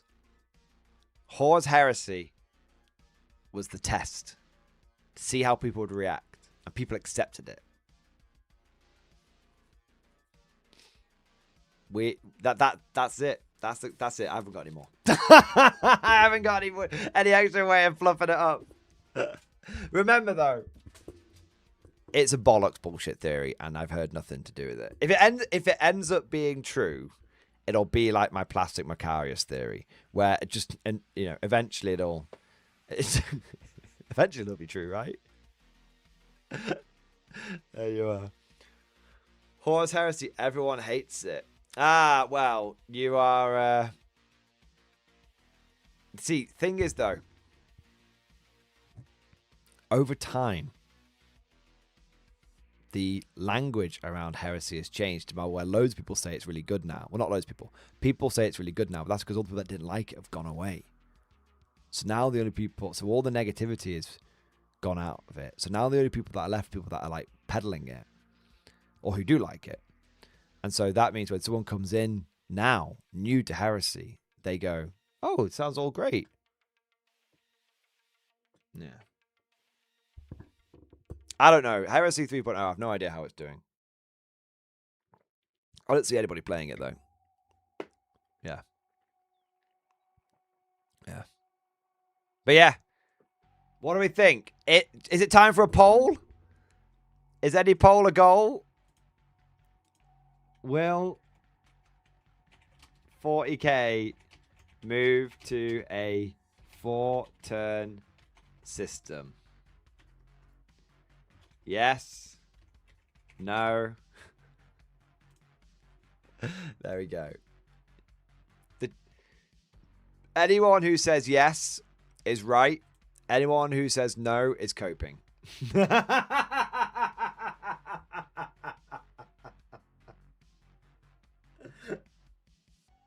There you are. Anyone who says yes is a VC. It doesn't quite work. There you are. I've done bump in, bump out work. The quicker you can get it done, the more money you'll make on wages. There you go. It's a good point. You think that's bad luck at DBA tourneys at 25, 28mm, or are we playing a 4-foot square table? Well, that's not so bad. Yeah, but that's a good, it's a fair point, John. It's a fair point, yeah. That also pushes transports and speed meta. Yes. Yeah, no more foot sloggers. That's a good point, Jenny. So for every squad they sell you, they can sell you a transport as well. There you are. The real trick is that the first 3 turns will take so long, you'll have to talk out turn 4. That's true, Ibram. That is true. I wasn't, Forest Goblin, I wasn't ready for these truth nukes. Oh, man. I want to make something abundantly clear, though. I'm probably wrong. I vote no, it's going to 2 turns. Fucking hell. I'm probably wrong, and I don't want anyone to think that. Do you know the funniest thing in the world would be if this ends up getting spread around the internet? Everyone's like, "I've heard 40k is going to like a 4-turn system," and then Varak picks it up because everyone's telling him it's going to a 4-turn system, and it turns out it was just me being a complete fucking idiot on stream. I don't know, man. I don't know if it will. I don't think it'll go back to 6 turns though. That'd be crazy. Could it go the other way?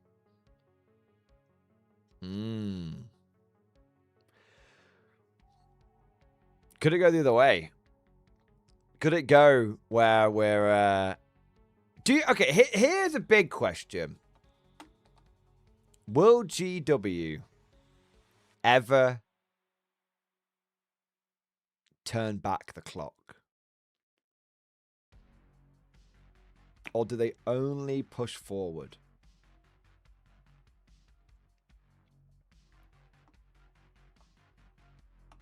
Do you think that they're too far down this path? Or is there a chance that the game could go back the way it was?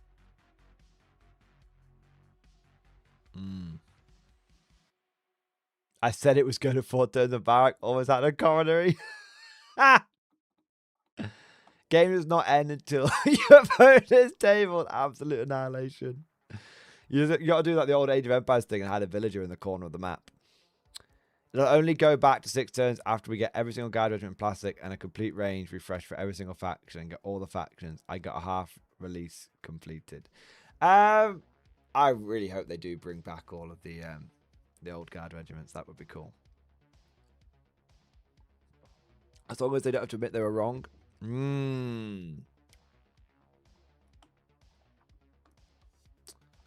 GW doesn't need to admit they're wrong. They just need to release Warhammer 40k Classic Edition. That's all I'm asking for. You know? It would be so peak. It would be so peak if they just literally were like, oh yeah, limited time only, we're doing a rerun. I said this in a different stream though. I said they should with the 11th edition launch, they should do a launch of 2nd edition as well. Sell the box. Literally just one box on sale, 2nd edition. Or do a limited run on the box set, and then you know what GW should do? Oh, GW Spy, you can have this one for free. All right, you can have this one for free. They should, for free, on Warhammer Community, on like Legends area or something, have digital copies of all the previous editions, so people who want to go back and play it can do. Cost them nothing. They'll literally, it'll cost them nothing. That's what they should do.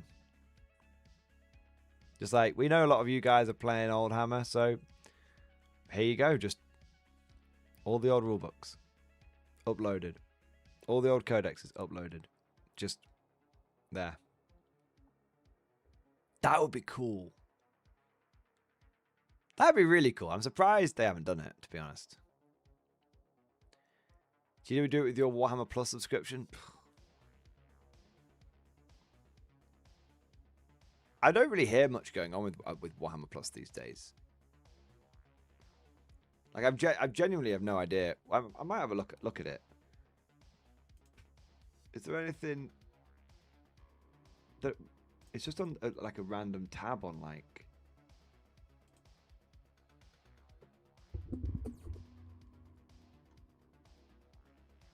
Can I not like have a? I don't want to have a. Can I not like, you know, have a preview?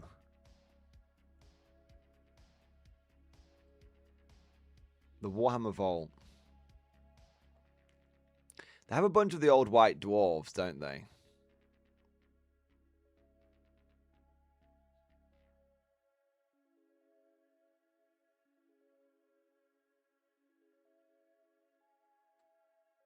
I don't really want to subscribe. How much is it these days?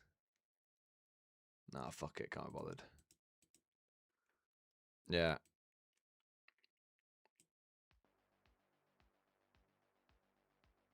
Yeah, Warhammer Plus is weird, man. It should just... I don't know why. Strange. Yeah.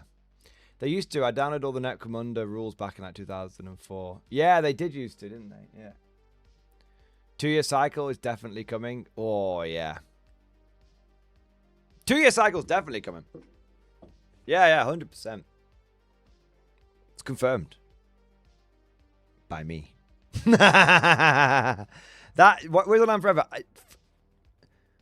That is the other tinfoil hat conspiracy theory. 40k is coming to a 2-year cycle.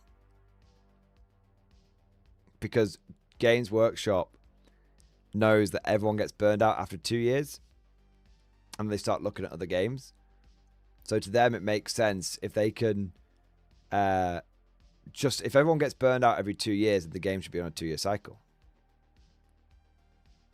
2-year cycle would work if they go to full digital rules as well.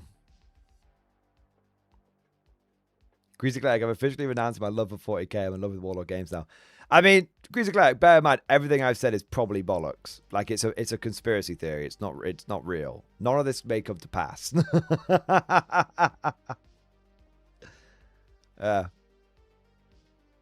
I believe that either 11th edition or 12th edition will be the birth of the 4-turn 2-year cycle. You might not want... No. Wait. You might not want to hear it. But I reckon. Based on absolutely nothing other than me wanting to troll chat. Tell you what, though, if I end up being right, that's some fucking clairvoyance for you right there. At that point, I think I have to actually admit I am a witch at that point. Have you all got... Are you all... the Slop Hammer's final form? We heard it on the internet, so everything you're saying has to be true. Them's the rules. Yeah. Shall we look at something... do you want to look at something that'll make you feel happy again, chat? Do you want to see something cool?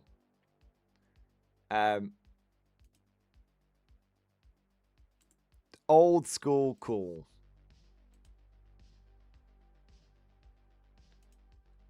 Look, 1 minute. Where is it?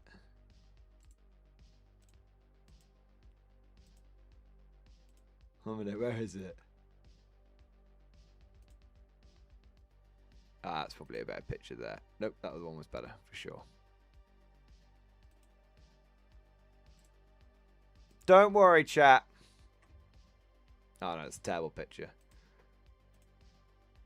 Don't worry, chat. It'll all be okay. Don't worry. Just keep looking at the rabbits, chat. You'll be all right. That'll make you feel better. Look at that. Warhammer Fantasy 5th edition box set. Bet you never would have believed there was a box set that had Bretonnians versus Lizardmen on it. But there you go. It's a pretty cool box set as well. It came with 20 Saurus and 32 Skinks versus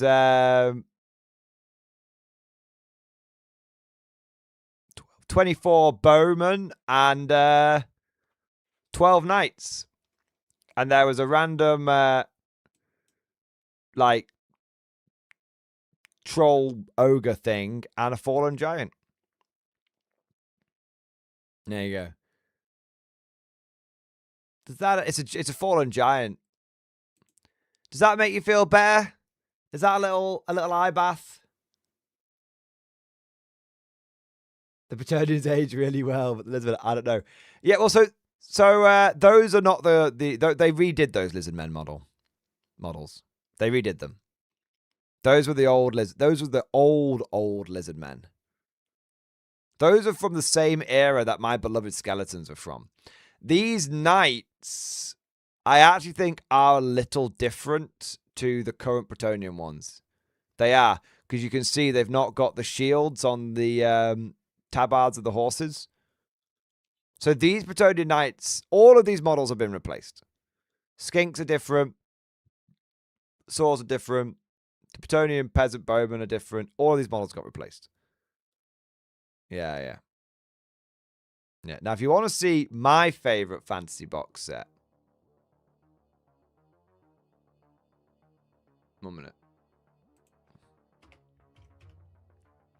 I think this is the best one. I think this is the one that most people will have fallen in love with.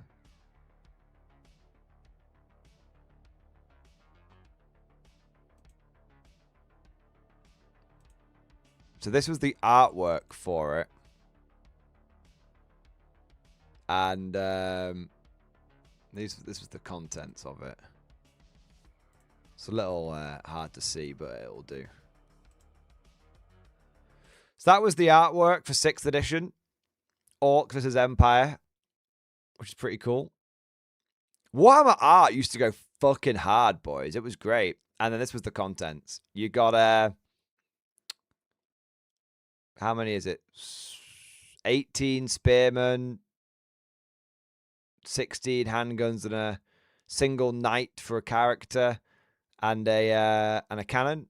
And then the orcs got a chariot, a boar boy for a character, and then they got 18 orc boys and 16 bowmen. Yeah, great. Yeah, these old this was probably the best. Oh, it says it right there. 38 Empire soldiers, 1 Empire cannon, 1 Empire general, 1 orc war boss, 35 orc warriors, 1 orc chariot, 1 ruined building. 38. There must have been. Is that 5? Is that 5? 1, 2, 3, 4, 5, 6, 7, 8. 16 there for sure. 6 plus. Or maybe it's including the cannon crew. Yeah. Maybe it is. You got a little cardboard building. That was cool. Whippy sticks. Yes. So much fun was had. And so much pain was endured. There you are. That was a good box set. I don't actually know what came after that. Was it Isle of Blood after that? Oh, no. It was Battle for Skull Pass. Yes. Oh, yeah, this is a box set that'll make a lot of people upset. This doesn't exist anymore. Although this is like 30 years old now. This not 20, 25 years old, this box set.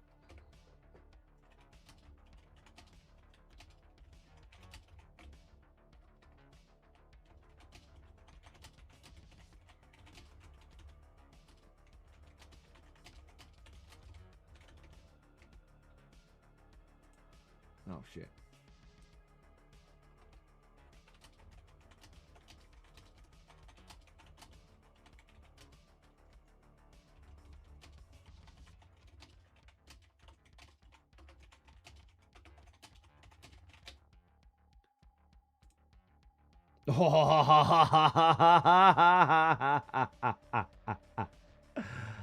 Oh, wow. Okay. This is really going to fuck people off. Jesus, man. All right.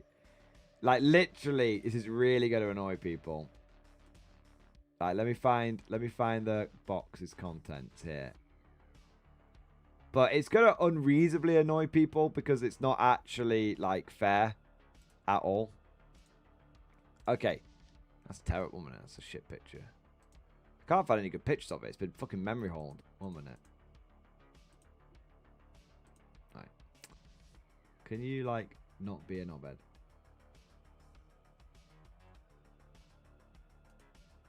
Maybe that'll do. No, it's terrible. Show me the fucking pictures. Ah. Aha! There we go. Right.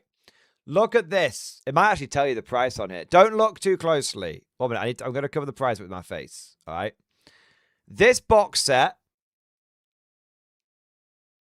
This stream should be renamed Things That Will Really Fuck You Off. It's true.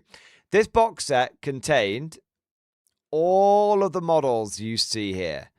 So we've got 12, 28, 30 dwarf models, plus a cannon, plus a baggage train, plus a king, plus a slayer. All right, so two characters, cannon, 30 dwarf infantry. And then it contained 60 goblin infantry, 10 spider riders, and a character, and 2 goblin characters, and a troll.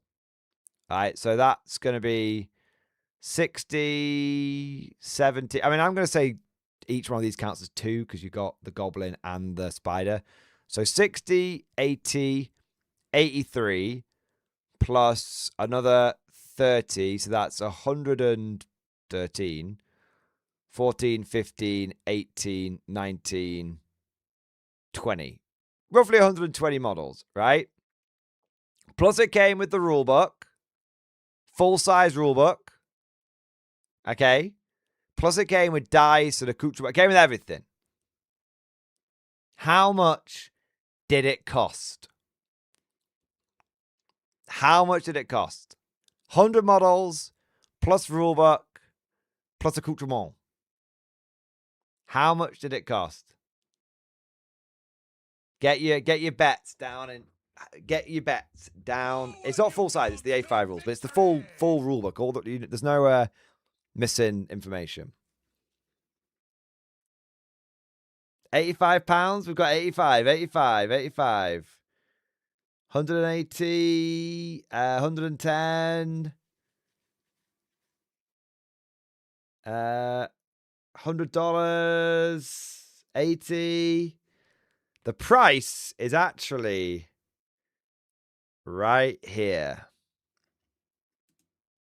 Can you read that number there, chat? Is it a little... Should I zoom in a bit more for you? 1 minute. Can you read it? What's that little number right there? £40.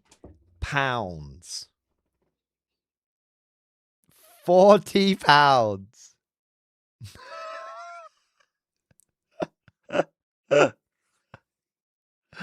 But before you get too upset, this box is from a long time ago.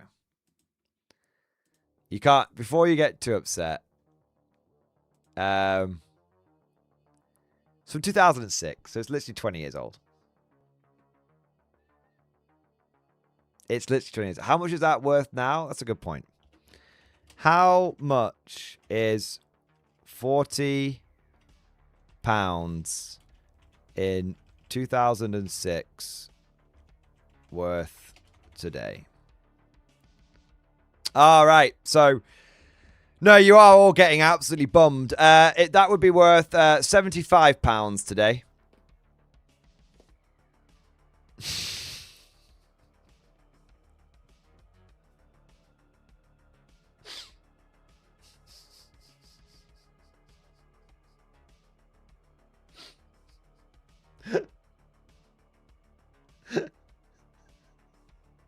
I'm sorry. Everyone in chat right now is like Neo, like in the fetal position, lying on his bunk. And I'm like Morpheus on the edge of the bed. And chat's like, I can't go back, can I? I can't unlearn this information, can I? And I'm like, no. But even if you could, would you want to?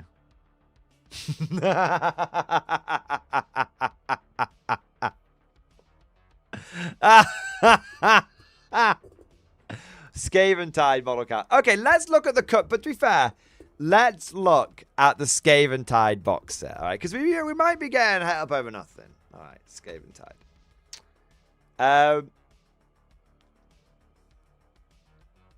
Holy shit, man. Is that actually true? What?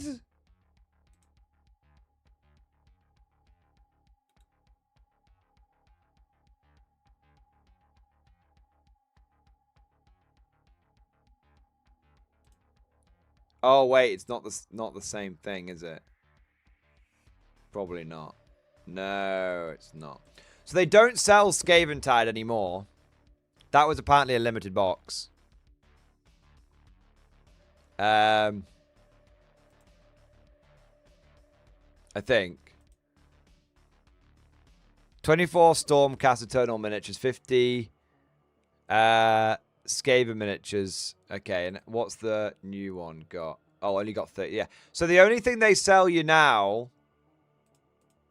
is they don't sell Scaventide anymore. To be fair, Battle School Pass was available. It wasn't Battle School Pass wasn't FOMO. I'm sorry, chat. I'm sorry. It's not FOMO. It's not my fault. I didn't make GW this way. They made it themselves. All right. So the Warhammer...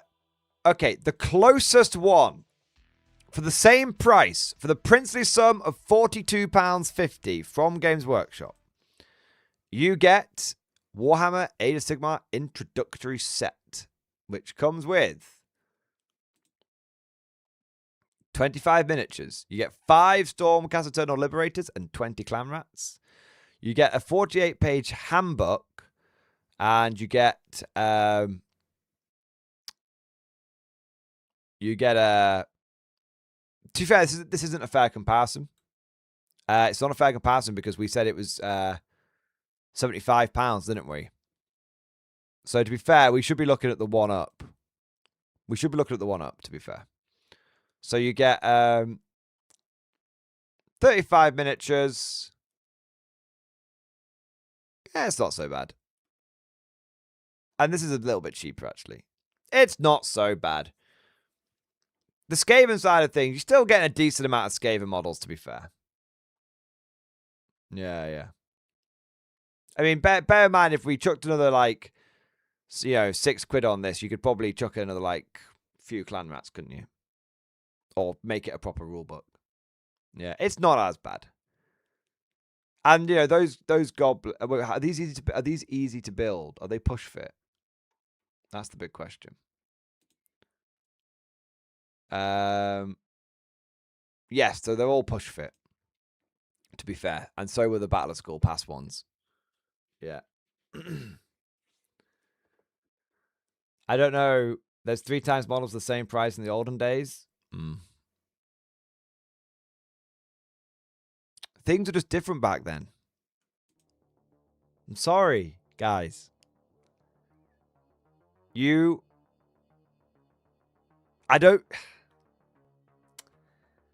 Things were just different back in the day.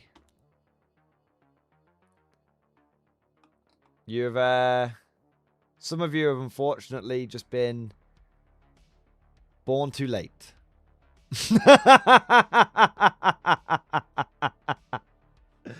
That's it. You're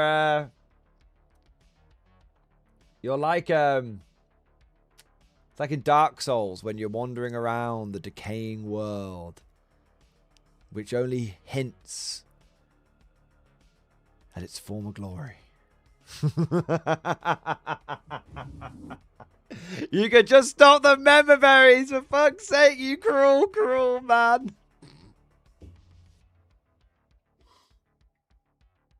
The member berries will continue until morale improves.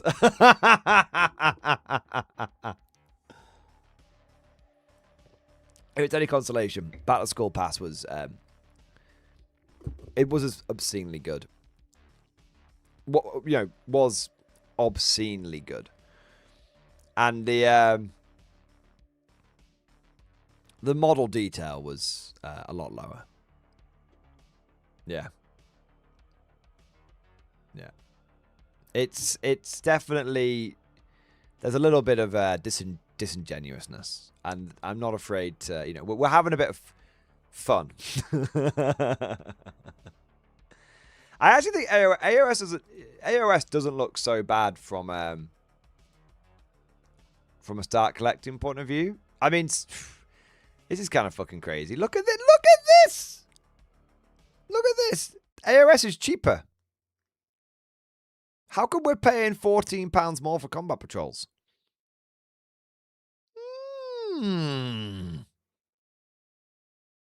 I don't mean to fucking alarm anyone, but this actually looks like decently priced. Guys, are we all should we be playing fucking AOS?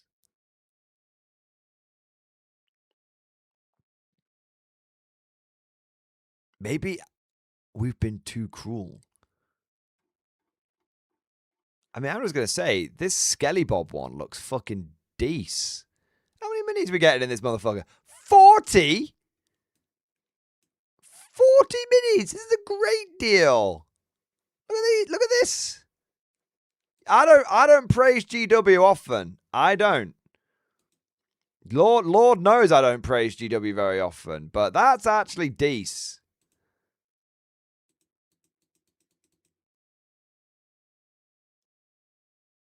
That's actually decent. Well, then, you know, you buy one of them, you buy one of them. You know, you got yourself a decent undead army or some shit. I don't fucking know if you can mix the two armies together. You should be able to. Yeah. I mean, some of them are better than others. Some of them are a bit, like, this one doesn't look like you get very much. But you do get, like, some big boys and stuff in there. That's a 40k one right there. Boom. But then it's still cheaper. I did not realize that AOS was so much cheaper than 40k. It kind of proves my point. Why is AOS cheaper?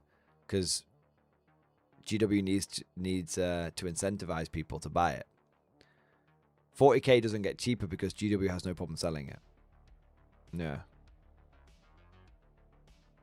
No, it isn't a good deal. You just show what school pass could be today. That's true. That's true. It's a relatively good deal by today's standards. But today's standards are a bag of shit. So, yeah. Yeah. But, you know, this is the thing. Like, Games Workshop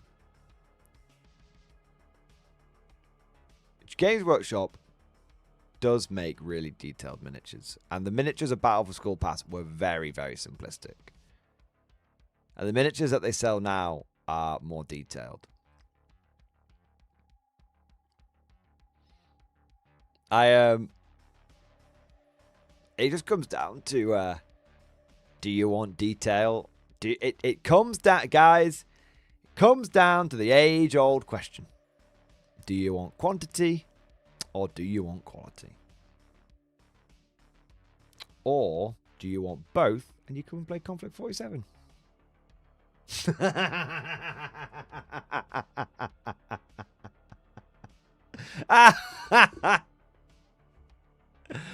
Oh man, I'm a yield guy. I'll always go for more. I don't give a fuck about. I'm not selling my models on fucking Instagram or any shit like that. I will always go for quantity over quality. Always. Always, always, always. I'm a yield guy. But I will tell you, I am semi-interested in this Age of Sigmar bollocks now, from the fact that it's so much cheaper than 40k. How much can you get it from Wayland Games? I'm just looking.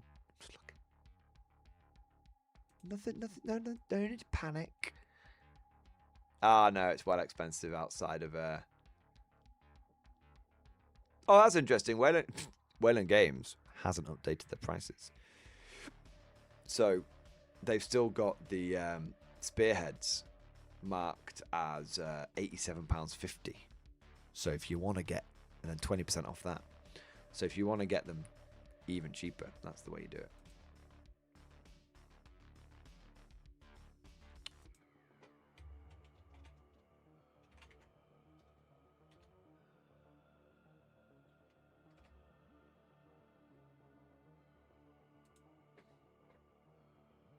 Those are kind of cool.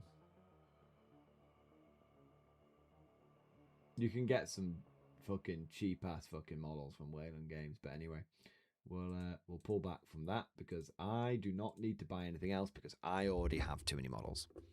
I already have. No, Mordian, don't add things to cart. Stop. Let's have a look here. What have we got here? Jenny Bratz, thank you for super chat. Army list for an upcoming game in stream discussion. Let's have a look, Jenny. Eagle Smashers. All right, let's have a look. Axis Army list for K-47. Star Trooper Commander, STGs and Panzerfaust. That's fine. Yeah, Rift Mastery, that's fine. Big Totem Core squad. Bosh, nice. Nachtelben squad, that's good. Star Trooper squad, that's fine. I probably wouldn't bother with the Panzerfaust though. Shock Trooper squad, I'd probably put the Panzerfaust on them if I could find any more points for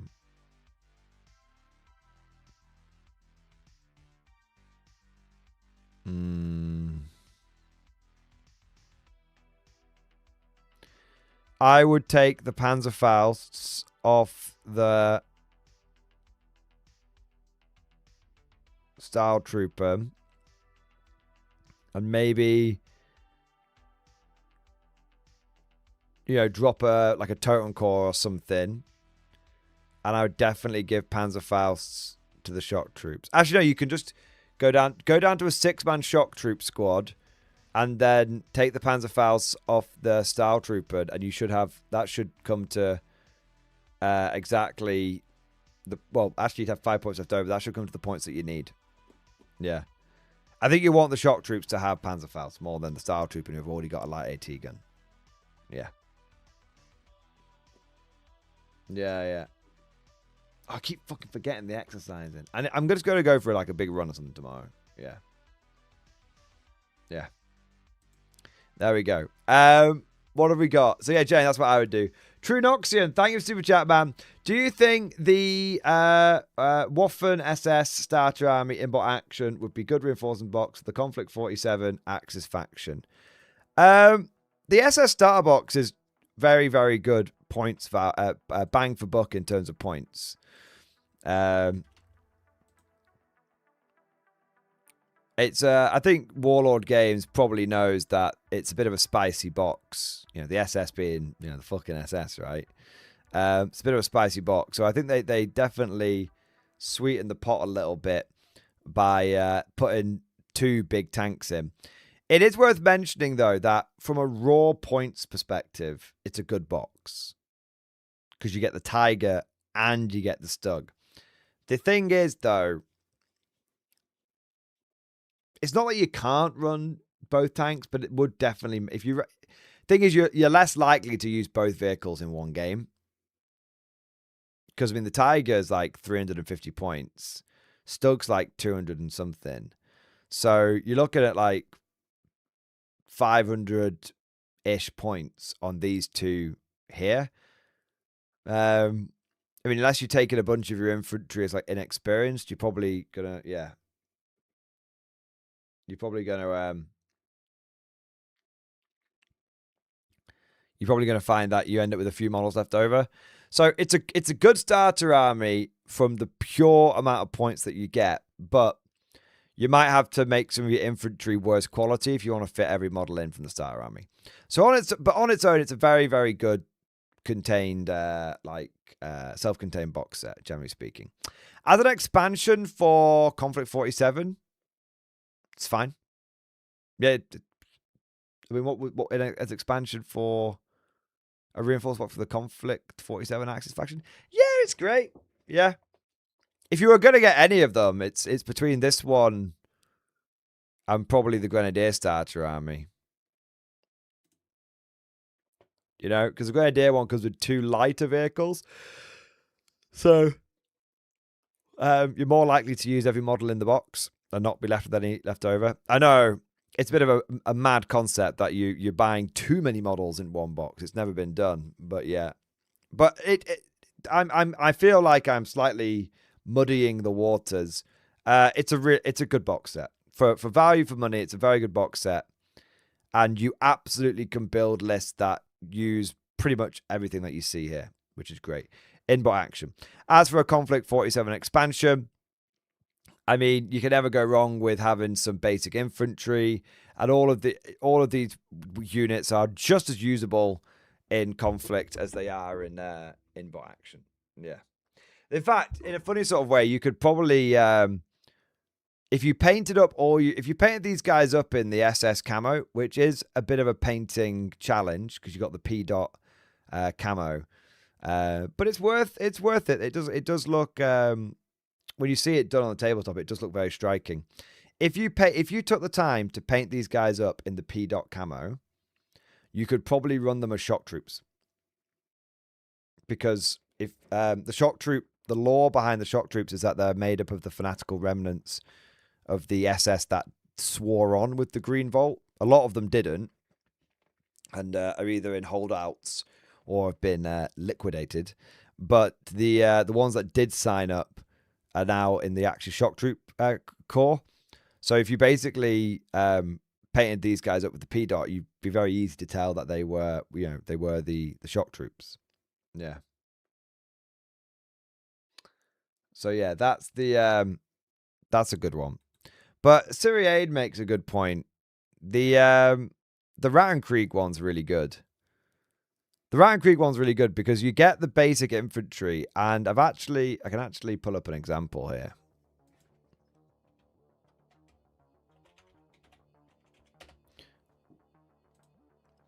I saw these the other day.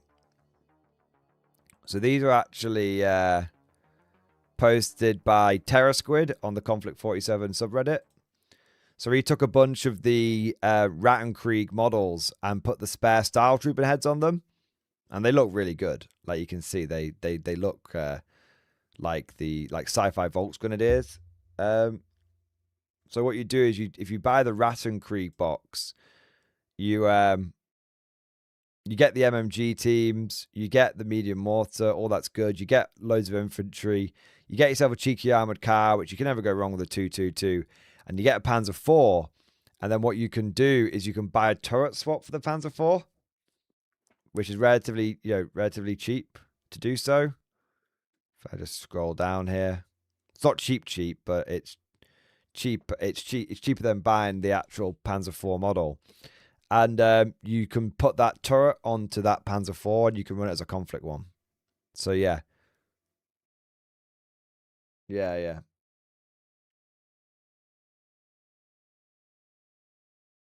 So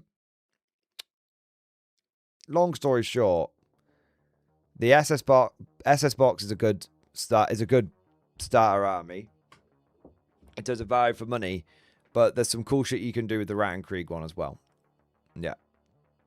But honestly, both are good. It might sound crazy, but considering how good value the starter armies are, you'll probably end up with both. I've told you guys about my mate James, who only collects bolt action via the medium of starter armies. He's never bought anything on the starter army. He's like, well, by the time I've added a couple of bits to the car, I might as well get the starter army. It's crazy. Yeah. They're very, very good value for money. Cosmic Drew, thank you for super chat.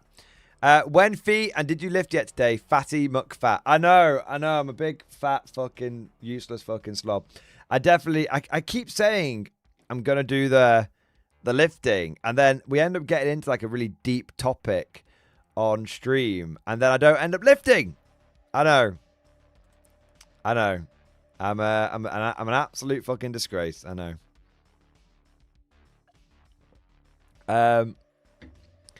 Again, Masuko, I believe that I might try doing what your friend does. Just buy starter armies. Just buy starter armies. I mean, you can never go wrong with too many. Is there any more normal looking factions in K47? Yes, it's called Bolt Action.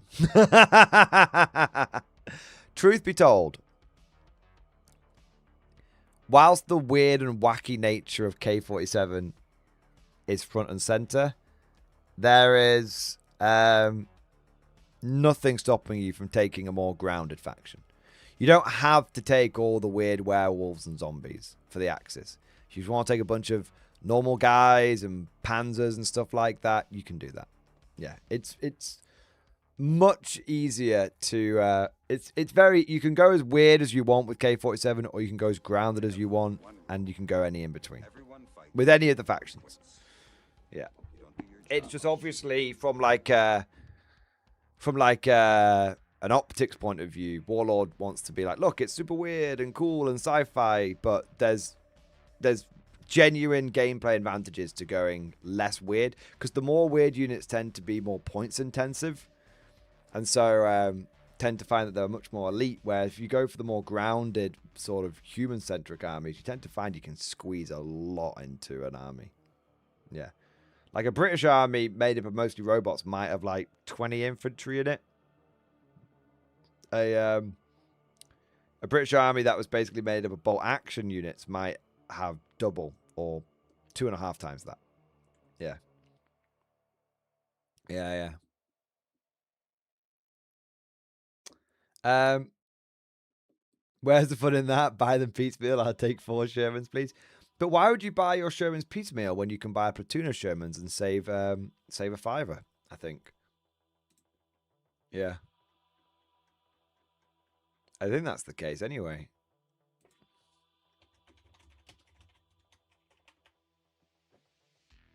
Is it more than that? How much is a Sherman Easy 8? Easy 8 is £25. If you buy the Easy 8 platoon, it's 62, so you save £13. Fuck me, that's a good deal. Jesus! Look at that! Look at that. I genuinely don't know if that's a mistake.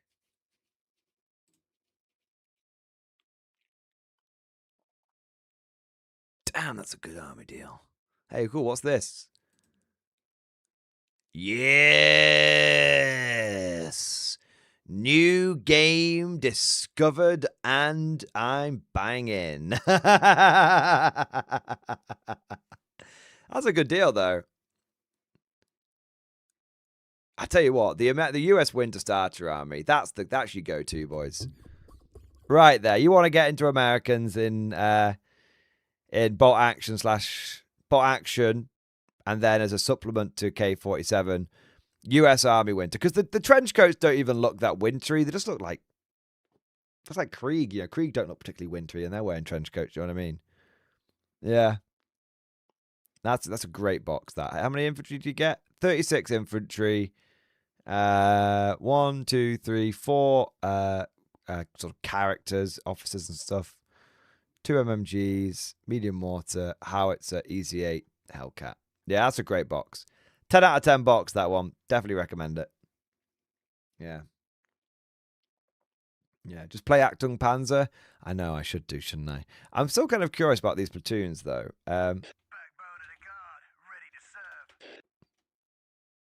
Oh, man, that's not going to... that's not going to come up.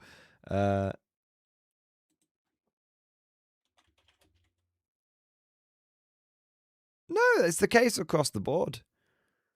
Wow, you have some good fucking savings if you buy the tank platoons. Jesus, I did not realize. I'm still not convinced. It's Zug is what it is for the Germans, isn't it? It is. I just cannot. I'm just struggling to believe it that you would save £13 on these. 13. I thought it was 5. I thought they would tell you 25 quid each, and then you got 70 if you bought the Zug or the platoon. Fuck it hell. Fuck it hell. You buy 2, get 1 half off, yeah. It's pretty decent. Pretty damn bloody decent. I never actually looked at the bolt action career stuff. Oh, it's got some cool things like the Centurion. Yeah, that is pretty based. Yes. See, it's funny. I was never bothered by the Korean stuff when it first came out, but now I'll be well into it. I'll be well into it. It's pretty cool. It's amazing how... Oh, I suppose a lot of it's compatibility with bot action, to be fair. It's only some of the PLA stuff which is in... Can you... I don't know if you should be taking the hard go, but... Maybe. I guess it's probably something they had left over or captured, wasn't it? Cool. There's loads of shit, though. Hey, look, there's a helicopter, man. That's cool. I didn't know that. Helicopter.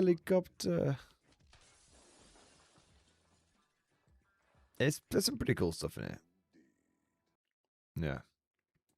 Anyway, I'm just literally just browsing now, looking for excuses to buy things, and I shouldn't do. What have we got next? Squiggle Sean! Squiggle Sean, thank you so much for the 10 gifted memberships, baby! Yeah, buddy. Yeah, buddy. Yeah, buddy. 10 totem core to hold the line? No, to advance the line. Yes! To disrupt the enemy lines! Thank you so much, man. Thank you for the support, bro. Squiggle Sean.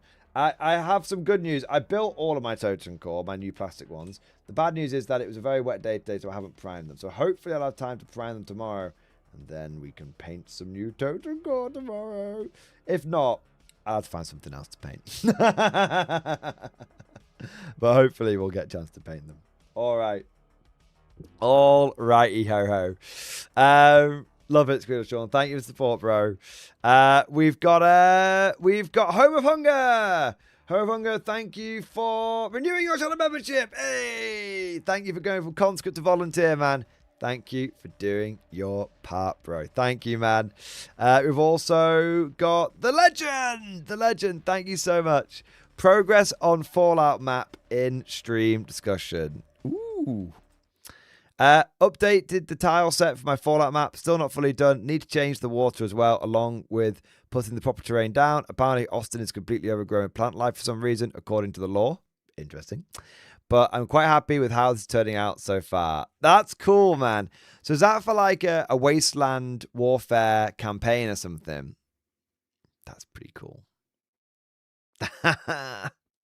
That's pretty cool. What was the big reveal for Fallout? You reminded me. There was a timer. Did they announce something good or was it rubbish? No, RPG campaign. Fair enough. That's still cool, the legend. That's still cool. Yeah. Like it's like RPG sort of D&D style jobby. Nice.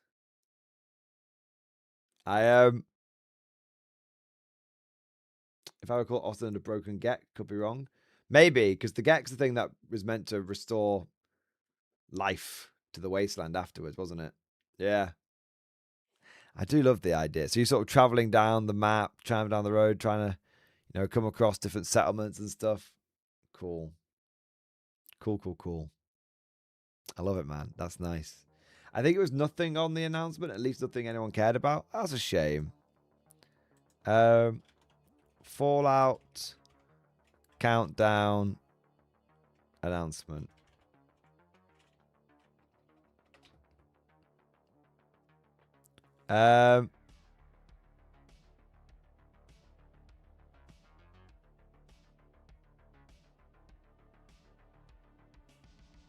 Oh, right, lol. It was, it coincided with Season 2's finale, and it revealed an interactive 3D tour of Mr. House's penthouse from the series, featuring behind-the-scenes content.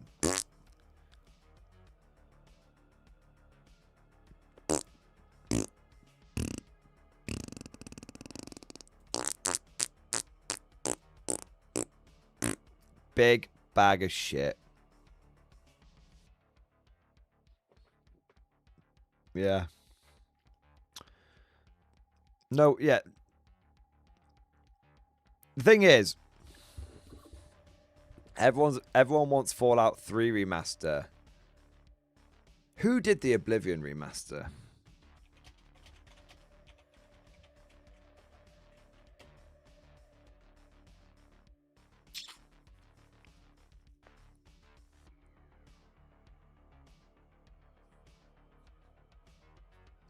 technically it was Bethesda, but they paired with Virtuos, their power studio. Okay. I was going to say, Bethesda's probably feeling a bit worried after Starfield ended up being a bag of wank that didn't usher in a new age of shite. But then they dropped the Oblivion remaster and smashed it, so you'd think they'd have a bit of confidence back again. Yeah. I heard, controversial, that Starfield is good now. But not as Starfield. I saw some hype being built up around a Star Wars Starfield mod, and I watched a little bit of it, and it looked very good. So if you own Starfield and you want a good Star Wars game to restore your faith in the franchise, then apparently there's a Star Wars mod out there for it, which is very, very good. I watched about 5 minutes of a video on it. It looked very decent. So yeah, there you go. Yeah, Star Wars mod stuff is pretty good overhaul. Yeah, it's like it is a massive overhaul. Martin, I refused to buy that remaster. Why? I was told it was quite good, and also apparently all of the like the fire demons were like dummy thick. Yeah, you did, Cosmic. I was very grateful for it. I actually liked Starfield, but I'm not like a hardcore like video gamer, so I was the target audience for it, which is someone who, you know, just played a bit of it. But I really liked it. I think the thing is though, I didn't interact with the main quest line, so maybe that's why I enjoyed it. I think Cosmic, we did the whole like join the Starship Troopers kind of vibe, didn't we? And whatever that, what were the big evil monsters called? Like, I don't know what it, like, I can't remember what they were called now. Not Threshers. But anyway, whatever they were. I loved that bit when we came across the first one and we had to try and like kill it, and we used all our ammo up and everything. That was great. Terramorphs, that was it. Yeah, they were cool, man. I didn't have any issue with Starfield. Yeah, and the fact that we got to the spoiler, we got to the bit where it turned out like the guy that, you know, like the evil guy that everyone thought had been like overthrown and killed was actually being kept as like a prisoner by the current rulers and was still very influential and all this kind of stuff. Yeah, I didn't have an issue with it, but I never touched the main storyline, so maybe that's yeah, maybe that's it. Yeah. The UC and space parts are the best parts of the game. The rest is mid. Fair. They don't hear about Tundra Interactive getting a takedown notice from GW over their shoulder pad design. Apparently GW is claiming they own shoulder pads again. Oh, fucking hell. Let's have a look. GW's been going after loads of people now. What's it called? Tundra Interactive. They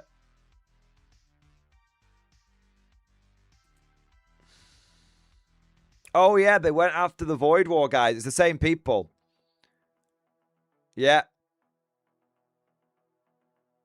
Games Workshop 40k IP owners issued FTL in a Warhammer 40k skin Steam game Void War with DMCA takedown because of oversized convex shoulder pads and metallic rim, Dev says.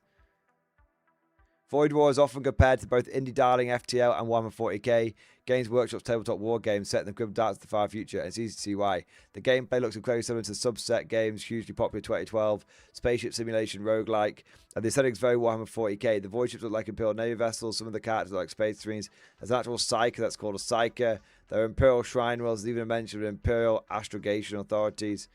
Tundra Interactive told IGN that it disagreed with Games Workshop assessment here, but in order to get Void War back on Steam to avoid a drawn-out DMCA fight, it pulled the trailer. It may reload it in the future after making an adjustment, but its priority is getting back to work on Void War, the developer insisted, and to that end, Void War is now back on Steam. Here's Tundra's interactive statement to full and IGN. To recap, this was takedown was triggered by a DMCA notice attributed to Games Workshop. At the time, we could not independently verify the submitter beyond the name and contact email Valve included. The contact email was GW's public infringement inbox, and the name listed was Mal Reynolds, which is also a fictional character from the sci-fi TV show Firefly. Wait, so GW used Mal Reynolds, which is a character from Firefly? It's got to be a coincidence, because otherwise that's ultimate hypocrisy. After over a week of no response, Games Workshop eventually replied to email and confirmed the notice was theirs. They said their concern was limited to a specific shot from one of the trailers on a store page, arguing that certain elements could create the mistaken impression that Void War was associated with Games Workshop, specifically what they described as the oversized convex shoulder pads with metallic rim. All of the artwork in the trailer is original artwork created by our artists. While we disagree with their assessment, the simplest way to get the game back up and avoid getting bogged down in a DMCA process was to move that trailer and move on. We may re-upload an updated version later after we find time to adjust that shot, but for now, priority is shipping content and finishing multi-language font support so we can find and deliver proper translations. Thanks for your patience, and thank you for the overwhelming support.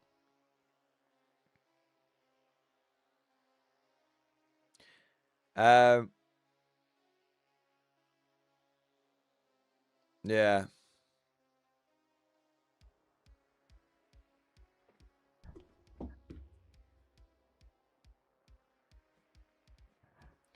I think Void War definitely looks a little 40k-ish, but yeah. Definitely seems like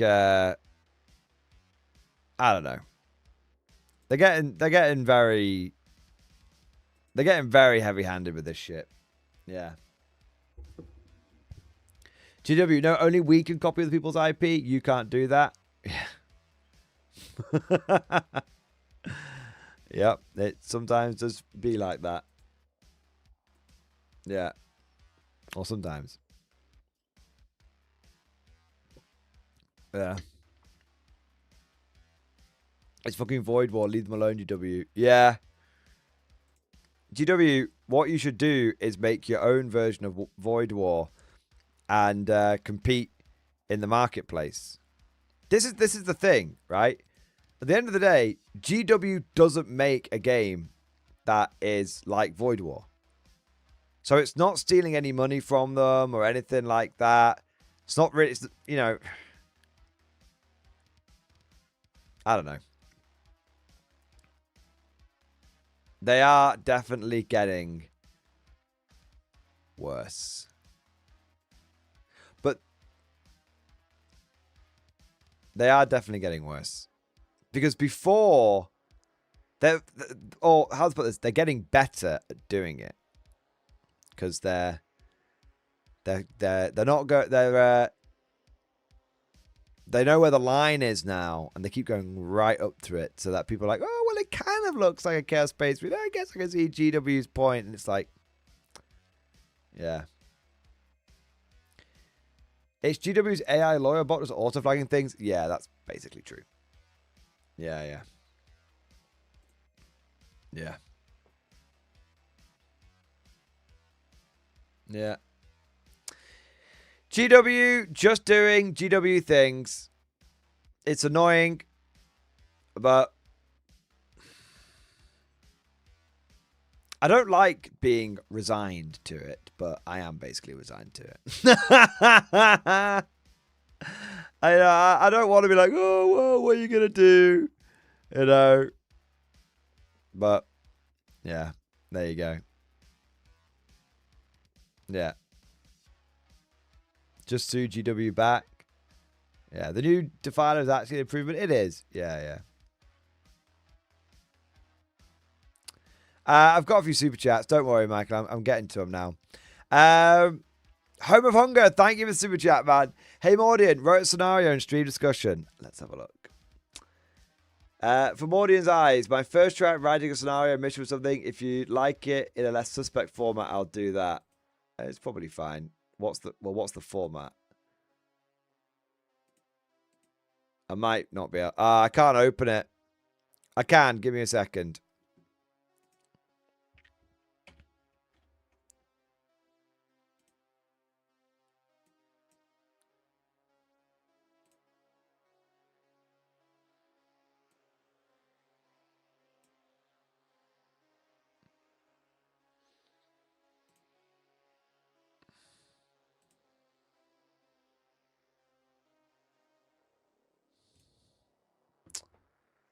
Let's have a look. On this day, 16th of February, whilst conducting an action through recently acquired land, you come across the ruins of a battlefield. Bodies of primarily Axis forces lay strewed across the ground, in foxholes, thrown across vehicles, and some even hanging from trees. Your commander determines that some of the bodies here may contain information regarding enemy actions or command structures that might be useful. You order a nearby infantry section to start investigating a heap of bodies piled close by. The first man in the unit reaches forward only if the dead American on top to grab his hand. These aren't dead, but the undead. Okay, so list building restrictions. The axe player must take at least 57 points if either Totem Core or Totem Rotter. The attacker may take any units that are not Totem Core, Totem Rotter, or Shibito. Oh, is it like axis on axis? Interesting. Oh well, if it could be used for any faction. Yeah. If playing with HQ platoon, pick the assault platoon worth the most points. If multiple platoons fulfill this criteria, roll to the turn which is your primary assault platoon. Pick one of the required infantry in your primary assault platoon to be the investigators. The defender is the total gore player. The attacker is the opposing player. Pre-game deployment alteration restrictions. No non-totem core unit must be placed in the reserve or on flanking. Totem core or totem must be played as infiltrators. Attacker units can be in reserve as normal. Can be placed out flanking. Yep, cool. Attackers choose a deployment zone. All units except the investigators must be deployed as if travelling unimpeded from the attacker's deployment zone edge. Deployment area for attackers based on their formation. Advancing column, sweeping, search, king of the hill. Advancing column, draw 2 lines for your deployment zone. Defense deployment zone. These lines would be no wider than 50 apart. This is your deployment zone. I don't really know why. I don't really get the formation part of it. Sweeping search, draw 2d6, draw horizontal line parallel to your deployment zone edge. That result from your deployment zone edge, draw another parallel, almost 15. Okay, I'm just going to be honest.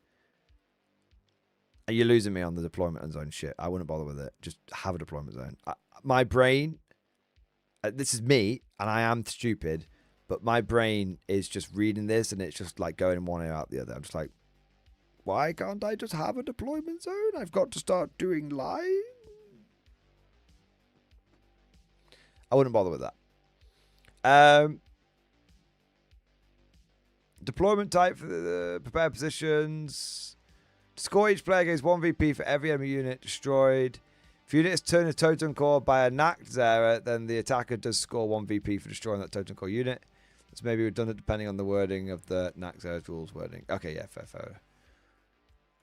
I mean, it sounds cool, but isn't it just like 1 VP for each enemy unit destroyed, basically? Like, what are the investigators doing?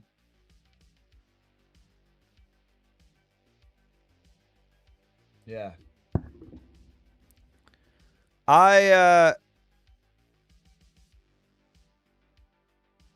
It sounds cool, and I bet I'm probably missing the main bit of it because I've basically just breezed over the deployment stuff.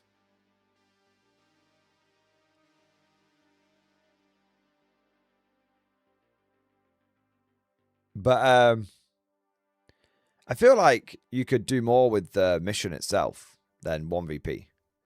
In fact, my advice would be, it's only advice. I don't fucking write missions. I don't know what the fuck I'm talking about. But my advice would be keep deployment simple. If you're going to have complicated deployment, give me a map. I can't, because the map is the easier way of me visualizing it. Because I've got to try and visualize where I'm going to deploy on the board, right?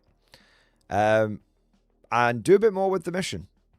You know, we're investigating Totem Core. There should be some, like, each Totem Core unit destroyed could, like, could become an objective, and they're the bodies you need to investigate. Something like that. Do you know what I mean? The deployments are, like, whatever. They're just part of the process. The mission is where the flavor is. That's my instinct. But I could be missing missing what you were going for. I want to make something clear, Homehunger. I fully encourage you to homebrew missions and all that kind of stuff. Of course. Don't think I'm shitting on you in any way, shape, or form, man. I'm just saying, as a completely outside observer looking at this, if I'm going to be doing a mission about investigating Totem Core, I feel like there should be investigation of Totem Core. And the deployment is whatever.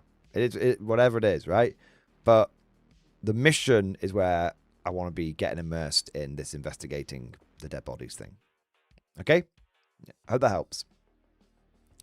Michael Gibson, thank you for super chat, man. I posted my Lion Guard and Thracian Hunters kit bash. Let's have a look.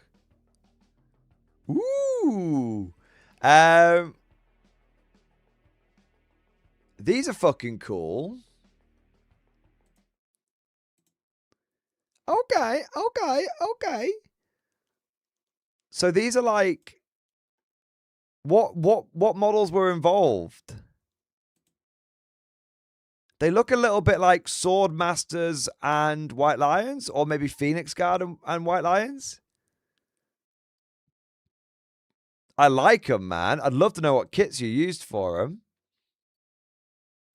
Hey, they look like Wood Elves. Ooh.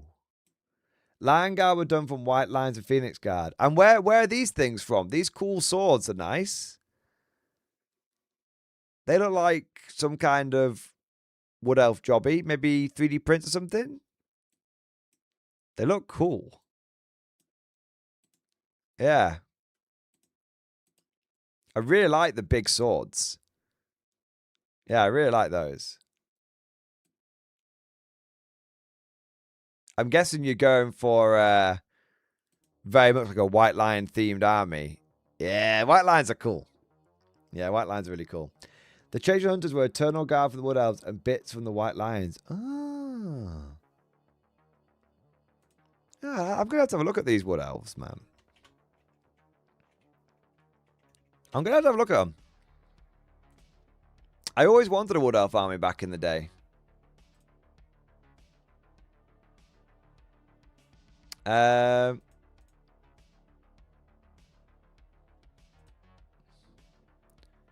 wonder what model. The Glade Guard are cool. Oh, the Eternal Guard have got the double-handed swords. I never knew that, man. They updated the Eternal Guard for when I last saw them, you know. See, when I last... So the Glade Guard are the same as they've always been, right?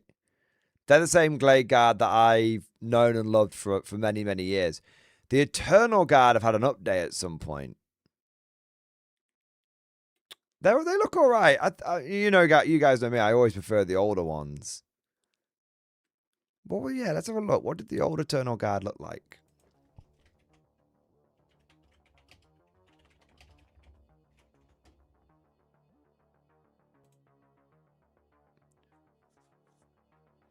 Maybe I'm just getting mixed up in my head, but I swear the old ones were just spear boys.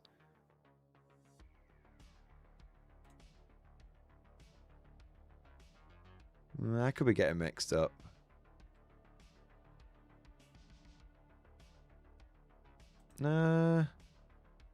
Maybe these ones, but they look a bit...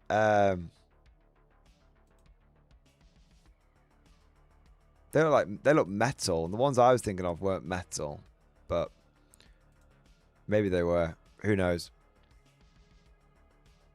Tunnel Guards, a double kit that can make Wildwood Rangers. They're a brand new kit right at the end of 8th. Ah, then I'm definitely thinking of different ones, and I'm probably thinking of metal ones. Yeah, I don't remember them having the big swords. Yeah.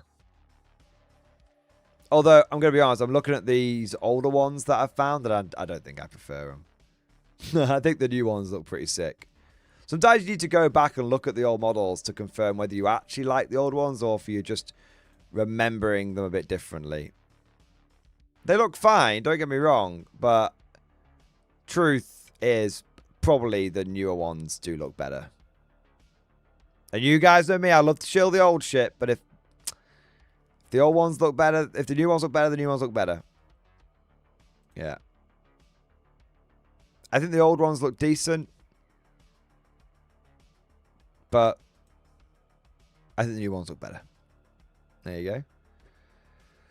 See, I'm very fair. I'm very fair. I'm very fair and very balanced with all this. I don't just mindlessly like the old ones. I even with my incredibly hot take on the old skeletons. I don't just mindlessly like them. I mindfully like them. Yeah. Yeah, the thing is, I've always liked the idea of having a Wood Elf army, but my Wood Elf army would just be as many Glade Guard as possible. Like, that would be it. I would have very little... When I say I want a Wood Elf army, I mean I want a Glade Guard army. Because just loads of bows. Yeah. But then if I'm going to do that, I'd probably be best going for High Elves and going for High Elf Bowmen. Because I think you get... Oh, no, it's 32 there as well. Yeah, if I was going to have rows of Bowmen, I'd probably go High Elves. Or Bretonnians. Yeah, High Elves... Wood Elves are too hard to play for my taste. I agree, Joe. Yeah. Macon, so is it just me and my old ignorance, but are High Elf Archers and Glade Guard basically the same? Wood Elf Glade Guard are slightly better. They've got a 32-inch range rather than a 30-inch range, which actually makes a difference because there's moving and shooting penalties. And Glade Guard can be upgraded to have special arrows like armor-piercing arrows and stuff like that. You do get a lot of Lothern Sea Guard, don't you? You know, I never told Simon this, but I was really fucking annoyed when he got his Wood Elves. Because I wanted Wood Elves. And now I feel like I can't get... Not Wood Elves, High Elves. Now I feel like I want the High Elves and I can't. Because he's already got them. But if I was to do it... But I've always wanted a High Elf army. More than a Wood Elf army, I've always wanted a High Elf army. I suppose I'll have to... sate my High Elf Jones by playing Warhammer Total War. Yeah. I want all the different old Wood armies. They're cool. Is there actually any old army I don't want? I don't want Grand Cathay. Fuck that noise. And yeah, that's about it. There we go. Do Wood Elves as his High Elves. Well, the thing is, do you know what's really annoying? Is Simon didn't even want a High Elf army. He wanted a Dark Elf army. And so he's got these High Elves, and he's like, yeah, I like them, but I think I'm going to get a Dark Elf army next. It's like...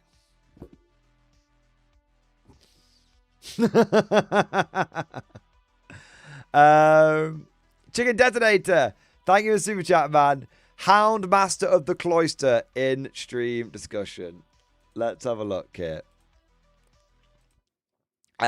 Behold, the Cloister's new Hound Master, Commander 8HL. A fresh model, speech dedicated to honor, and painting of his mighty deeds. Alright, let's have a look here. Nice. That looks pretty cool. I like it, man. The yellow and red and silver just works so well, doesn't it? Really, really cool. Really cool. And it's cool having like the doggos and stuff on there. I feel like if orcs can get like attack squigs, then Empire should be able to get attack hounds. Alright, what's the speech? These are getting longer, man. They're getting longer and longer. Jesus, right. Here, I can't even fucking read it. Here can, O ye brothers militant of the most vigilant and feather crowned claws, say chicken. Attend with uplifted visors and steadfast hearts. This day is written not in common ink, but in burnished gold and vermilion flame, upon the living parchment of our leader's eternal chronicle. Let the bells be rung until their throats are hoarse. Let the braziers be kindled until their smoke ascends like incense to the highest roost. For we proclaim the rising of guardian most vigilant, a master most cunning, a servant most faithful. Commander HHL, newly anointed hallowed master of the cloister. Be it known to all within these hallowed walls, from the lowliest lay brother to the most battle-scarred knight of the sacred spur, that his worthy commander has proven his devotion, not in idle speech, but in tireless labour. He has walked the frost-bitten yards before dawn's first cockcrow. He has tended the warhounds with hands both gentle and unyielding. He has forged discipline from chaos as the smith forges steel from ore. Where once the kennels murmured in restless discord, now they resound with ordered strength. Move as one body, one breath, one snapping thunder beneath his guiding eye. Such is the craft of Commander HHL, to shape loyalty from instinct, to temper ferocity with obedience, to kindle faith even in the hearts of beasts. In council he is steadfast as oak, in the yard he is watchful as the hawk, in battle he is relentless as the sainted rooster at dawn, whose cry rends the veil of darkness. His works testify louder than trumpets, his faith burns brighter than the sanctuary lamps, his dedication flows unceasing as the golden yoke at the heart of creation. By the authority vested in this holy cloister and sealed beneath the signs the sacred comb and spur, we do solemnly and gloriously declare Commander HHL is henceforth and forevermore named Flockmaster, Shepherd of Brethren and Keeper of Order, High Giblet, Guardian of the Inner Mysteries and Steward of the Sacred Feast, Leader of the Golden Pack, Pack is in a pack, I like it, Commander of the Chosen Talons, Vanguard of Faith and Standard Bearer of Radiant Valor. Let the gilded capitals of this decree blaze in memory. Let the margins be adorned with vines of laurel and tiny hounds in pursuit of wickedness. Let the illuminators paint his name in lapis and beaten gold, that no age may forget it. Brothers militant, stand now in acclamation, strike shield with gauntlet, cry out as one. Long live Commander HHL, Flockmaster, High Giblet, Leader of the Golden Peck. May his command be righteous, may his hounds be fierce, may his faith never falter. May Saint Chicken, eternal and watchful, spread his radiant wings with us all. So proclaimed, so sealed, so gloriously ordained. Dance clock! Dance! 1 minute. 1 minute. It's a beak, right? Dance clock! Dance clock! Dance clock! Something like that. There we are. I love it, Chicken Detonator. Alright. Praise be the great Cluck. There we are. There we are. I love it, man. Oh my days. I'll tell you what, boys. No pun intended. I am feeling a little peckish. I'm feeling a little hungry. But I should probably just push on because we've only got like 20 minutes of the stream left. I'll get a snack after the stream. Alright. Did I just join another cult? Yes. Alright. We've closed the poll. We got over 100 votes, which I always feel like is a good amount. Will 40k move to a 4-turn system? 48% of people think it will do. Oh no. Do you know what would have been a better poll? Do you want 40k to go to a 4-turn system? Oh man, that would have been a better one, probably. Yeah. Yeah, man. I wonder what the difference in the results would have been. Yeah. I wonder if it would have been about the same. Yeah. Maybe. We've been having lots of conspiracy theories tonight. It's been kind of fun. I don't think it is going to go to 4 turns. It's not about the amount of turns. It's about whether it's a good game or not. I mean, I guess maybe.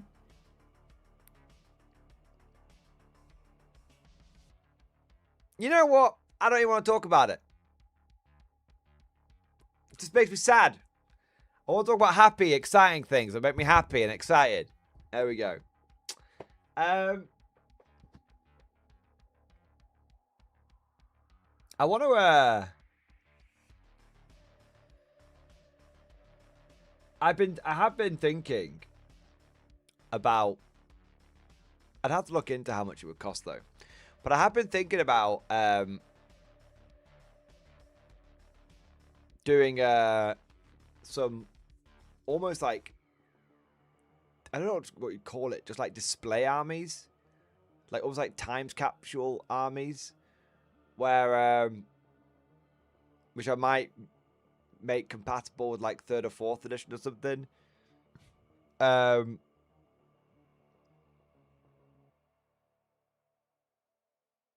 You know, I've been thinking about doing some Warhammer armies, which I think would be kind of cool.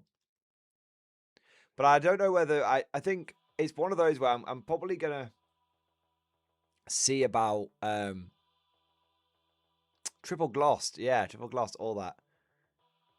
See, I want to kind of I kind of want to see how 11th edition goes, because of 11th edition, it's kind of tricky. If 11th edition is really, really good, then I'll obviously be pretty hyped for that. But I do kind of wonder what will I do kind of wonder if what will happen if it's not so good, and if, you know, Oldham will get a bit of a pickup. But I don't really want to hedge my bets against Warhammer. Yeah, I've always wanted like a Destroying army. For a long time. For a long time, I've only ever bought. Actually, that's not true. I had a great realization. It happened in the other stream, not a revelation, sadly, a realization, which is it's been a while since I actually just painted a Warhammer army because it was a cool idea that I wanted to paint. Like, if you look at how I used to approach the hobby, right? Maybe it's not GW's fault. Maybe it's because I do this for work now. I'm not quite so sure. But I used to, when I did the Great Mordian Restoration project, that was done because I wanted to. And I wanted to, like, I wasn't bothered about what was good and what was bad. I just wanted to do like a big hobby project. And likewise, when I did my Black Templars, I had a vision and a hobby project. And when I did my Genestealer Cult, it was something similar as well.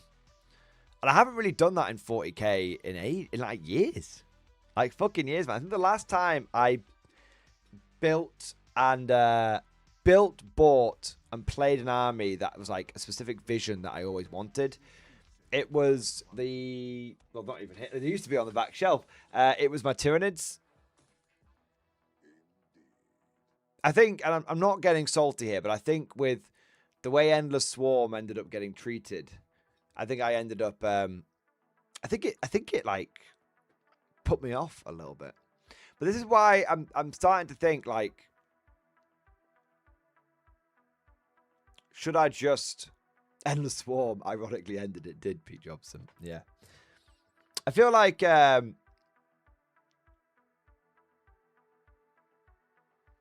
is it okay, chat?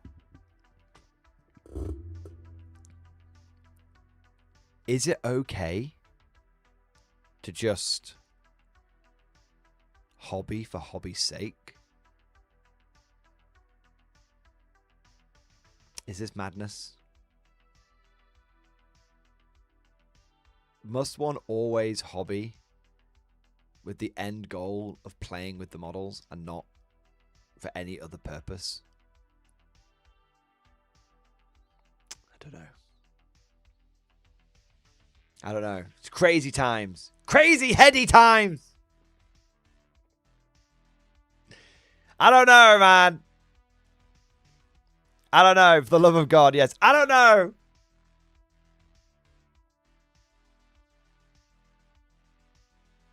I don't know. I don't know if it's possible. I feel like I can only hobby if it has a purpose.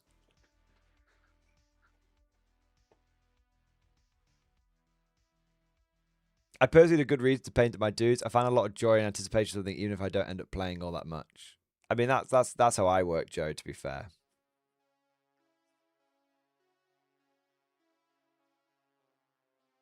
Yeah. Well, Squidfist, it's kind of the same with me, right? I haven't touched my Nids much this edition. They just don't feel right. That's what's been, I think, putting me off.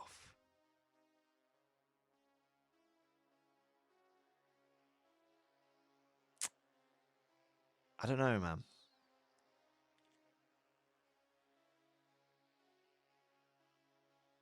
It's funny.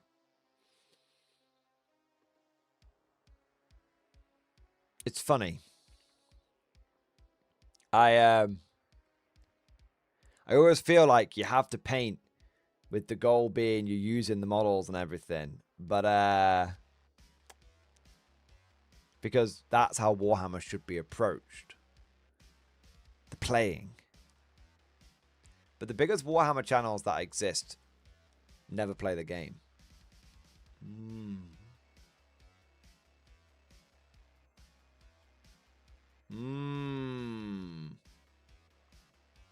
Like, Lutz is the biggest Warhammer channel. And he doesn't ever really cover any content. He just builds and paints what he wants, like his guard regiment and all that kind of stuff. I don't know. But maybe that's not the way I am, boys.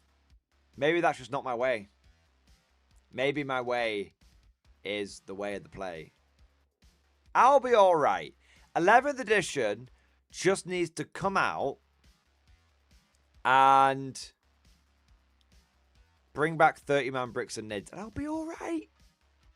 I'll be alright. Yeah, that's it. Greasy Cleric, of the many IJA options, I went with Jungle Fighters.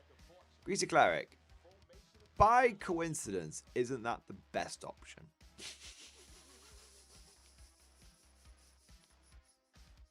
Feel like it's a mad coincidence that you picked the best one. Could be wrong though. I'm not sure. You try-hard piece of shit. I don't think it is. I think it's actually the I think it's the paratroopers are the best ones, but I'm not sure. I'm not sure.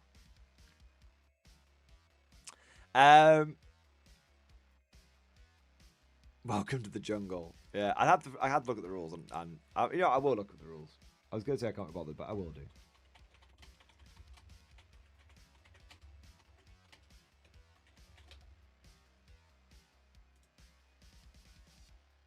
I've got it here. Alright, we're going to find out. Oh, no, they're not the best ones. It's, as I said, it's the paratroopers are the best ones. The jungle fighters are fine. Stand down, boys. He's not a piece of shit.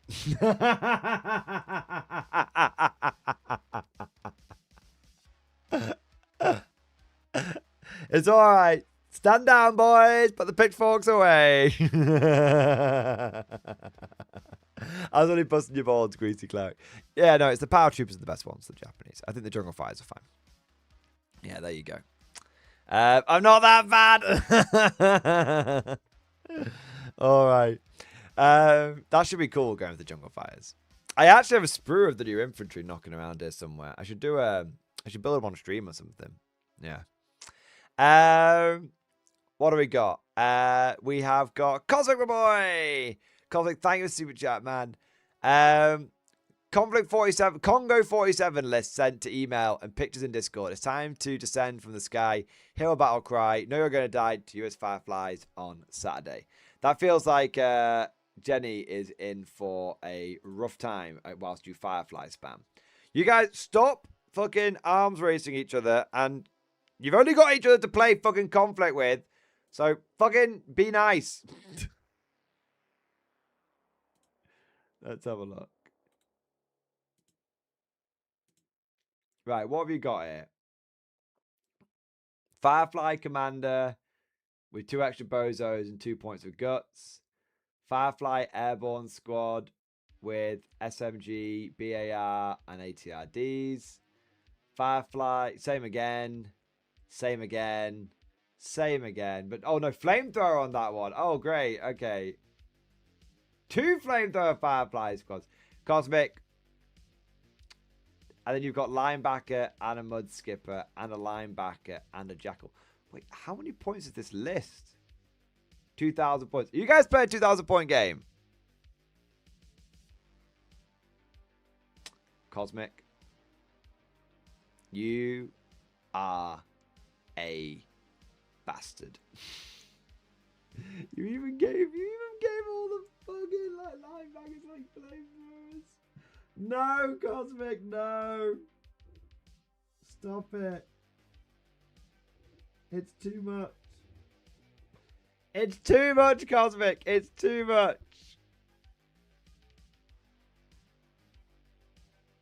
It's too much. Jenny! Run! Get out of the room! Get out of the room! Alright, Jenny, do you want to piss Cosmic off? Do you want to piss Cosmic off? If you're playing 2,000 points, it might sound expensive, but take a veteran King Tiger with rail cannon.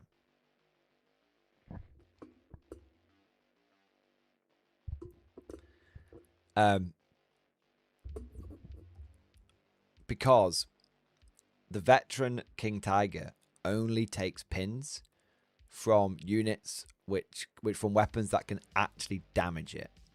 So even though the flamethrowers can drop onto the board and force a morale check on you, because they can't actually damage you, you take your morale check at your base leadership, which would be, well, for a command tiger, veteran command tiger, it would be 11. So unless you roll a double 6, which is a foobar, you can't fail it. And so Cosmic could and basically none of Cosmic's units here would, if you really want to fuck him off, take a Wotan. I don't know if you've got one, but then all of his ATRDs would bounce off you as well, because they don't do half strength. They only be half strength.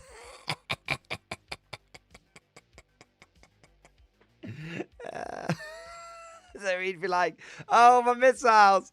Oh no, they can't damage it." Oh, there you go. Oh man, I'm only busting your balls, but that is a fucking filthy list. That is Cosmic.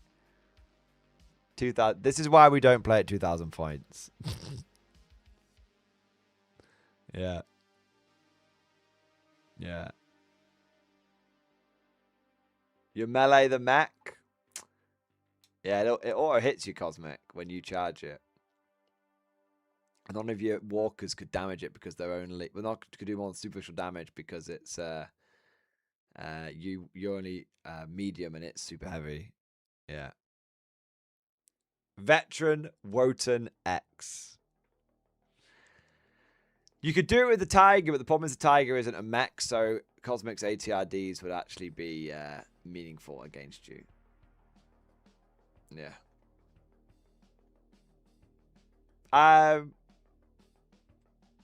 There is one way of beating that list.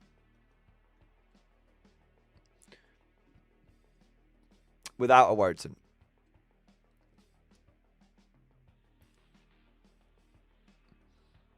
How many tone core do you have?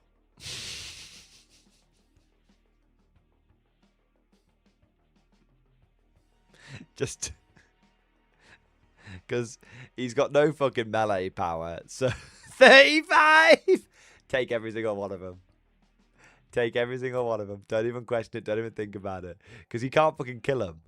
Right? Take every single one of them. Take as much riff mastery as you can. And then basically he won't be able to kill him because he's only got shooting. And Totem Core are basically immune to shooting damage.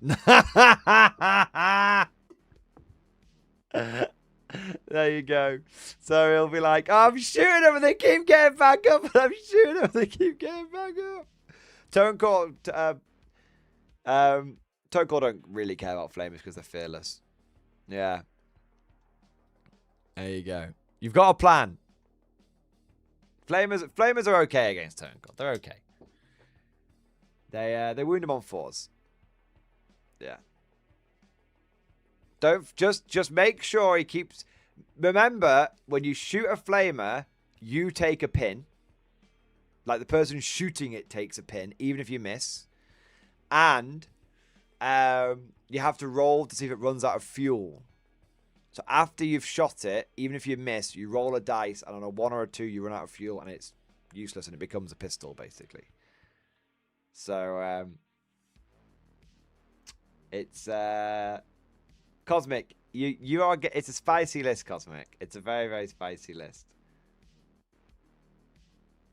But I don't know if it's unbeatable. How would I beat it?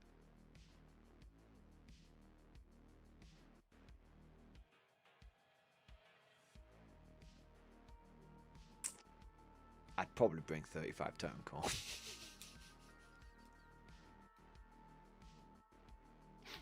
That's probably how I'd be.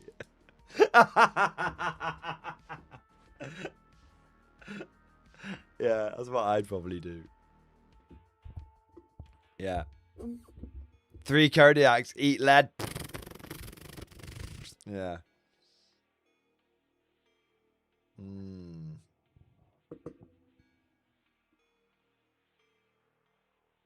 I made all my fireflies. That's fine, Cosmic. That's fine. That's fine. I'm not demonizing you. It's a strong list, but you got to have a strong list take on a strong list. We can't have a strong list versus like a fluff list because it won't go down well. I think Jenny is well within her rights to spam Totem Core and Shrek Wolfen.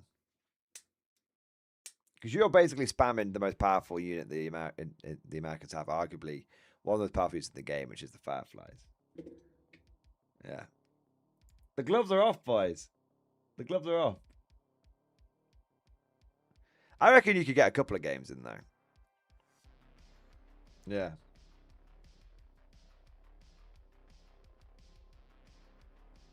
Yeah, Cosmic, you need Cosmic, you're jumping the gun a little early. You want to bring this list when Festung Europa comes out, because then you can get deep striking Roberta Wells, and she can turn off the Totem Course dice. There you are. It's a good list though, Cosmic. We should go to 3K points. More points equals more linebackers. There we go. It's a good list. I'm actually not demonizing you, Cosmic. It's actually a very strong list, and I'm kind of curious about how I would genuinely take something like that on. And it is a themed list, like you said. It's a Hell Jumpers list, and it is the way that the Americans are meant to play. I think a big part of it is, it's not even a big part of it is going to 2,000 points, because at the end of the day, going to 2,000 points just means you've got an extra linebacker and the you just got an extra linebacker and the jackal. If you got rid of those two things, I do think those two extra mechs do make a bit of a difference, but yeah.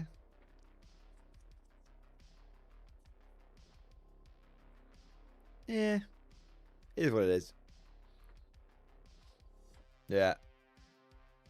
Oh, I mean, yeah, if I was going to beat it as Soviets, I'd just take 24 Ursus and just fucking bum it. like, oh, you want fireflies now?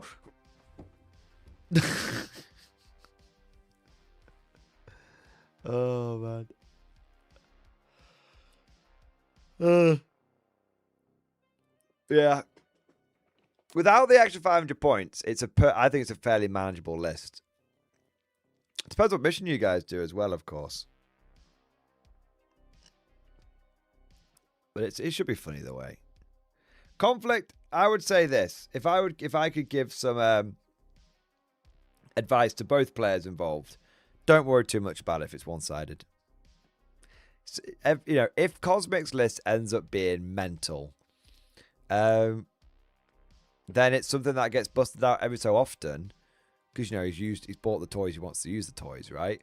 But it's one of those where, you know, you don't bust it out every single time. Everyone gets an opportunity to go on a bit of a power trip, right? Everyone should do. Yeah. And who knows? You know, maybe it won't be that bad. At the end of the day, every single time we've come across something that we thought was broken in Konflikt, and then we've actually, like, taken it a step further, it's been fine. And I am genuinely curious to know how, like, Mass Totem Core would do against that. Because Totem Core could just, like, there is play into it. There's massively, massively play into it. Because the thing is, like, Totem Core, like, most of Cosmic's army is going to be shooting and jumping. And the funny thing is, like, if Jenny, like, infiltrated all these Totem Core onto objectives, then it would be very difficult for Cosmic to claim those objectives, because the Totem Core could just infiltrate onto them. So it depends on the mission. Depends what you guys are going to play. Maybe it'll be, you know, if it's objectives, which basically every mission but kill points is, that will balance it out. Yeah. So I wouldn't worry too much about it. You see a list like that, and your instinct, like Cosmics, your instinct is go, fucking hell, and you bumhole to pucker. But I think there is ways of playing into it. Yeah. And I think the mission is a huge determining factor of it. Because everything that Cosmic puts in reserve can't come on the board until turn 2.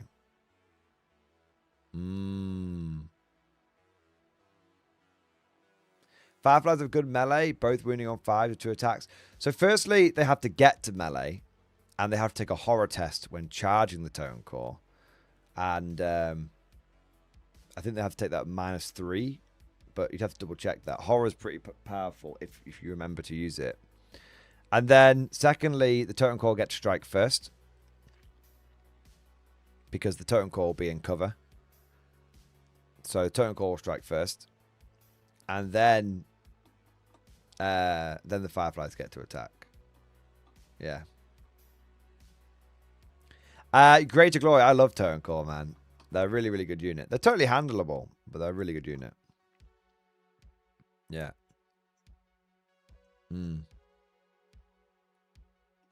I think that if Cosmic is bringing a themed Helljumper list, then Jenny should bring a themed Spice list as well. And you guys should make sure you go in. You guys should have just an absolute fucking superpower game. Nothing wrong with that. Nothing wrong with playing hard. As long as both sides know that that's the game they're going into, then that's fine. And may the best powerful themed list win. And if one side gets absolutely smashed, then laugh it off. Laugh it off, and winner has to buy the drinks. There you go. Drinks or snacks or lunch or pizza or dinner, whatever it may be. That's the way to play it. Both players bring 2 hard games and 2 hard lists, and whoever wins has to buy dinner or whatever it might be. If you're playing at lunch, or buy a couple of, if you're not drinking like beer, buy a couple of soft drinks, whatever it might be. That's how it works. And that way it's like, hey, you beat me, but gotta buy the drinks now. It's like, go on then. That's how you do it. And you make it a cool social thing. Yeah. That's the way. And who knows? I have the pizzas ready. There. Carl's like, I got the pizzas ready. There you go. Victory is assured. I mean, Cosmic is a strong list. Mission dependent, though. Yeah. I can't afford to feed this person, lol. Jenny's like, I can't afford to feed him. I bring inexperienced infantry with only rifles. It says I may spend up to 1,500 points, but it doesn't say I have to spend all of my points. I bring 1 minimum Volksgladiator squad. Cosmic, buy me dinner. There we go. There you go. That's how you do it. All right. Limited time AK. It's like when I play my uncle, I 100% have to defeat my nemesis. It's funny. Different games have that effect on me. So, when I play 40k, I feel like I must win. And when me and Mordy Bro play 40k against each other, we don't like to give each other a fucking inch. But when we play Konflikt, it's like there's no history there. There's no stakes, so we just have fun with it. Yeah. Yeah, I must crush Simon with MG as proxy. We should do... I wonder how Konflikt would do in TTS, Kind of cool. I think Konflikt would make for such a good video game, like RTS. Can you imagine Company of Heroes Konflikt 47? It's Company of Heroes, but company spelled with a K. That's it. That's it, right? It would go so fucking hard. Like, I can imagine that the Totem Core, like, shambling across the board, all that kind of stuff. I mean, we already have Red Alert 2 and 3. Yeah. But it's a little different. But yeah. Dawn of War K47. Dawn of Rift. I'm so high for brain. I want to play Grand Strategy version of K47. Yeah, man. I mean, I hope someone does a mod for it or something. Yeah. It'll be interesting. Yeah. I am making a K47 TTS table because I haven't got any models built yet or anyone to play with. It'll come, man. It's it'll definitely come. Like the game is growing and spreading and doing really well, and more people are getting curious about it. Like it's a genuinely like solid game. Yeah. I think it's a proper war game, and it really does scratch. It's a proper war game, and it really does scratch a good itch. Yeah. I'm a big fan. Obviously, I'm a big fan, but I'm a big fan because it just feels like an old school war game. Yeah. 1 Panzer IV with Evil Eye, 1 King Tiger veteran with rail cannon, 3 times max squads of totem core, 1 squad at minimum strength, and 2 style trooper and officer with 2 dudes, 1 light, AT, stubborn, and riff mastery.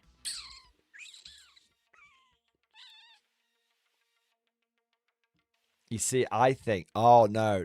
See, you've got it all wrong, Mad Larkin. Jenny. Vogel spinners. Because they have Recce. So Cosmic tries to drop down and diddle you. Recce away. Once his drop is down, once his drop's done, the fireflies are ripe for the taking.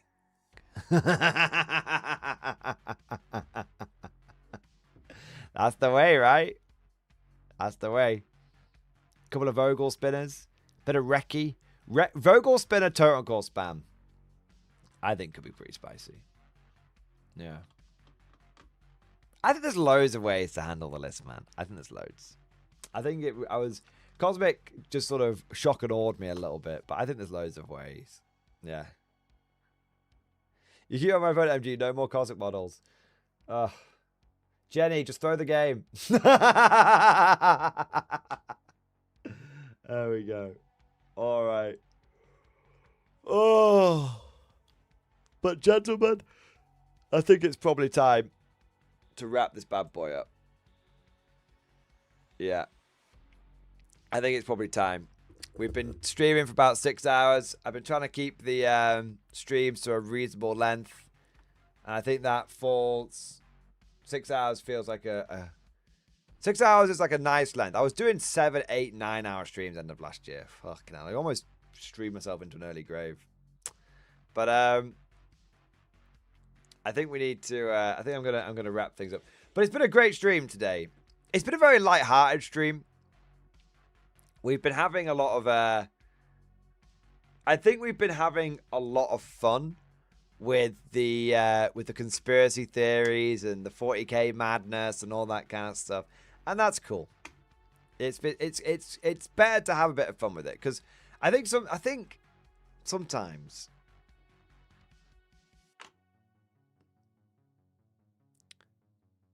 I think we're all guilty. Well, maybe I don't want to speak for you guys. I don't want to put words in your mouth, but I know myself. I know that I am guilty of sometimes worrying about 40k too much and taking it a little bit too seriously. Like, you want to take 40k a certain degree of serious, but you don't want to take it too serious. And it's been fun to, get a bit tinfoily, and it's been fun to tease chat a little bit with some of the old army boxes and stuff like that. But yeah, I think at the end of the day, 40k will be fine. I think it will be. And I think it's good. Every day that goes by, we get more and more to the... every day that goes by, we sort of get more and more into this sort of headspace of like, 40k, you can't do anything about it. All we can do is, we can only control our own actions. We can't control GW. And it is what it is. But you can, you can influence things in your own. You can control yourself, like, I choose not to spend money with GW, for example. But you can't do more than that. Yeah. And I think we've all been no-lifing a lot of 40k, and it's great to sort of come back to this middle ground where trying to remember that, like, I think it comes with naturally because the games are very competitively minded. But I think, you know, personally, I'm getting to this mindset a little bit where, like, especially for the end of the edition, I'm just in chill mode. I'm in chill mode, and yeah, that's it. I need to be relaxing and chill now, because if 11th edition is hardcore as fuck, I want to be able to go hardcore on it. But yeah, now is the time to chill and relax, wait for 11th edition to come along, and tackle that beast when it comes along. There we go. All right. Couple of super chats coming in here from Cosmic. Cosmic, thank you for your support, bro. Optimus Song 8 coming soon. Be ready. My body is prepared. My body is prepared. Yes. And then Cosmic again. Firefly song to play us out. Jenny, Fear, Freedom. I mean, amazing. Absolutely Cosmic. Yes, sir, Captain Firefly. All right. All right, let's have a look. Got it lined up there, Cosmic. Got it lined up. All righty, ho ho. Gentlemen, ladies, small fur creature from Alpha Centauri, I want to say a big thank you to all of you beautiful bastards who joined today's stream. Hope you guys enjoyed it. Let me know what you think down in the comment section, all that kind of stuff. If you watch this post live, what you think about some of the crazy tinfoil theories we've had some fun with today. And as always, you know, I'll see you in the next stream. Tomorrow's stream will be the hobbying stream. And hopefully, I will have had chance to prime some models. Hopefully. If we have done, if it's been, I can actually let you guys know now, to be fair.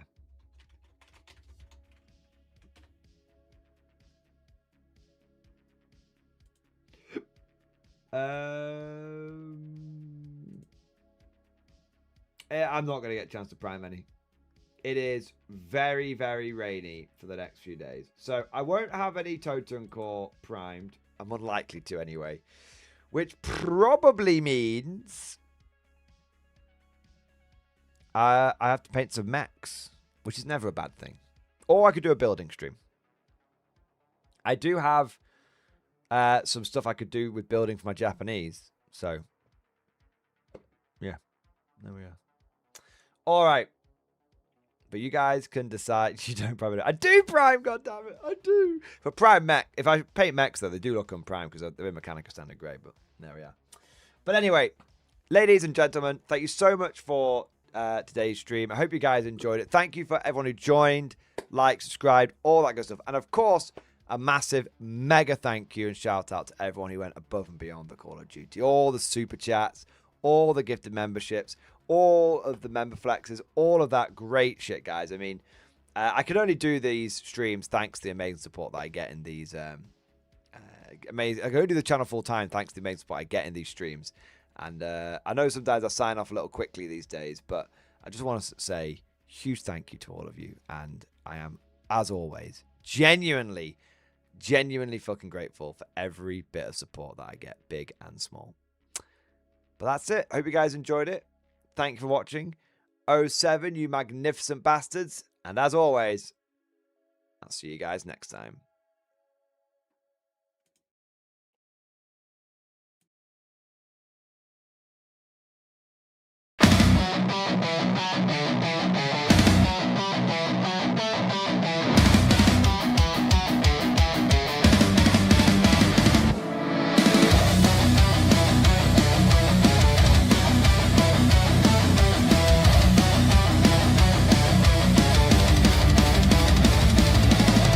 From the clouds we descend, with our rifles in hand.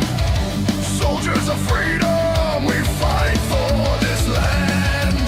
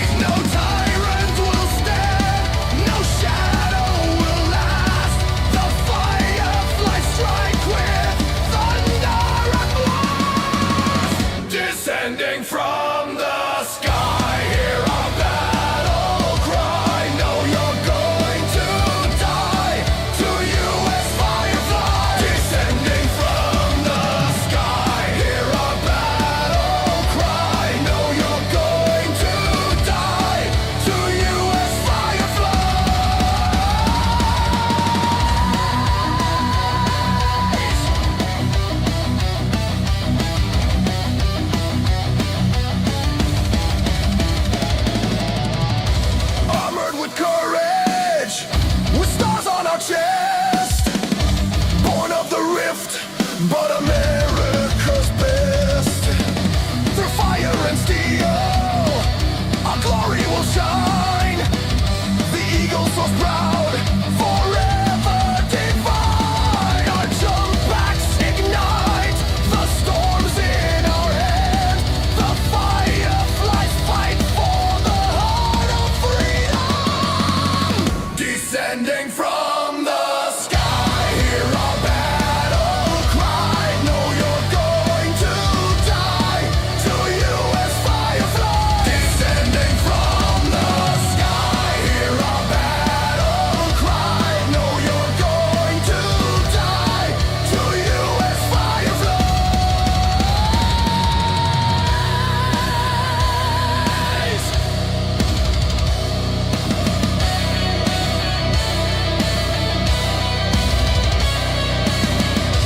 Raise up the banner, let freedom be known.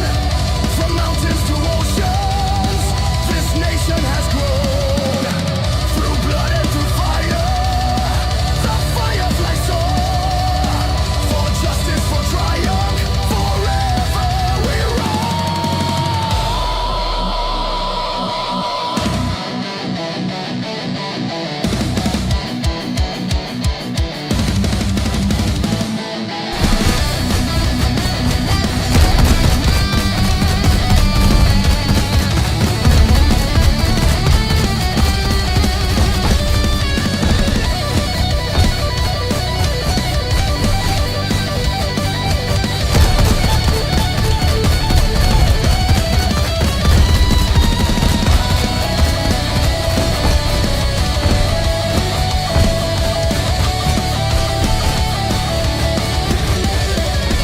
Descending from the sky, hear our battle cry. Know you're going to die. To you as fireflies. Descending from the sky, hear our battle cry. Know you're going to die. To you as fireflies.